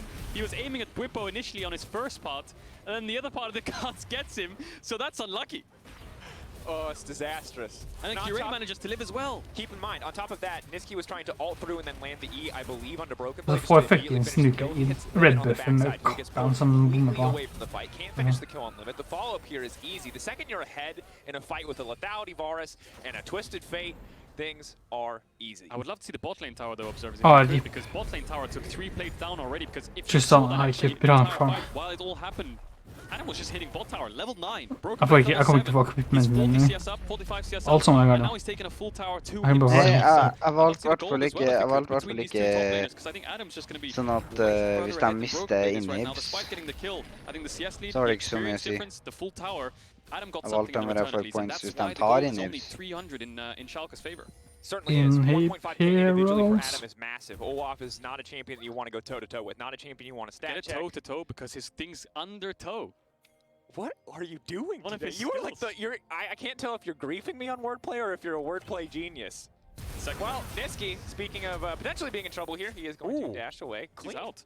He's out. Limit actually flashed forwards there, and so the nuclear in, and he dodges away. I like it. From the chain of corruption, 2 flashes used there to try and secure him. Trades for 1 flash and gets a couple ultimates as well. And ultimately, as I said ultimates as well, and you said ultimately. The wordplay is crazy. Okay, we need to stop patting Ta ourselves on the disconnect back. I think micken at a ner. certain point it's going to be obnoxious. We just got to do a nod. We can get a subtler motion. Okay, yeah. Because I think eventually people are going to be tired of the puns. Well, it's not so much the puns. Wordplay. It's the fact that you've decided that you have to announce every time we get one in. Yeah, of course. You're like, just in case they missed it. Just in case they missed it. I appreciate you, Kadril. Oh, thanks. Taking stock of the game. Gold Følger han tønn-guyen, han er awkward boy. But 5 kills to Schalke. The Drake as well. Okay, jeg har sett at jeg hadde farm. Bare farm. Herregud. Ja, du har jo en av det ganske greit, for Upset har ikke dødd. Han har til. Jo, men han trenger, jeg bryr meg mer om equipmenten hans i moment, for det er ikke sånn jeg kan relye rundt. Men han stoppet ikke turreten. Han gikk ikke nærmere nok. Men inn til Bippo. Nice, nice. Even. Drit i Adam. Favorite shots. But again, funneling resources into Adam. You know, he wasn't in that initial fight on the top side red buff area. He was just farming gold, farming the waves, and just taking towers. So now he took a full bot lane tower. He's way further ahead of Broken Blade right now, and he's going to get a full top lane tower. Sure, and Adam kan faktisk være inclusion. Bestemt de seg fri Volibear Omebreaker. In a 1v2 against Lee sin TF. Fordi I think if the Olaf's ahead, he can probably win that 1v2 out. Bedre idé. We'll see if they itemize with some kind of healing reduction to prevent that. But again, he can negate the stun. Fnatic, kan vi begynne å få Drakes? Det er nå 14 poeng som er ikke godt. That's not, they've picked up second dragons before. Wins quick. It was only their first Drake. Oh. I can show you first Drake. Their first Drake, okay. Not their first Drake. Adam might be in trouble here. Damn, det er sånn at Adam kan være inclusion. Broken Blade really needs all of his cooldowns to finish this one. Herregud, kommer vi ikke Broken Blade turns on his W and turns back. That's going to be big damage. Tempest is slow the flash forward. Full confidence. Det er en uklevent, da. That's going to be it. Now Hillsang in the area. Immediately, Nitsky now dashing through, but the taunt is gone. Og så bare går all-time. When it respects the potential for a re-engage, they're now backing off. Full part on the way. Running pretty fast. Flash forward. Oh, Nim is close. Gonna make sure that he gets in there, but Hillsang walking away just barely out of the range. Hillsang, going back, seeing his opportunity, needs to step kan away. du slutte å gå så ham? Very close exchange. The TF making sure that Niski really can't get anything done in these Sånn, fights. hei, jeg er her nå. On the side lane, but Schalke have 2 globals. The Galio and the Twisted Fate come in, and he gets taken down. Jeg vil at Schalke skulle begynne å skjerpe seg akkurat nå. Mye bedre Kingcom nå enn de har hatt tidligere. Stefan sier champion. Han går Everfrost. Så det skulle vært det.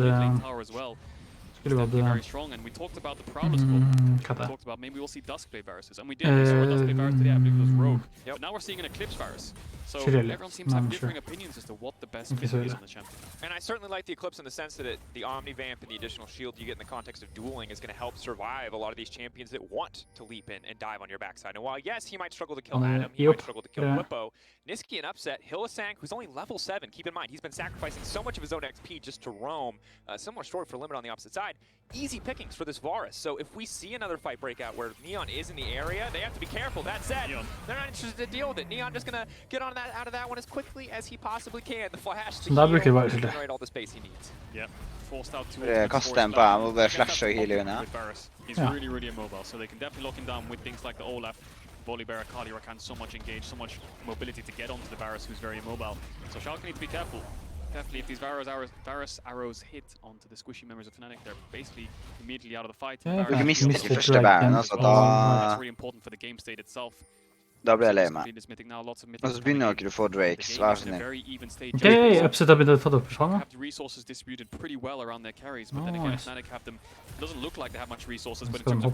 det kommer til å være en kjøret av. Hallo, hallo. And Adam was one of the players that we wanted to keep our eye on alongside Broken Blade. Broken Blade maybe going to be pushed back to a more secondary role in this game, just trying to support with the kick for the more fed members. Adam og Eve. As you mentioned, scaling up, getting so many of these resources. Toppen kommer jeg helt Eve. Two items complete. Broken Blade hasn't even finished his mid yet. I think he should have it in base, and Niski was looking for him. Jeg er redd. Dragon up in 1 minute 58 seconds. It's going to be a Cloud Soul. See if Schalke can play that one. Upset You have to imagine they can. Jeg litt bak, men man kan fort gjøre mye ting. Man kan bare ulte folk fra Kindle-ultien. That one's gonna break mid lane. I don't think they have enough damage to burn through it before the charge comes out. Maybe charge to get it. Oh, it's a disaster for the side of Schalke. You really Okay, da fikk jeg en goal for nå, uten å miskolfe. Det var en useless herald. Det var nice. Vel, de For Schalke, altså. brukte mange folk for å klare det. Så det var bare bra spilt av Fnatic. Det er første gangen jeg har hørt det i dag. Bra ting fra Fnatic. Ja. Hva er det du driver med? Stopper Recallsen. Doesn't do so because Neon no flash obviously walking up and hitting a tier 1 is quite risky, but Schalke was around and ready to. Adam er overalt. Hele tiden. En så sterke versjonen, så han prøver å bruke pressuren sin for å få flere folk til å gå andre plasser. Hvilken TF det går ut. Og siden han har flere globale ultier, så er han redd for å gå alt flat opp, for plutselig kommer TF og gale ult opp på henne. Så er det kanskje verdt på den. Men han vil gjøre det når man kan få det. Jeg har gjort det bra, men jeg har bare bestemt meg for å ikke gjøre det så bra. Han gjør tørden. Helt i fred. Nei.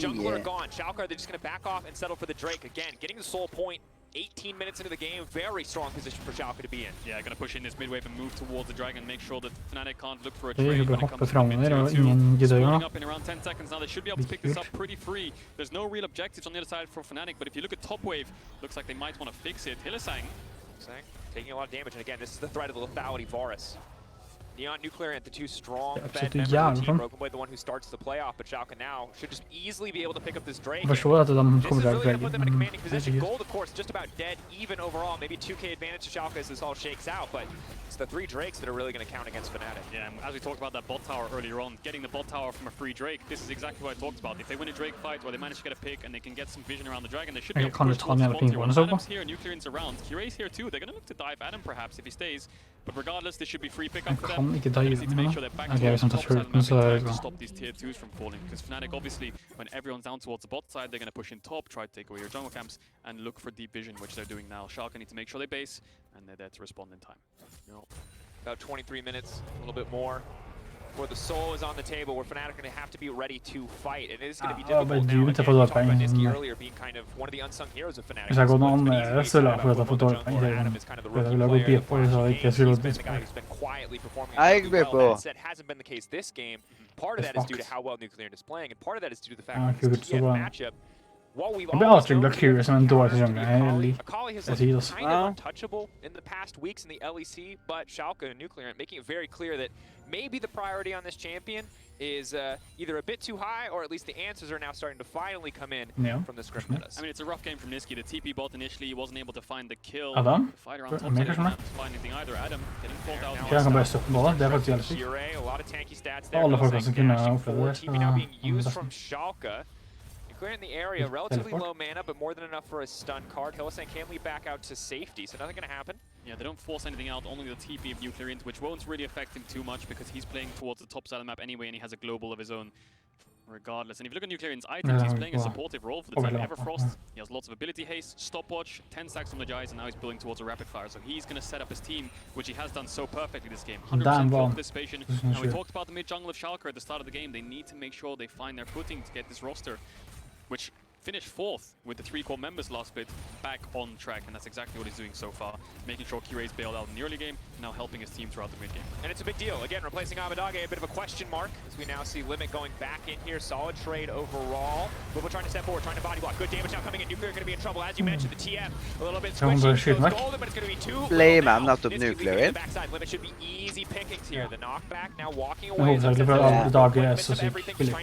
Det er bra, det er spilt da. Damage not being fired back though. Neon, the arrow not finishing the job. The kick is there, but Broken Blade can't follow it. Offset's found a reset. Now it's Adam in the midst of the entire team. Adam, ok, Adam er bare huge. Adam er bare jævlig huge. Ok, F-set! Kom igjen! Triple! Oh baby, a triple! Men du, det var Adam som var MVP, altså. Ja, selvfølgelig. If a caster curse didn't exist, I believe it now. We just talked about him. He ulted way too deep, gets shut down. Ok, bare få farmen. 20 minutter, 288, han har ungefär tingene. Tier 2, Tier 3 towers. He didn't have any waves set up to actually make those plays happen. But anyway, 5 kills for Fnatic out of nowhere. Nå kommer det skumle. De har en TF og Gala, så de tenker bare ulte med TF og Gala og ulte samtidig oppå Pisana hvis den out of position. Den har ikke cleanse, uten flash. Ja, Kindred-ulten kommer ut, han er utenfor Kindred-ulten, så han bare ha det. Ja, de bare smurfer i fenner. I am so far back, but I will come in! Wait on me, son.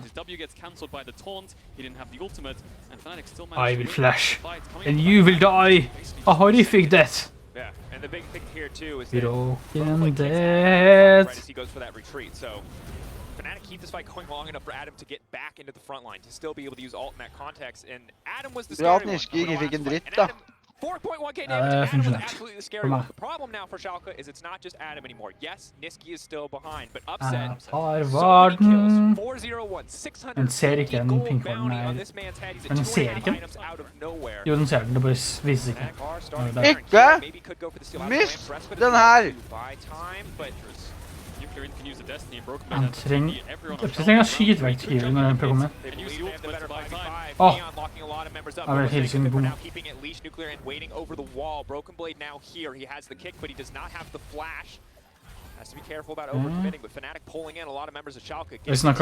Hvis jeg hilser en kart å komme til veggen her, så kanskje han ville klart å bli ilt og knive, og så ville han rett innom beton. Ja, de trenger bare få Dragon, det er ikke noe vi skal gå for, det er ikke verdt det jeg trodde.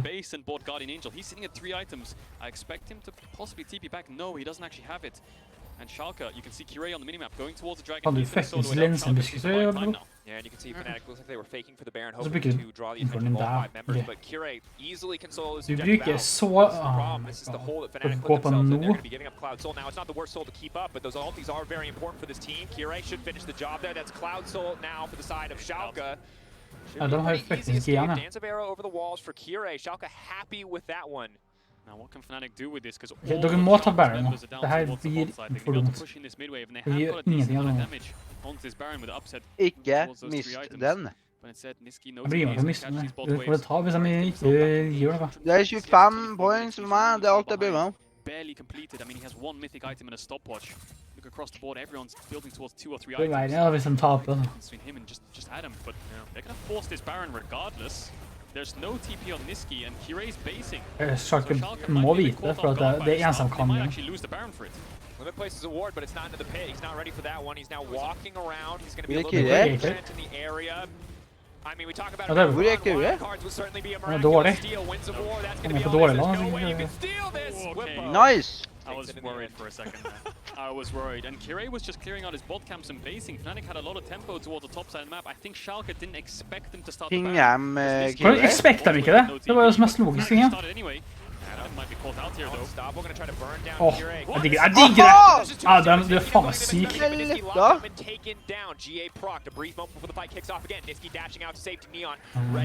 bare en dør.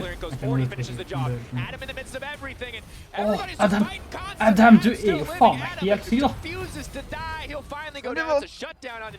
En ved 9. Adam he's in god mode right now. It's so hard to take him down. It takes 3 or 4 members to do so. Eventually does fall, but took Kire with him, so he tried to salvage the play by coming in himself, but he's just so far behind. He wasn't even able to dive onto the backline. He used his ultimate, but Nuclear just stood in his face and he couldn't find any assassination. Yeah. I'm so glad for at I valgte Niski. At least that's what we're seeing on the spectator HUD here, but if you all and you keep the low off alive, you're probably sentencing a few other people other than just yourself to death, so... Yeah, I mean, maybe it was a mistake for him not ulting, but I think maybe not ulting was probably the best idea there and just die and give 2 kills to your team, because if he bought more time for Fnatic by using the ultimate, then more members would show up. Could be a hairy situation, but regardless, anyway, 2 kills for the side of Schalke, more importantly, shutdowns. But Fnatic still have Baron buff and they're TPing back to keep his tempo. Ja, de har gar jo TF-kombos. Vet du hva som har vært ironisk? Hvis det Cap som blir fed I dag, og jeg burde bare valgt han I stedet for Niski. Det ironisk, det. Men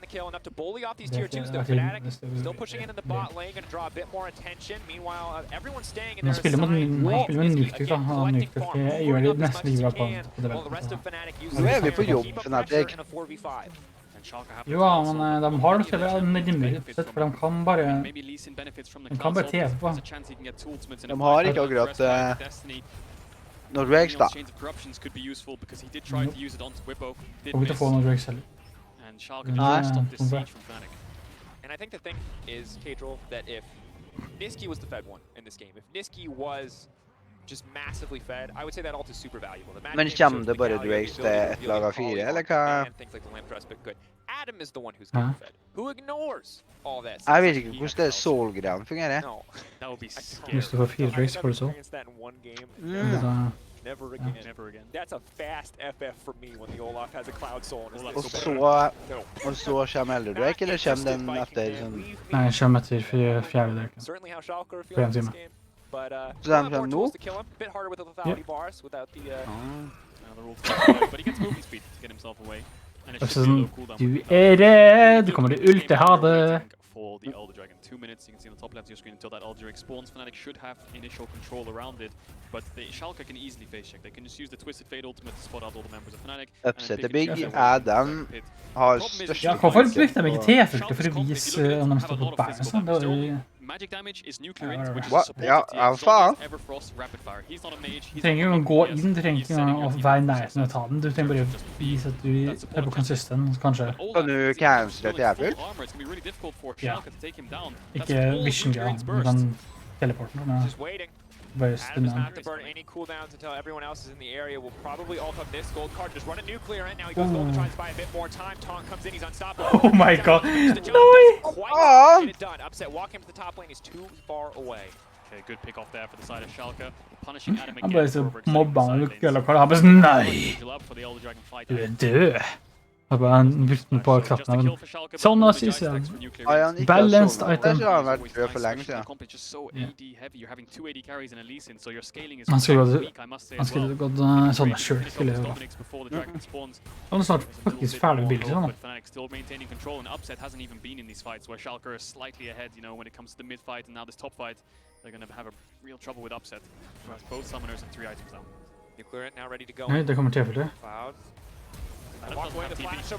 Og Bitbo flasher. Nei, syk. Han flasher han skiten vekk, og så flasher han tilbake inn. Ok, Upset, du gjør det bra. Du gjør det sykt bra.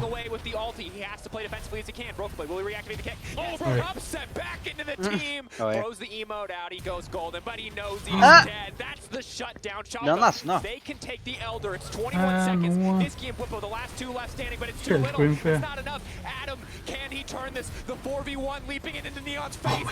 Oh my god. Han så swag. Refuses to die. Nuclear Int has no mana. Can they kill the Olaf raid boss? Will he? Oh my god. Det vil ha team. Herre fred. He finally dies. It takes all of Schalke to take Adam down, and the reason Schalke got that fight was because Adam was dead with no TP. He ends up arriving, forces Neon Elf, almost one-shots him at the start of the fight, but Broken Blade is the man of the match if Schalke end up winning this game because bare vinn på Olaf. Du kan vinne 2v4 når han nede. Du kan bare etterlagt bytte den. With no TP, so it's a 4v5. Kiri gets ulted over the wall, then he flashes tilbake, men ha det. Explosion to make sure he lives. He just about buys enough time. Han kunne egentlig bare gått inn and then Schalke start to move forward. The problem they have now is Whippo and Upset. Whippo's acting as the front line and Upset's free hitting. And now watch Broken Blade lands the Q, gets the ward jump and gets the kick. Upset had both summoners up. Han skulle gått lenger bak med en gang han hittet Q-en. Det var bare dårlig. But still dies. Q hits onto Niski. The fight continues. And this is where Adam comes in. Han skulle bare gått bakover, for hvis han kicket han da, så ville ikke det satt så mye. Og hvis han hadde vært igjen når Adam her kommer, så ville han bare vinne. Han ville vinne. Bare oppsette Adam. Herregud. Det er jo ikke noe snakk om henne. Massive shift. Schalke have Han kan bare bygge seg bare med svart med så de kan ikke vinne. Altså, de kan være sånn flash-wall, liksom. Raid-boss bare kommer inn og bare, ja, jeg må deales med. Bare spille rundt og tenker noe bry dem livet. Vi kan bare bry dem å heale nok dem for Olafsen. Å herregud, sant det er They are not letting that Rakan get into their backline, and it's so clean from the side of Schalke. They are playing as a 5-man unit. They are not letting anyone get to their carries as they push here in the mid lane. That's 50 seconds on Whippo, and they still got Elder Dragon for a minute. Da blir det G2-tap mot Exi, da. Det blir visst det. En sånn dag. Ja, men da skulle Rogue ha tatt med SG. Nei, det er bare ikke mulig. Det er litt full. Nei, altså, den verden det skjer, den vil jeg ikke leve i. Det er 2 stemmers da. They're just untouchable. Kire is still in the area. He still has the ult up. Adam gets burned down. The dragon gonna execute him, and now Broken Blade chasing Upset out of his own base. It was a back and forth game. It was Adam who was so far ahead. It was Broken Blade who found the kick that turned the game on its head, and it is Schalke who will find the win in the end. And hey, I don't want to say it, but if a miracle run's got to start, that's one hell of a way for it to happen. Oh yeah, and you can see Nuclear doing a little bit of a dance there. He was 11, 1 and 8. Schalke had 19 kills. He had 100% kill participation the whole game long. Her dagen her er jeg fucking stum da. Den sånn høypeng nå, de vet jeg ikke. De har bare inntatt draften sin. Broken Blade, although he was very quiet on the side lanes and he was very far behind because he was just moving fights all the times, found the game-winning kick, you have to argue, on to get them the Elder. Fikk Upset nok goal for å få trashiga. Hver som sier det. Also quietly, consistent on the taunts, consistently interrupting, stopping Hylissang, really getting anything done in those fights. Really good fights as well. Vi fikk minus 2 poeng. Get me out. Big performance coming in from Nuclear and Broken Blade. Why is this word so hard? The clutch, that's the one in the end. Hvorfor skriver Silja? Corsi! What? Hello! Kia player of the game, at LEC on Twitter. Nuclear, Hello! Neon, Limit. Those are your big options. Broken Blade had a heroic kick the rest of the game. More or less. Yeah, huge props to Nuclear. And we said at the start, Schalke apparently doing really well in scrims, just not on stage. Jeg har en god start, og den kommer bare til å bli bedre. Det bare ender opp med minus 15 poeng, sånn. Og så bare sier den, ja, du mistet en pack, så du... Kan du miste packs, liksom? Kan du bli skyldig packs? Bare sånn, du mister 5 packs neste gang du spiller. Du skylder oss packs, altså? Hvem er sånn like øverst nå? Det er noen som må ha Carsi. Ja, Golden Carsi. Herre fred. Du kan se det mens det hjelper? Andreplassen da. Eloya, Fansama, Kaiser. Det der er så immens mye poeng. Hvem som virkelig satset på Mad Lions? They are out there. Waiting to be discovered. Leader. Some of them are big. Mer leader. Leader. Some of them are Labrow. Lars, nei, det var ikke leader. They don't just come to you. To find them. Carsi. You have to move. Self-made. Here, movement that inspires. Det kommer til å forandre seg jævlig mye når jeg ser her. Sånn som folk hadde god tro på... Nei, det her er jo bare folkene som er øverst, da. Oi, caps! Han har ikke spilt det nå. Jeg kan ikke si at folk har trua når bare ser folkene som har... Nei, jeg sier folk har trua på... Nei, det var det. Du ser jo bare på folkene som har allerede votet på dem. Jeg sier, ja, men liksom som folk har... Alle de som er her nå er jo dem som har votet på dem. Hadde trua på... Det er bare dem her. Det var det jeg skulle si. Og det var litt sånn dumt.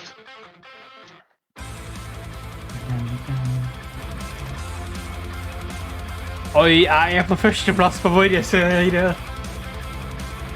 Der.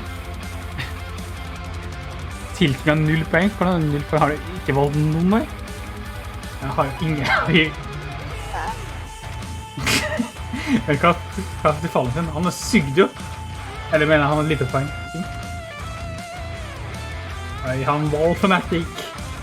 Coach.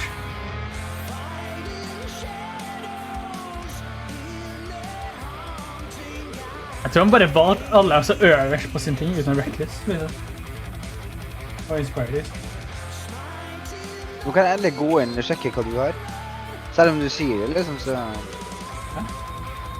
Ja. Det er så greit at jeg faktisk kan se det, liksom. Har han ikke valgt nå, eller hva? Ja, han fikk det. Dans da kjøre hardt. Jeg liker hvordan han ikke valgte, kan jeg oppført over deg. Han er over deg, ikke til valg.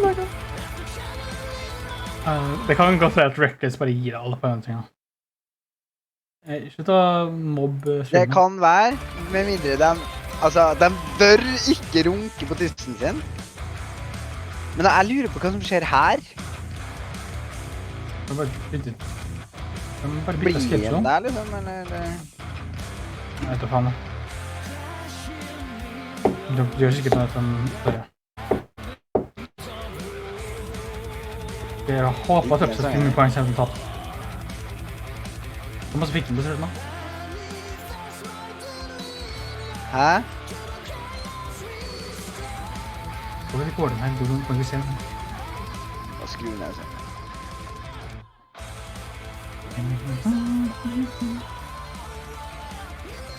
Oi, oi, oi, han har blitt 1 år! Ja, han ser litt ut.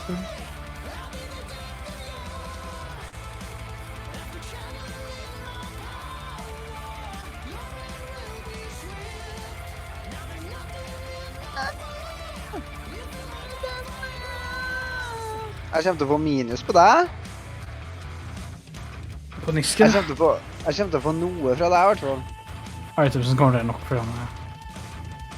Men han kommer ikke til å få mest... Oi, det kan være at han ikke får nok mest stemmer på objektivs og på highest number kills på Ninja Minutes. Jeg tror ikke han gjorde det. Jeg tror det var... Han var vel ikke på objektivs fordi han fikk så lite objektivs. Jeg blir outriglet period, det gjør vondt, altså. Regn, please. Jeg kommer ikke til å få det nå, det tok jo drittene sitt for følge. Hvorfor er de så treg? I'm joined by Broken Blade. Broken Blade, what a crazy comeback with the Elder Drake. What were your expectations coming into today's games? And when did you know for certain you did have the big Ja, selvfølgelig var det en comeback. It wasn't really certain until I think we had both Elder and Nash. I think the game was kind of like a up and down. Especially for me, I think I performed really poorly today. Ja, du sugde. But my team had my back, especially Nuclear. I think. Boys crack, han er 15. We managed to win in the end. Yeah. Speaking of Nuclear in performing really well, fans have voted your mid laner as the key player of the game. Can you tell me more about his Twitter's and how the pick allowed you to contest the map? Det er ikke det at han pikka Nuclear inn til å være best spilleren, det er bare det at han ikke hadde noen gode spillere på teamet. Så han bare måtte vinne. Especially good pick into Fnatic because they have laners who really want to. Det var ingen på teamet som var avstendig. TF kind of like shuts it down. And I guess it's a good pick into Kali as well, and we also had a good combination with the Lee Sin, even though I didn't perform well, it's still very good in team fights. Lee?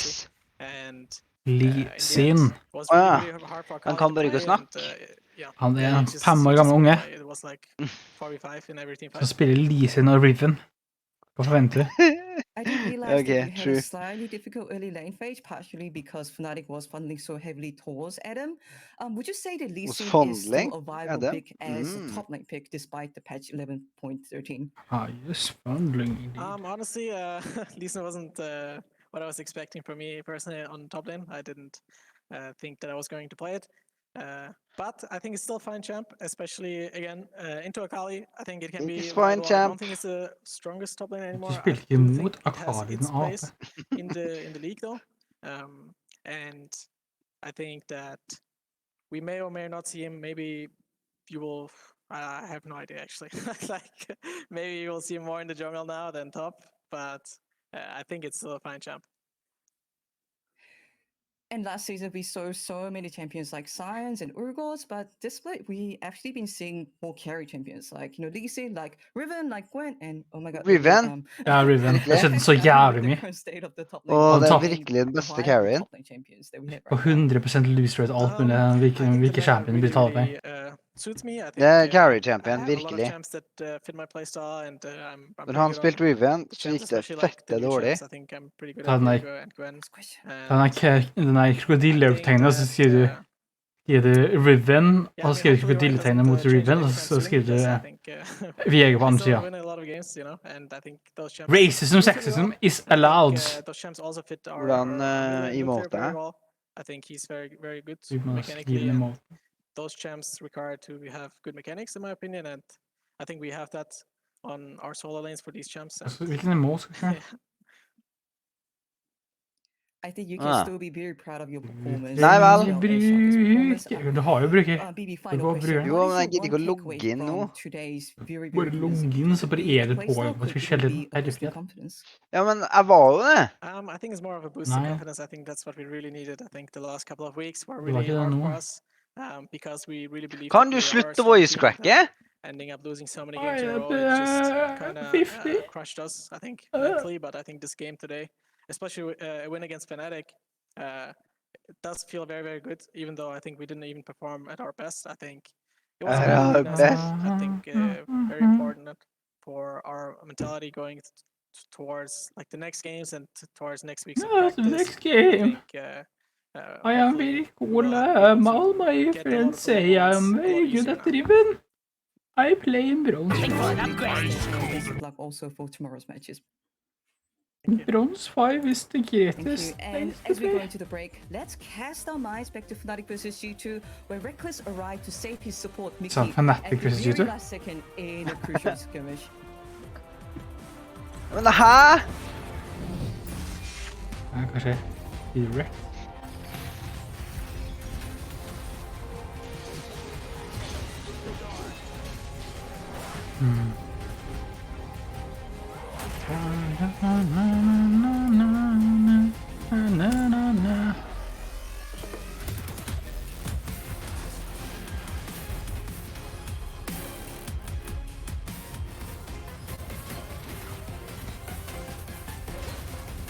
Hæ? Oh my god. Dette er Leif Rune på Twitchen. Gjør jeg? Ser sånn ut.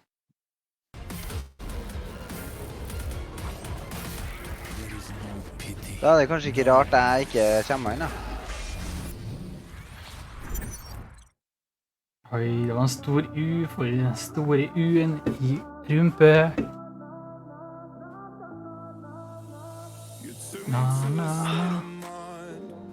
Jeg har prøvd så mange ganger at de bare, du er ikke sikker, ass. Ja.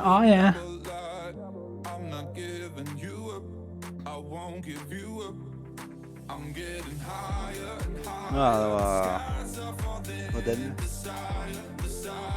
Your Twitch-logging. Kan du ikke slutte å sende meg mailer? Hei, har du lyst til å kjøpe deg Cruel når du vil? Slutt å sende meg mailer.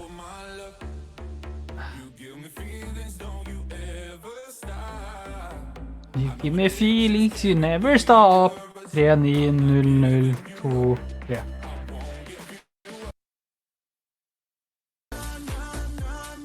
Musikken var bedre da. Det verste er at den var faktisk det. Manigana.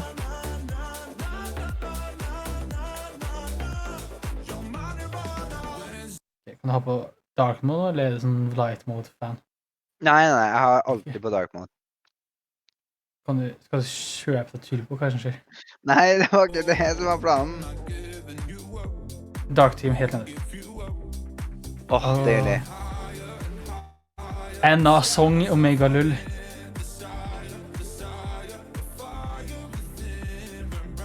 Viego?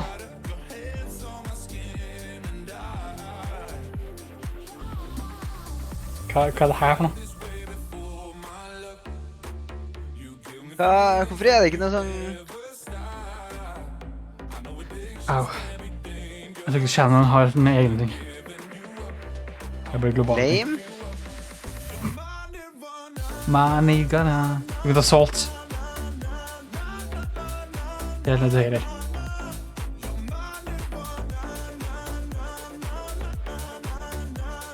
Some work. What? Instantly, bare... Jeg tror ikke de er glad i salten din, eller hva faen det? Hvorfor er det her lov?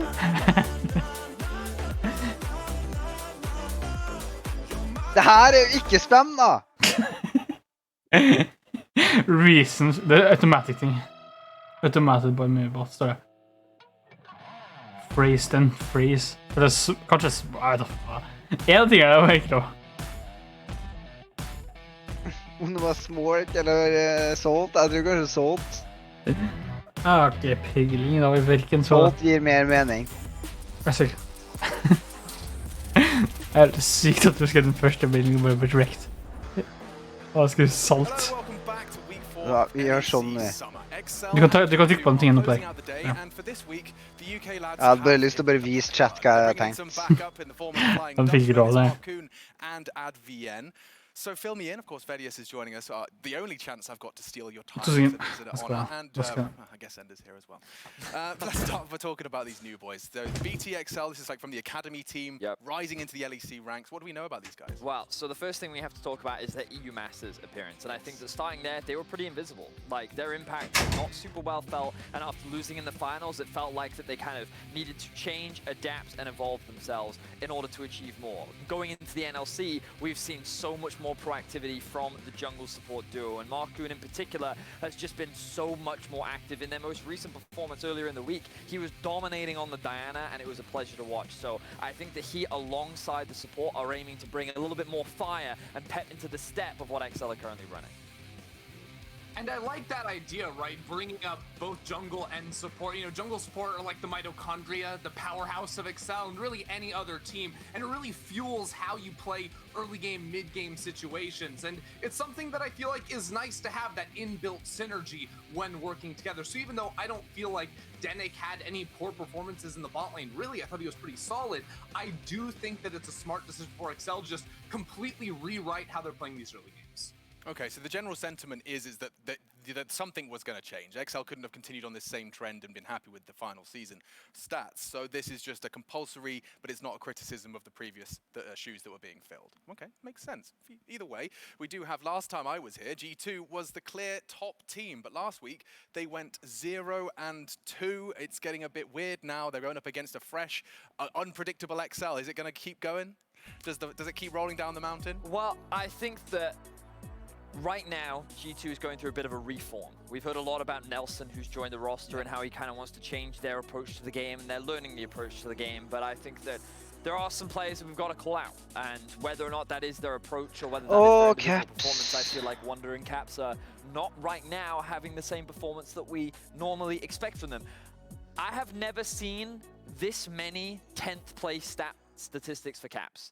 He has by far and away always been the best performing mid laner in Europe, and his current performance alongside Wonder is not the level that we typically expect. So while there are a lot of changes going on in G2 and while they're trying to adapt how they approach the game, I still want to see these two individuals return to the form that we normally expect from them. Yeah, and I imagine, Ender, you've got a very similar list of expectations with names as prominent as Wonder and Caps.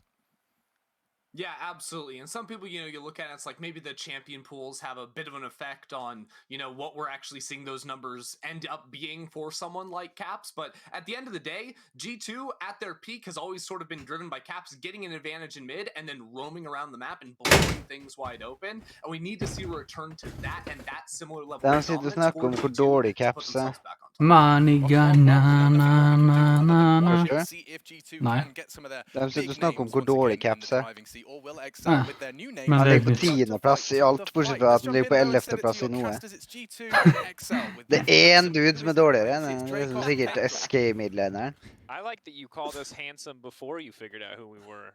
Oh yeah, that's true. Yeah. Kan du ikke slutte å eksistere? Jeg vil ha de gamle castusene tilbake. Spesielt han der, han kan bare slutte jobben sin. Okay, all I want to say is I understand that Medic went to medical school and that's why you have to call him like Dr. Medic or Dr. Chamberlain or whatever, but you're like top 40, top 50 challenger. So why doesn't he toss to you as Dracos and top 50 challenger Lee Sin one-trick Cajal? Ja, kom i draften for tullingene med back. Ja, men han kan jo faktisk spille. Han sånn challenger. Han bytter en pro player. Han kan ikke være caster, da. Han burde være pro player i stedet for. Ja.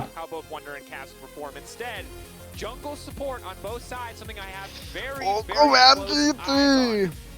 Vi får botlane gjøre shit, og... Men hvorfor var Mikke X for deg selv? Hvorfor var ikke han supporten der, vet du? Excel sin support... Vent, han har fått en ny support? Og ny job? Ja, det der er... Den, altså, de må ikke snakke med. Det er folk... Ny support? Ja, de har spilt med dem i fjor. Og solo. Han sparket 2 spillere. Det var sånn bra jungle. Det var Dan! Dan! Dan var for dårlig. Og den gikk. Så jeg har valgt dem nå. Og de bare er bort. Imagine.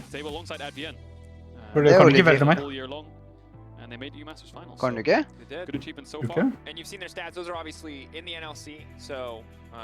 Det er noen sub, ser jeg ikke? Nei, de kan måtte bli. Dravenban? Hvem var det som var supporten til dem da?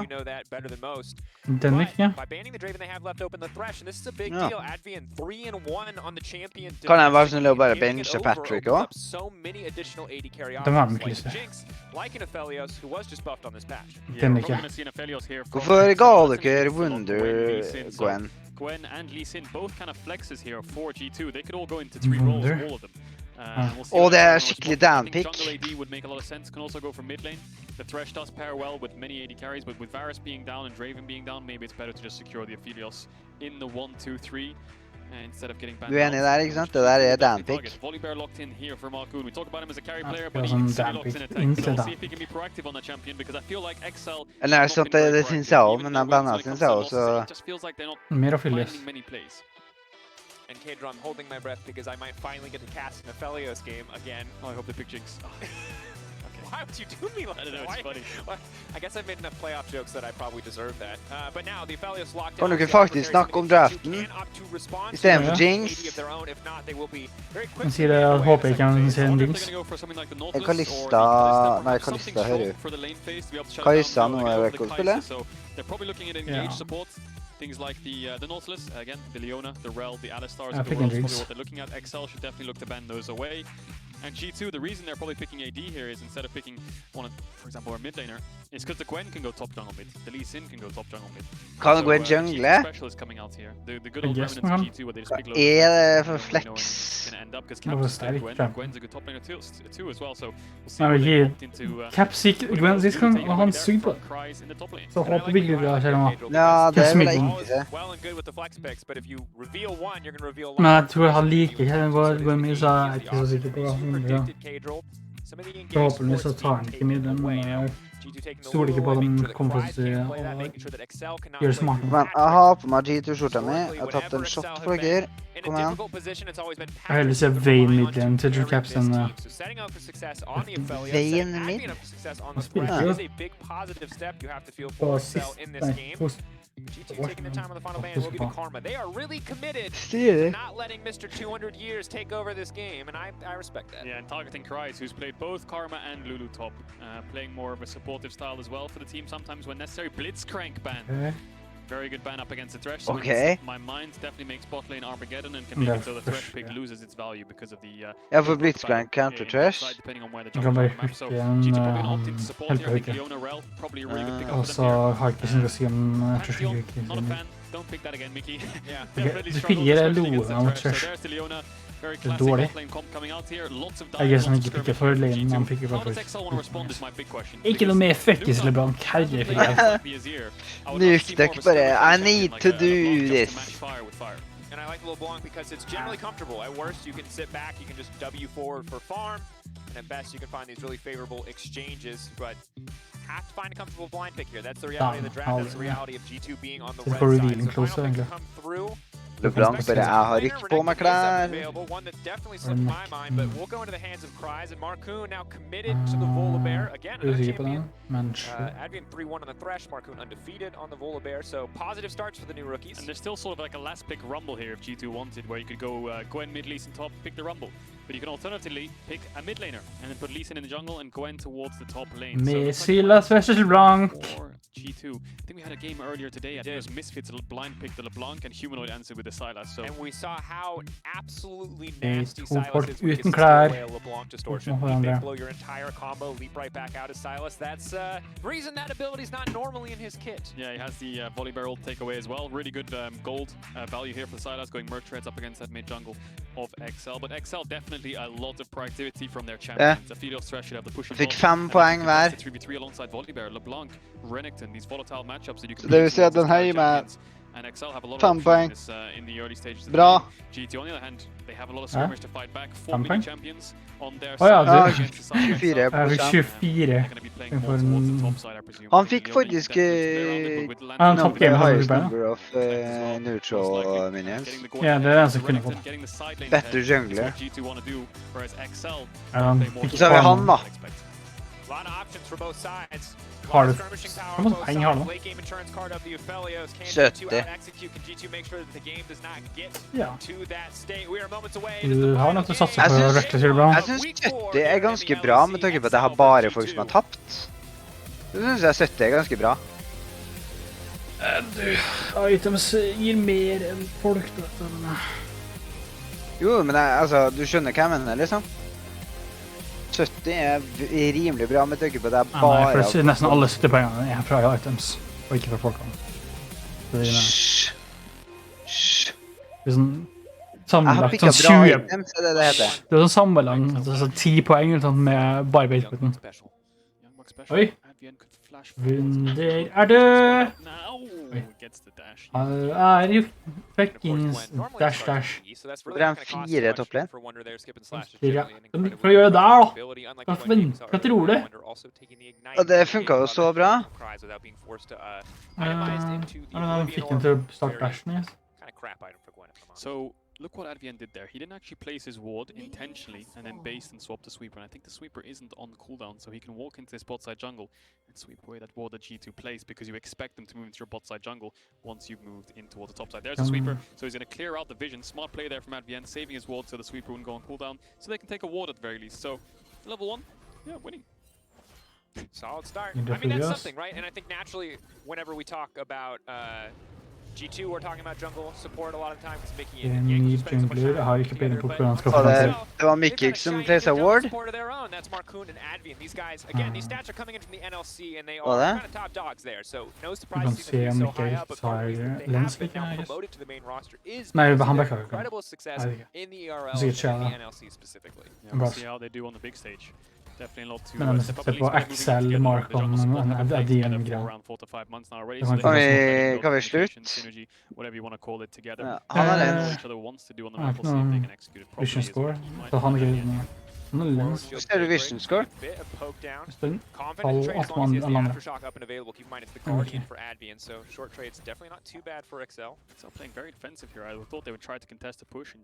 Og det er eneren der, ja. Ok, sånn du ser vision score. Det visste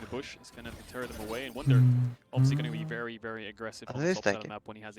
Jeg vil si hvorfor det står 1-0 fra 0 og så 1, ja. Og så til Aphelios står det 1-1. Det der er vel kanskje hvor mange de har?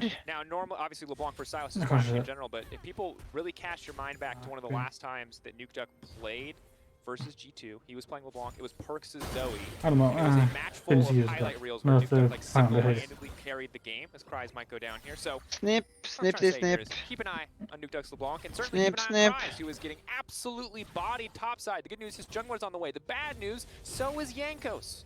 Yeah, Marcoon needs to be careful here. I think the level 3 Volibear should win it out against the Lee Sin. We'll see if they find each other and look for the fights. Right on the Cries. Yeah, Noobdog has the mid push as well. Marcoon has smites. They should be able to secure that. Cries is going to have to be forced to base and TP back, so Wunder could look to save his TP himself. So XL win out on the top side early from that mid priority that Noobdog has.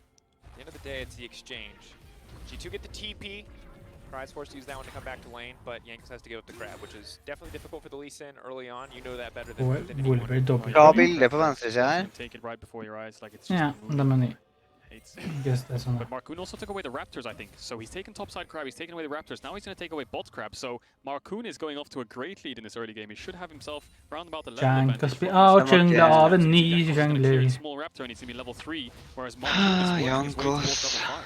And we talked about the priority lanes for Excel, how they could pay off. Marcoon taking full advantage of them, using bot prio, pulling Advian up. Now Patrick Heroes. Step down. Nukeduck has to be careful about overstepping. Does go back. Jankos doesn't want to commit to this one, however. Maybe they want to look for a dive. Jungle support of Excel. First game on the big stage, and they're already poising here for a dive on mid. Jankos looks like he's kind of reading the play, and Mickey is as well. He's trying to get some information. Caps walks over the wall. Healing can come in. It's going to be big. Nukeduck can go over the wall, but he's stunned up. He's locked up. He's taken out. Jankos now trying to fire back. Doesn't want to recommit with the kick, and Nukeduck's going to walk away. That's a solid start for Excel. 1K Ja, det er sånne ting. Det at en ny lineup gjør det også veldig predictable å prøve å hvem som kommer til å vinne gamet. Great showing already. First game in the LEC. Gets himself a camp lead, gets a kill. Now he's moving towards Ja, det gjør det med mindre predictable, for at Jeg har ikke pilen på programmet. If they TP on this wave, they should be able to dive Wunder. Here it comes. Marcoon now stepping forward. Who's going to go for the first? Cry should open with the stun. Marcoon can follow up with the instant CC. He's locked in the circle, but they just go in with him. Nukeduck gets a kill back. Great communication. They're going to lose a mid wave for it, and Patrick might have to be careful for the cross map because Caps can push in, move towards the bot side and look for a dive. Ja, for sånn spesifisk gang så tappte de mot SK, og da er han sånn, ok, her må vi gjøre noe. Det her er ikke greit. Two kills for Excel in this early game, but now they need to be careful on this bot side. Lead for now for Excel. G2 now trying to fire back on the bottom side, as you highlighted. It's going to be at least one tower play for Reckless. He starts to get a few autos down. Patrick and Advian giving the respect. Eller ett av siden av de har ting, egentlig, kanskje. Så Vision scorer. Men det er ingen som de som har ett poeng, så det er sånn ikke helt. De fikk ikke poeng for å legge ut om vården, så. Jeg tror du får So it's kind of net positive for Excel just because they forced out the 2 TPs which they were lacking in the early stages. You know, Cries was forced to back away, and they got themselves 2 kills. So slightly even overall, but Excel more resource lead, more gold lead in the end, but G2 finds something at the very least. And Kadril, I think we have to talk about how already this looks like a positive start. Now, it's a single game, it is a single early game, it is 6 minutes. But when you compare it to, of course, how Excel have been doing around the 15-minute mark in most of their games, it's been a little bit difficult. 0.56 KD at 15, definitely not where you want to be. Down 2K gold, not where you want to be. Already 1K up against G2, even if it is a struggling G2, is a positive start. And more importantly, 2 kills at 15. That's very, very low for a team that you need to be proactive in this meta. In this meta, there's a lot of fighting in the early stages. You can see dives all over the board in all of the games. And they already have now 2 it's, kills. 5-6 minutes and they have themselves 2 kills. So off to a great start. Marcoon timing the enemy Raptors after he took them away level 3. It's going to take them away again. Marcoon spiller ganske bra. In this early stage of the game. He has got a winning jungle match. Jeg kunne ikke valgt den uansett, altså. Jeg vet ikke hva skal si. Stone Bullet also going to be big. You talked about how stats effective it is. It's going to leap down. Marcoon taking so much damage. Now they're turning and they're trying to burn. Now it's going to be 1-for-1 so far. Jankos forced to back away, but overall, Nukeduck just going to grab another kill. Så dårlig å gi. Det er så verdt det. Nukeduck has the damage finished. It's going to be 1-for-1. Cries has flash. He might have to use it here, but no more ultimate stacks for Wunder. 1-for-1. Marcoon bringing the fight to G2, and Nukeduck's there to respond. And earlier we saw how much control Wunder had over this lane, but you can see Cries 10 CS advantage. Yes, he's pushing a wave here into the tower. Wunder will recoup some of that difference, but Jankos waiting in the darkness, looking to go toe-to-toe with Nukeduck. The dash in, the chains are now connected. The kick back as Jankos backs away, but again, on the way here. Jankos går det bra med, for this crab. I think Advian needs to come too. You can see him moving. Jankos already smited for a bar. And Marcoon levels up. The 3v3, definitely winning for G2, but there's nothing for them to take. Now Hva er det vinning for G2? For de mister Farmer. Det var masse der som var dårlig med. Wunder's going to have to back off this wave because he showed top. Low mana, low health. Nå kommer den bryte med seg. All of G2 ready for the Ikke gå her over. There's nothing Wunder can do in this situation. He's a bit too deep, maybe. Caps is on their way to collapse. Marcoon might have to ult. Dodge? Oh, hey, I like it. I like that he's comfortable. I like that he's confident that he's flashing emotes in his first game. That's a big deal. You like to see it. definitely off to a great start here. And Markoon obviously forced the ultimate. I think he stayed way too long on that top side. All of G2 moving through mid. They didn't have too much vision to spot it out. In the end, he's forced to use an ultimate. So no huge objectives taken just yet. 8 minutes in the game. We expect one team to maybe pull the trigger, push out a bot wave like Reckless just did, maybe base and move towards his top side. And until then, there won't really be too much action. No. You can see Patrick suffering a bit here. Has been left on his lonesome. He's been playing the weak side, bot side. Leona Kai'Sa always going to be a big threat, even when Thresh is there to mitigate it. But Nesten 10 farm lead på Reckless. Jeg liker å se, fordi det egentlig botlane jeg bryr meg mest om, og at de vinner. De to tingene. Og at Mickey X går det hele tiden. Almost right, he's coming onto stage. Probably one of the best support jungle, in the league. Yeah, it's a tough task. And again, they have a very similar style. Vel, han har ikke vært utenfor fucking leien sin, så er det ikke sånn det har vært så mye å si. 30% jungle proximity. That's just how much time Mickey spends around Jankos. The 47% on the opposite side is how much Jankos spends around the entire team. Now, it's tough. It's your first game. You have to play G2. That is not the debut you want. You want to start on an SK or an Astralis, maybe. Although I might need to take that back after Astralis' game earlier today. Yeah, they did smack around. SK or Astralis. 24-minute game. Det var ikke Astralis som spilte noe særlig bra. Det var Vitality som... Jankos gjør absolutt ingenting med livet nå. Nei, jeg skjønner liksom ikke hva han driver med. Jeg er glad for at jeg ikke pikket han. Happen if Markoon starts his Herald, Reckless and Mickey can move up the river. So you're always going to have numbers advantages depending on the bot push because Herald will take too long to finish by the time they can collapse. But it's all about this top side for now. Markoon's going to find det bra med G2 liksom. Can take him out to safety. He can ward hop over the wall as well if he had a ward, but he doesn't. He does have 2 pings. Could. Oh, does, yeah, he does. Control wards, good call. Now it's all about top push. Kryze is fighting aggressively on Wunder. The support is here. So Mickey actually based. Advian's moved towards his top side. Maybe XL want to use the numbers advantage that they have for now to start this up, but Kryze needs to be careful. Getting very low, has the ultimate, but Wonder has the ignite, so can mitigate a lot of the healing after the initial Dominus health boost. Ooh, Nuke Duck. The chain's going to land, has the stolen ulti coming out. He's going to be in trouble. That's the tower shot ticking, burning, corrupting potion. Is it going to be enough? Nuke Duck falling forward, Advian going in. Nuke Duck on a killing spree. Men det som pikker Nuke Duck, altså. For hvis det skal komme til å innte litt. 1 for 1, then G2 is really low. They use both ultimates and the ignite to secure that kill onto Kryze. So that means XL can start up this Herald. You can see Nuke Duck's pushing in mid, 3 members strong. G2 shouldn't really contest this without their ultimates. Mickey, if he was level 6, maybe there's a world where they can find it. And both AD carries just kind of farming on the bot side. It's all about the top side. Med hardcore drugs, liksom. Trade, but XL get the Herald. Ja, Mickey blir jo faktisk out-supportet av en faktisk ny support. Not going to connect on the Zenith Blade, so nothing else going to happen there is capture. Det er ikke dagen for meg, merkes. I think the analyst has touched on it. The stats of Caps, now stats obviously need context. Especially. But damage share, damage per minute, KP, he's not really finding. When I think of Caps, I think of him pushing in mid, moving towards side lanes, just diving people level 3. It's not that much of a meta right now, but even in this game, 3 out of 4 of XL's kills so far. Kind of getting more so of the mid jungle, kind of struggling right now in terms of Markoon forcing the plays onto Caps. But Caps definitely.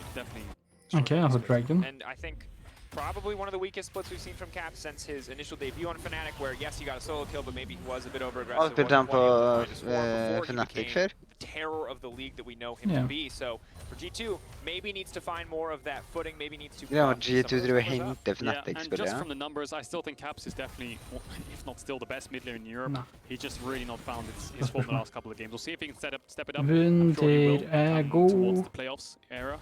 Yeah, but for now, looking at this game, XL still holding around the 1k gold lead. They did drop the first dragon, but they haven't used their Herald yet, which is going to net them a lot of gold. You can see Markoon on the bot side of the map moving towards this bot tower. Maybe they want to funnel resources to Patrick, because Nuke Duck's ahead, Kryze has been given a little bit of attention. Markoon's got himself a decent lead in the jungle in terms of kill participation, but Patrick is your main carry. He's the hyper carry in the late stage. Men Reckless spiller I hvert fall safe og farme. Det er god på. Ja, han har aldri gjort noe annet, men ja. Han har spilt Jinx. Ja, han spiller safe da. Det er som problemet. Det er ikke en champion som spiller safe med. Du kan sikkert spille safe, men du må for å få frem attack innenfor. Now Cap's going to be in trouble. He's going to steal the ultimate. He can't leap out over to safety, but he goes for the wall and he just gets followed. Jävligt gøy. Marcoon, he's feeling good. Lucas walks into the league and just starts killing Caps in their first game. He's dove him twice now. Him and Nukeduck are working very, very well together in sync. Maybe they litt sånn SK-ish. De er akkurat noe som mener jeg. Gjør en splitten her. Han fortsetter sånn, så må han jo faen meg benche en. Ja, viktig mot faktisk Blue da. Nukeduck's gonna get all the gold. Maybe he even has his mythic item in base at this point. And he's really, really far ahead. A Fed LeBlanc is... Kan vi få Blue? Hvis han faktisk får turreten til LeBlanc, så nei. He has Ignite up in a couple of seconds. He might want to turn it when he does right now, so he might start to walk forwards. Dash forwards. Give it slash. Coming in. Ignite does go down, but Cries will be able to walk that one off. Yanko's coming into the darkness is highlighted. There's the control ward. Sonic Wave. Just the kick. Doesn't even need to flash for it. Yeah, maybe Miley Sim with a flash kick there. I don't know, but Yanko's definitely hitting his. As we look at the replay, I think this is the mid dive, so you can see Nukeduck just hits the chains. Det her er 13 år siden. He was slightly hesitant initially. As soon as the chains land, he just goes for it. Ult's taken away, but he just matches ult with ult. Oh, that's beautiful. Oh man. Oh, there he comes again! Oh, oh no! There are way too many bear sky punches in this game. That looks so funny. Save that one, Obs. We want that one for later. I haven't found out the application yet, but we'll think of something. Now XL focusing towards his bot side. Nukeduck should be able to get the mid push, and mid tower is very low on the side of G2. So having bot push, having top push, and moving them towards mid is what XL want to do. They're in the driver's seat in this early game breakers. Certainly are, and it's a position that they haven't been a lot this split. You can see only 2 wins. Winning here a big deal, helps keep them neck and neck with Astralis, helps keep them fighting in that race for playoffs as we've talked about so many times. And it's going to be important, especially Schalke won as well earlier today. So we've got a lot of teams here in the last week of the first round robin, week 4, that are starting to find their footing, that are starting to build up these wins, and that's a super big deal as we head into the second round robin. And they're upsets. Schalke beating Fnatic, in a sense, is an upset. You know, Astralis taking down Vitality, also in a sense an upset, and this would be a massive upset as well. So XL winning this game would keep them in the playoffs race. Schalke's at 3-5 now, and so is Astralis. So if they were to lose and be at 2-6, it's going to be even harder when it comes to week 6 and week 7. It's massive for the side of XL. And Cadril, I think the big news, the big deal here for me is continuing to snowball this advantage. And maybe I'd be a little bit nervous if Marcoon was the only one who was pretty far ahead, or if Advian was the only one who had any kind of advantage. But Nukeduck is a tried and true carry. This man on LeBlanc when he has 3 kills, I don't care how sketchy some of his splits or some of his finishes have been. When Nukeduck's clean. Nukeduck's clean when he's got the LeBlanc, and he's certainly clean when he's got the lead. He's just picked up the Ludens, 200 gold cheaper on this patch. And Caps is probably sweating here. Level 11 LeBlanc to a level 10 Silas, and just trying to hold on for now. Yeah, Nukeduck should have a lot of impact. Sett farm til minuten har gjort det kaldt. Until around 25 minutes. But I think that Patrick really needs to one line soon. He's got his first mythic item now, building towards his second item soon. Helios is the late game carry here, and Nukeduck's going to be in side lane pressure. The assassin in fights, obviously, and him being ahead. It's really important, especially when, you know, Reckless is on the enemy team. I think that when he's playing the Kai'Sa, he is slightly mobile if his team can find and engage. But the LeBlanc is so hard to lock down. If Mickey can get onto Nukeduck and Reckless can ult onto him, then obviously they can look for the one-shot. But Nukeduck also is going to one-shot your AD carry. So they're going to be very careful around the vision here, make sure that they have the setup and they can spot out the LeBlanc before the fight starts. And this is what we talked about in Champions Select. It's execution. You have to be able to execute in these skirmishes. You have to be able to find a way to get Reckless to hit priority targets to keep Nukeduck off of your backline. And G2 certainly should be favored there. Their team has played a lot longer together. They do not have 2 rookies on the Rift. And Wonder now potentially caught out here. Big damage going in though. It's Marcoon who's been caught out. He's unstoppable. Hook lands onto Yanko as Advian walks away. But that's going to be the jungler taken out of the area. Good sidestep from Marcoon. Patrick flashing out to safety. Volibear should fall down here. Zango finds the kill. Plays down a bit of poke damage. Herregud, Affilios gjorde det. Chakram now coming in. Mickey going to be in trouble. The dash forward. Safety Cry's going to finish the job there. Hvordan fungerer det? G2 need to run. XL might want to look for a chase, but no, Patrick's going towards midway. G2's splitting up here a bit. The Dragon's up. Patrick's just going to focus on the mid-tier one, so G2 have to make a decision here. Do we push out bot and look for a bot tier 1 trade, or do we just base and call it that? Because you see Patrick just pushing in, getting this mid tower. He's going to push in the next wave as well. G2's mid-jungle still hovering around the Dragon. Maybe they want to fight it. Mickey's coming out of base now. Wonder has the TP up, but Marcoon's also respawned. Look at the TP. It's going behind Nukeduck. He should be mobile enough to get himself out of this. Wonder still in the area. Wonder needs to be careful. Skip the slash. Krug's wall.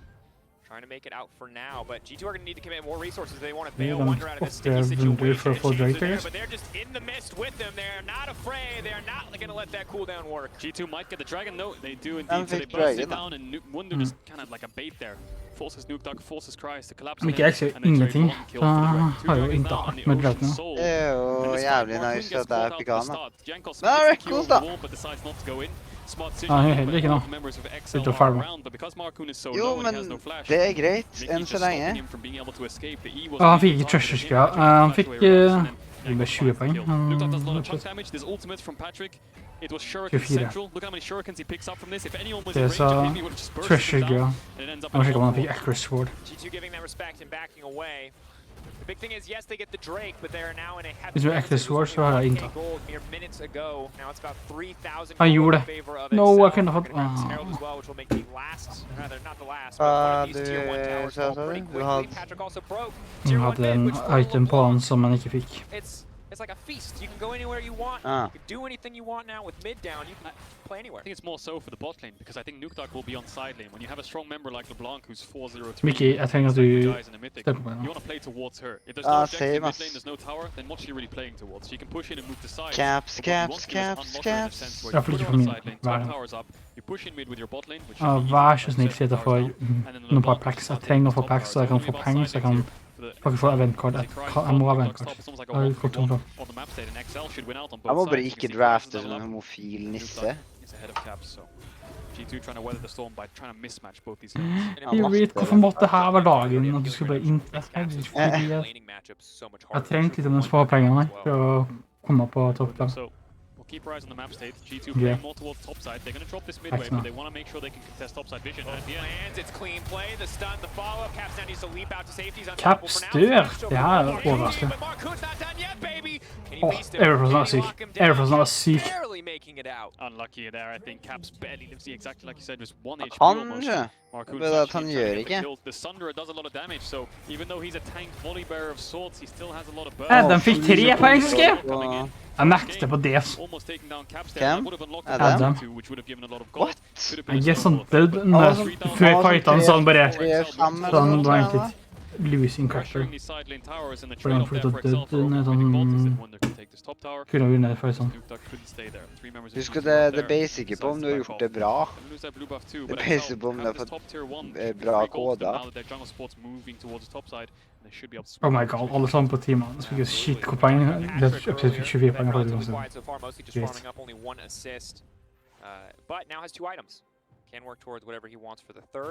Carsi gikk opp tabellen som et helvete nå. Ja, jeg kan se meg. Nukeduck's still the man of the hour. Yes, the junior players are playing great, but men det er sånn, Carsi har ikke gjort noe bra, så det er sånn... Han er ikke en sånn som du bør velge, med mindre du er en av de som bare sånn, jeg skal ha Carsi. Nuclear was doing the same thing on the Twisted Fate. We're having these mid laners who, even after we criticize them this week on Euphoria, it feels like they've been so quiet. Kom igjen, Mickey. Kom igjen, fortsett han. Nukeduck's just gonna walk away. Almost a cast the curse there. The last time we said about Nuclear Inti went too deep in a fight and then they lost the fight and looked like Schalke were gonna lose the game from it. So you almost did it again. But you're right, Nukeduck level up, 4-0-3, really strong on this LeBlanc. But G2's composition is pretty well rounded to deal with it. You know, if Mickey can get a stun onto him to follow up with the solo clips, and G2 can kind of get a Jankos to Q him, kick, anything like this, they have good setup and good lockdown for Nukeduck. Kan dere slutte å drepe Caps? Det gjør ingenting av dem. Han bør fortsette å drepe Caps, så får resten farme, sånn. Caps skal være 1-8-an. Jeg vil ikke at XL skal vinne. Cry's gonna get the spot here too. Look how much gold he should get for it. But G2 towers got buffed. Det er mye pings for oss. Gold for a tier 2 tower. Huge patch change on 11.3. Pretty massive. Means that snowballing those small advantages in side lanes more often than not is what you see in solo queue when you got a split pushing Fiora taking down 2 towers. But even here in this game, huge to have the Renekton getting that much gold, especially when he hasn't really been the center of attention this time. Mickey, jeg skjønner at du får sette på kill nå. It looks pretty obvious to me at least that G2 don't want to contest the dragon and instead want to rush down the Baron when XL moved there. So you can see XL put their initial vision bot side, they move up here, sweep away some of G2's, put a little bit of wards of themselves just to make sure they have enough information to work with when they go back towards this dragon now after this mid wave, so G2 can't stop back. Jeg skjønner ikke hva... En ability, eller hva?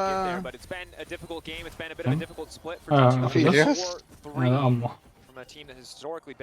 always consistently Forced to back away from this tier 2, and looks like it's going to be a trade here now. Reckless is going to pick up the tier 2 on the top side, or at least get some good damage down on it, but in the meantime, it is traded back in the mid lane. Yeah, and Nukdog's around to catch the wave. He has TP in case G2 might want to look for some kind of bot fight, but I think they're giving that one up. XL should be able to shut down this Dragon Wing condition of G2, and G2 just cross-mapping the tier 2 top, like I said, for this tier 2 mid. So XL making sure they win out on this trade. Nukdog will have to be careful because G2 can afford to waste time and just stay around here and look for a pick. Problem is they can't do Baron. There's one blue orb in the Baron pit for XL, which is giving them enough information to let them know what they can do. We've also got TPs up Vi bør ta den vekk fort, no, not enough vision in the så de ikke vet om man går den her ikke. Potentially things that can help mitigate some of the threat of a Baron if someone else can get in there and lay down the vision. Reckless trying to bait here is Nei, Janko skal backe, playing so safe, playing so cautious, respecting the potential for Mickey X to be waiting in the darkness. Yeah, when you see the Kaiser around, if you face check Elise and Leona, you're pretty much one-shotted. So XL grouping up, making sure they clear out this vision together. You can see they're just completely ignoring mid-wave just to enable Nukdog so he doesn't get caught out and locked up, and you can push out these top waves. Now XL's next focus is going to be this top tier 1 and Baron vision control. They have 4 minutes to work with until this next Ocean Dragon, so they can invest all their resources towards the top side. Still a top lane tier 1 to take, and there's a Baron on the map, so making sure you have control around that, maybe bait it, play well, and force it towards 2000 farm, det noe greit da. Advantageous fight on your own vision. And I continue to be impressed with XL in the driver's seat. They've been in control. 1k gold lead, Kaiser not quite har enough to en totally bant dictate på grunn av this game. farmen. They've been holding on to about a 3k gold lead ever since. Nei, begge to har en bant. Now see what they can get done. Fyller seg større for Scuttle ham. crab up, it's going to be hard for them to threaten the Baron themselves, not investing too much vision into the pit. G2 have a ward Hvorfor? on the romp area, so if they have double TP as well, so if XL overcommit with numbers, there could be a double TP behind them. Mickey's trying to get some kind of vision as well, but he might get caught out here. Chain connects. Ocean Rift, a very big deal there. Hides that control ward, means Mickey doesn't know that he was spotted out. Now he has to run for the hills. The immediate flash before a fight even gets kicked off. That's big. Nukdog now chasing. So might want this fight.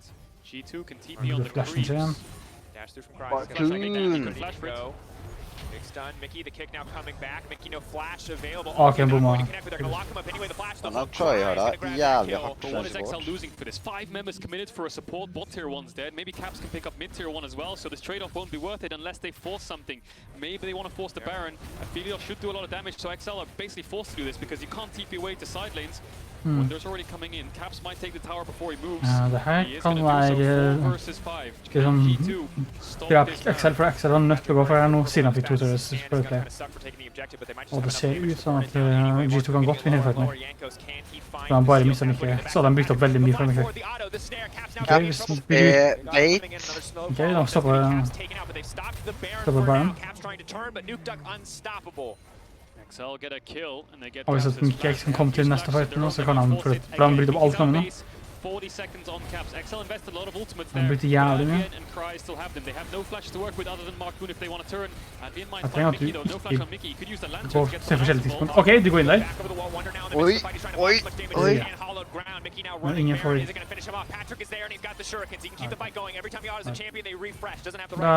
Da ble det ikke poeng med han. Det kom en bakside av Luna for Jankos brukte opp fuckings Q-en sin. Jankos. Jeg fuckings Q på And just the way that they got that Baron, the patience they had. You know, they got 3 or 4 kills throughout that whole Baron exchange. First Mickey, then Caps, then Jankos, then Mickey again. So 4 kills with the Baron just from pure patience, starting it up, forcing G2 to move in, making 1 pick on the side, staying together, going all over the wall, and making G2 kind of a little bit dizzy. Nei, det tror vi vender, ja. Really good execution there from XL. Really good decisiveness on when to turn and how to turn. And every member of XL. Kanskje på venner, ja. Yeah, and this Red Bull Baron power play feels like Hvis jeg blir venner av det, da vet jeg ikke lenger. Nei, du får ikke lov til å si det. This is exactly the kind of life we wanted to see injected into this XL lineup. Now, we have to admit, G2 are struggling a bit here to match what XL are bringing to the table, and while they may have some of the problems of their own, XL taking wins over G2 is always good to see for XL. Jeg skulle ha sa at G2 kommer til å tape. Og jeg sa det som min. It's only going to get worse for G2 here. Jeg skulle ha at Rundeberg går fremover. It's like a 4-1. They have double TP and they're ignoring top waves. Looks like they're ignoring mid waves as well. So they're committing 5 members to this bot tower. I guess Nukdog can dash forwards and zone away Reckless on the wave clear. We'll keep our eyes on how they make this siege work. Markoon can look for dives as well, so G2 might have to be careful here. Committing. Markoon. just taking a few extra tower shots. Hook goes in, but won't find anything else. Ulti. Patrick not going to do a lot, but they're immediately going to commit onto Mickey. The I'm just going to top next set. I fucked it again. The kick back. They're just trying to buy space. G2 Yankos in the midst of the entire team. Gore Drinker exhaust. Oh, Nuke with the double. Line him up, baby. That's the distortion. Marcoon running forward. He's going to find the stun onto Caps. Patrick on the backside. Perfect guns to keep this fight going. 30 seconds on these members of G2. Huge wave stacked up. 5 members of XL with Baron buffs. I think they're just going to end the game. They're walking down. They're not going to get baited. Da G2 butthurt satt fyr på en dørskjorten, ass. They make this game their own. In their first matchup, Marcoon and Advian take down G2 Esports. Oh, wow. I like this version of XL. I like it too. I thought upgrade. Didn't know how big, but it's looking solid. That must really raise up the spirits of XL as well. Langt ned. Really tough last few weeks and now taking down G2 on your debut game. And this is a conversation that we've had. Okay, hvis G2 vinner mot Misfiten, så vet jeg ikke. Så burde betale det, så begynner å se som en toppback.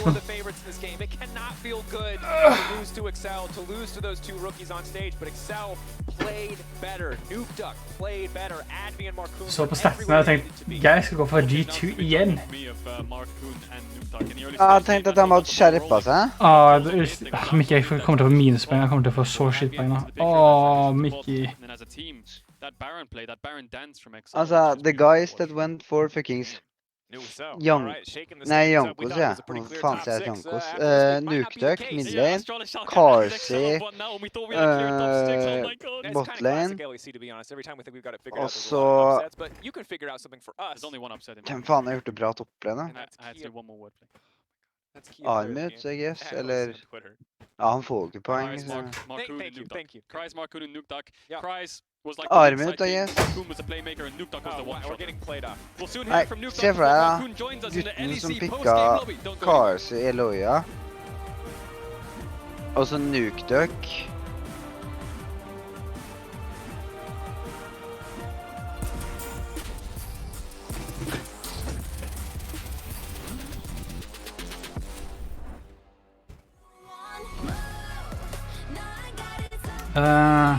Se for deg gutten som pikket Promiscue Support og White Knight toplane, og så... Nuclear Int fikk 68 poeng!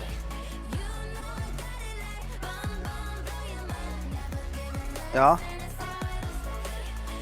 Men jeg tror Nukeduck kommer til å få mer. Oh my Jesus Christ. Jeg tror ikke det. Ja, men se for deg guttene som pikket Promiscue Support, White Knight toplane, Carsey AD Carry og Eloia jungle, og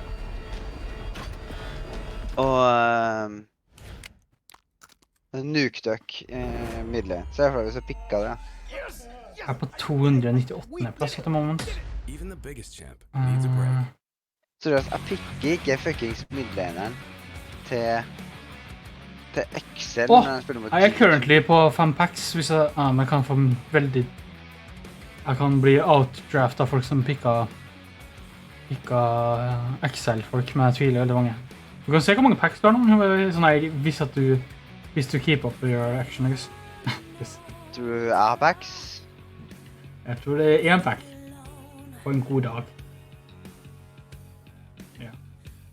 Jeg er på 5 packs. Imponert over at jeg får pack i hele tatt, da. Hvor langt bak meg på penger før jeg faktisk begynner på 4 poeng? Jeg kan faktisk bli outrettet på siste tingen, det er bare supportene. Ja, det er mange poeng bak. Jeg er med Nikolai, da. Han hadde ikke vært på. Hvordan kom det plutselig så mange her? Jeg kjører på... Nei, jeg er på den. Ikke det på totalen, nærmest? Nei. Hva er det her, da? Der, ja, den bare... Ja, det viser bare alt. Nikolai kommer ikke til å få noe bra der. Ok, det var langt på... Ok, så... Ok, Nikolai pikket jo så dårlig, da, men det gjorde jeg også, så... Jeg tror flesteparten pikket dårlig.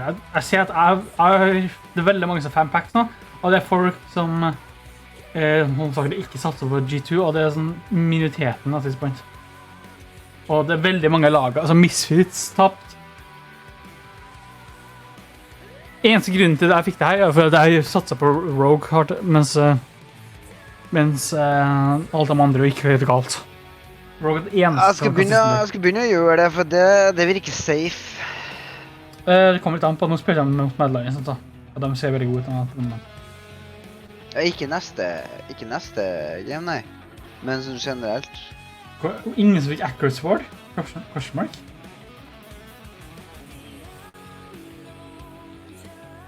Det var ingen som krutta. Det var ingen som krutta, liksom? Han sa meg ikke Varus. I guess. Og ikke gutten her, da? Ja, det gir mening. Han krutta helt sikkert ikke helt.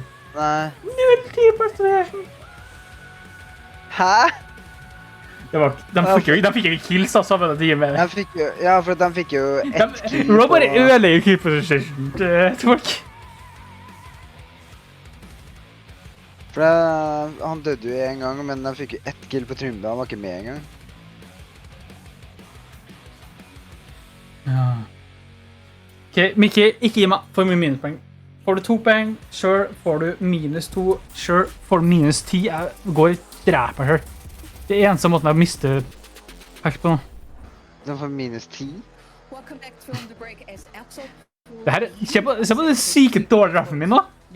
Sånn forhold til poengvis. Og se det faktum at jeg faktisk ligger på toppfolka nå. Jeg har 228 poeng nå. Du gikk ned til 184, tror jeg. Hvorfor står det her? Bra spørsmål. Ja, det gjør. Det står 226 der, men det kan være at du oppdaterer seg. Nei, det står 0 her, og 0 her. Jeg har ikke fått oppsett nå. Jeg har fått oppsett på min. Det er oppsett som er diffen. Oppsett viser ikke det. Han er litt for oppsett. Jeg tror bare jeg satser på Fnatic, selv om de tapt. Men Fnatic tapt, det vil si at de er lenger ned nå. Og det vil si at Rogue of Misfits er de eneste som er på toppen da. Ja. Og G2 er jævla bra da. Men latten nå, Hvor ser du det her? Jeg bare vet det. We saw a very excellent teamwork, not just from those two players, but from external. Jeg husker jo leaderboardet, så. To take over the top side, very det gjør det ikke. How did you manage Misfits to build hadde this team? Jeg ser det bare dette i seertall. It's kind of natural. We need like the first few days. I was a bit kind of stunned by how much they were. Jeg skjønner ikke hvordan de taper etter å ha hatt en uke pause. But now as I kind of understand how they think, I think they just know how to play the game, and it's very easy for me to follow their thought process. Ja, han streamer Waymaker. It has been pretty effortless to... Ikke nå da, men han har verdensrekorden i Waymaker. Noxus Live har gått over til nytt kortspill kalt Escape from Tarkov. Det beste kortspillet. Hva er det egentlig han driver med? Han sitter og spiller masse forskjellige kortspill. Det er jo liksom greia hans da. Ja. Det her er hans favorittkortspill nå. Ja, det her var... Kortspill begynner å bli veldig kule for det, ass. Now the question is like, are they ever coming in?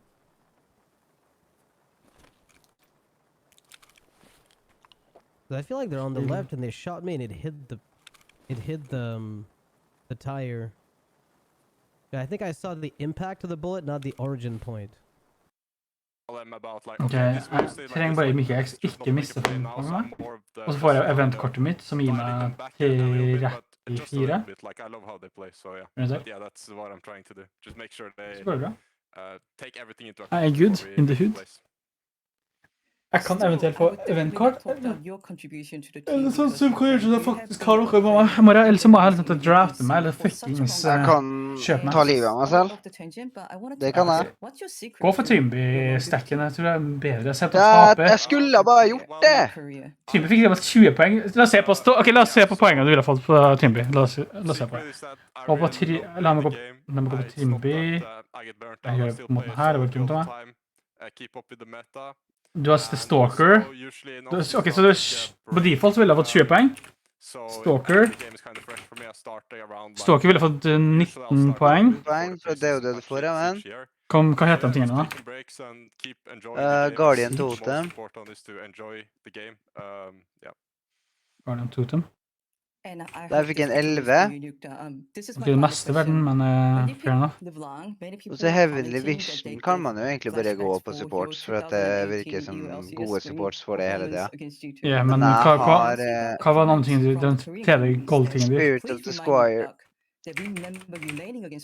Den fikk han 12. Det var ikke det beste performancen i verden, men det ville vært... Det stiller mye mer poeng enn sikkert det han her får. Jo. Ja, Bippo fikk ganske generelt bra poeng. Ja, han gjorde det greit, liksom. Jeg mener, du hadde en item på som ikke gjorde noe, men uten det så var det sånn fair enough. Jeg kjører Bippo neste gang, jeg. Jeg kjører faktisk de her to igjen, tenker jeg. Hvem møter han da? SK. Nei, jeg tror du burde satse på SK.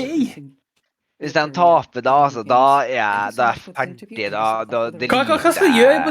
Du kan gjøre neste uke. Excel møter Vitality. Schalke møter Astralis. Det er bare Fnatic. Ja, du satser på Fnatic? Det eneste som går her. Jeg må stå på Rogue uansett da, men...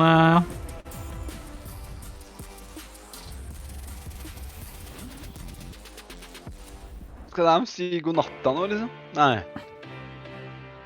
Litt sånn afterting. Hva er nedtelling til nå? Det er bare mer snakking og... de snakker med han nye. Interview Lemau. She's so awkward. Du ser på...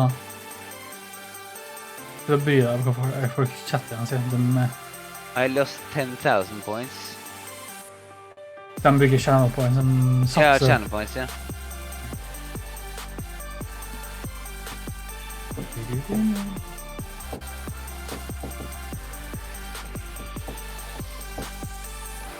I won't choke sen låret.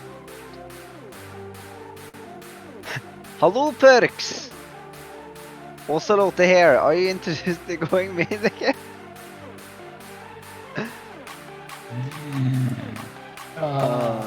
No. Yeah. Kanskje du bare får så... Alle sammen får så shitpoeng på alt mulig nå, at du bare kommer deg opp. Er det Ocelot som eier G2? Nei, jeg brukte å være på G2 før, tror jeg. Ja, men for at jeg tok jo, når jeg bestilte meg skjorta, så kom det jo en liksom sånn, thank you for being a part of G2 Army, og så stod det Ocelot, liksom, og et smiley. Ja, det er kanskje det. Hva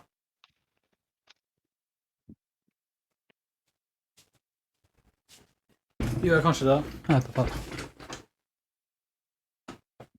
Jeg synes jeg husker at de kjøpte noen for rare ting, men jeg var ikke helt sikker. Jeg fikk minuspoeng da. Det er helt sykt da. Hvor ligger han på leaderboardet nå? Det er faktisk han som co-owner og founder, co-owner og CEO av G2. Ja. Jeg bare så Carlos Rodriguez, jeg bare, det er ikke Ocelot, og så bare, Ocelot. Jeg har null peiling på hva jeg skal forvente meg. Eller Scarfo. Det her blir den vanskeligste dagen å faktisk drafte på.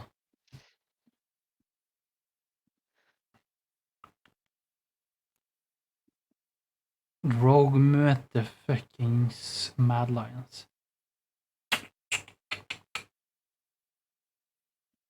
Jeg har ikke så mye valg enn å bare gå for Rogue, så da må jeg bare... Det er ikke noe for meg å pikke coachen og ikke pikke spilleren til Rogue, som bare var det. Middelene har alt vært inn da. Hvem er det som kommer til å vinne fra Huminen mot Larsen? Jeg tror ikke jeg vil satse på det. Så Rogue er eid av Erect Global. De har en parent-greie. Ja. Og Misfits er det Misfits Gaming, så... Misfits Gay.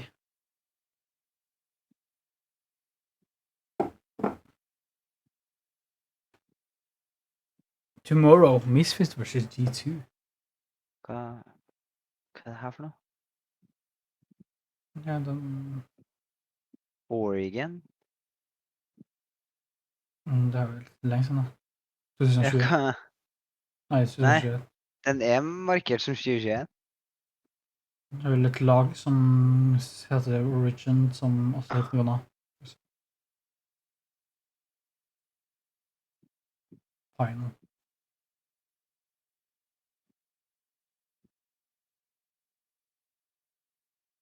Kult. Kom igjen. Kom igjen. Det kommer til å ta tid da. Ja, da tar vi et league-game igjen, så kan jeg bruke det jeg har lært av G2 til å spille dårlig. Jo da. Veldig accurate. Ja, jeg skal ta, vet du hva? Jeg skal ta Carsey. Nei, jeg skal ikke spille Kalista. Jeg skal aldri spille Kalista. Jeg kan ikke spille sånne champions.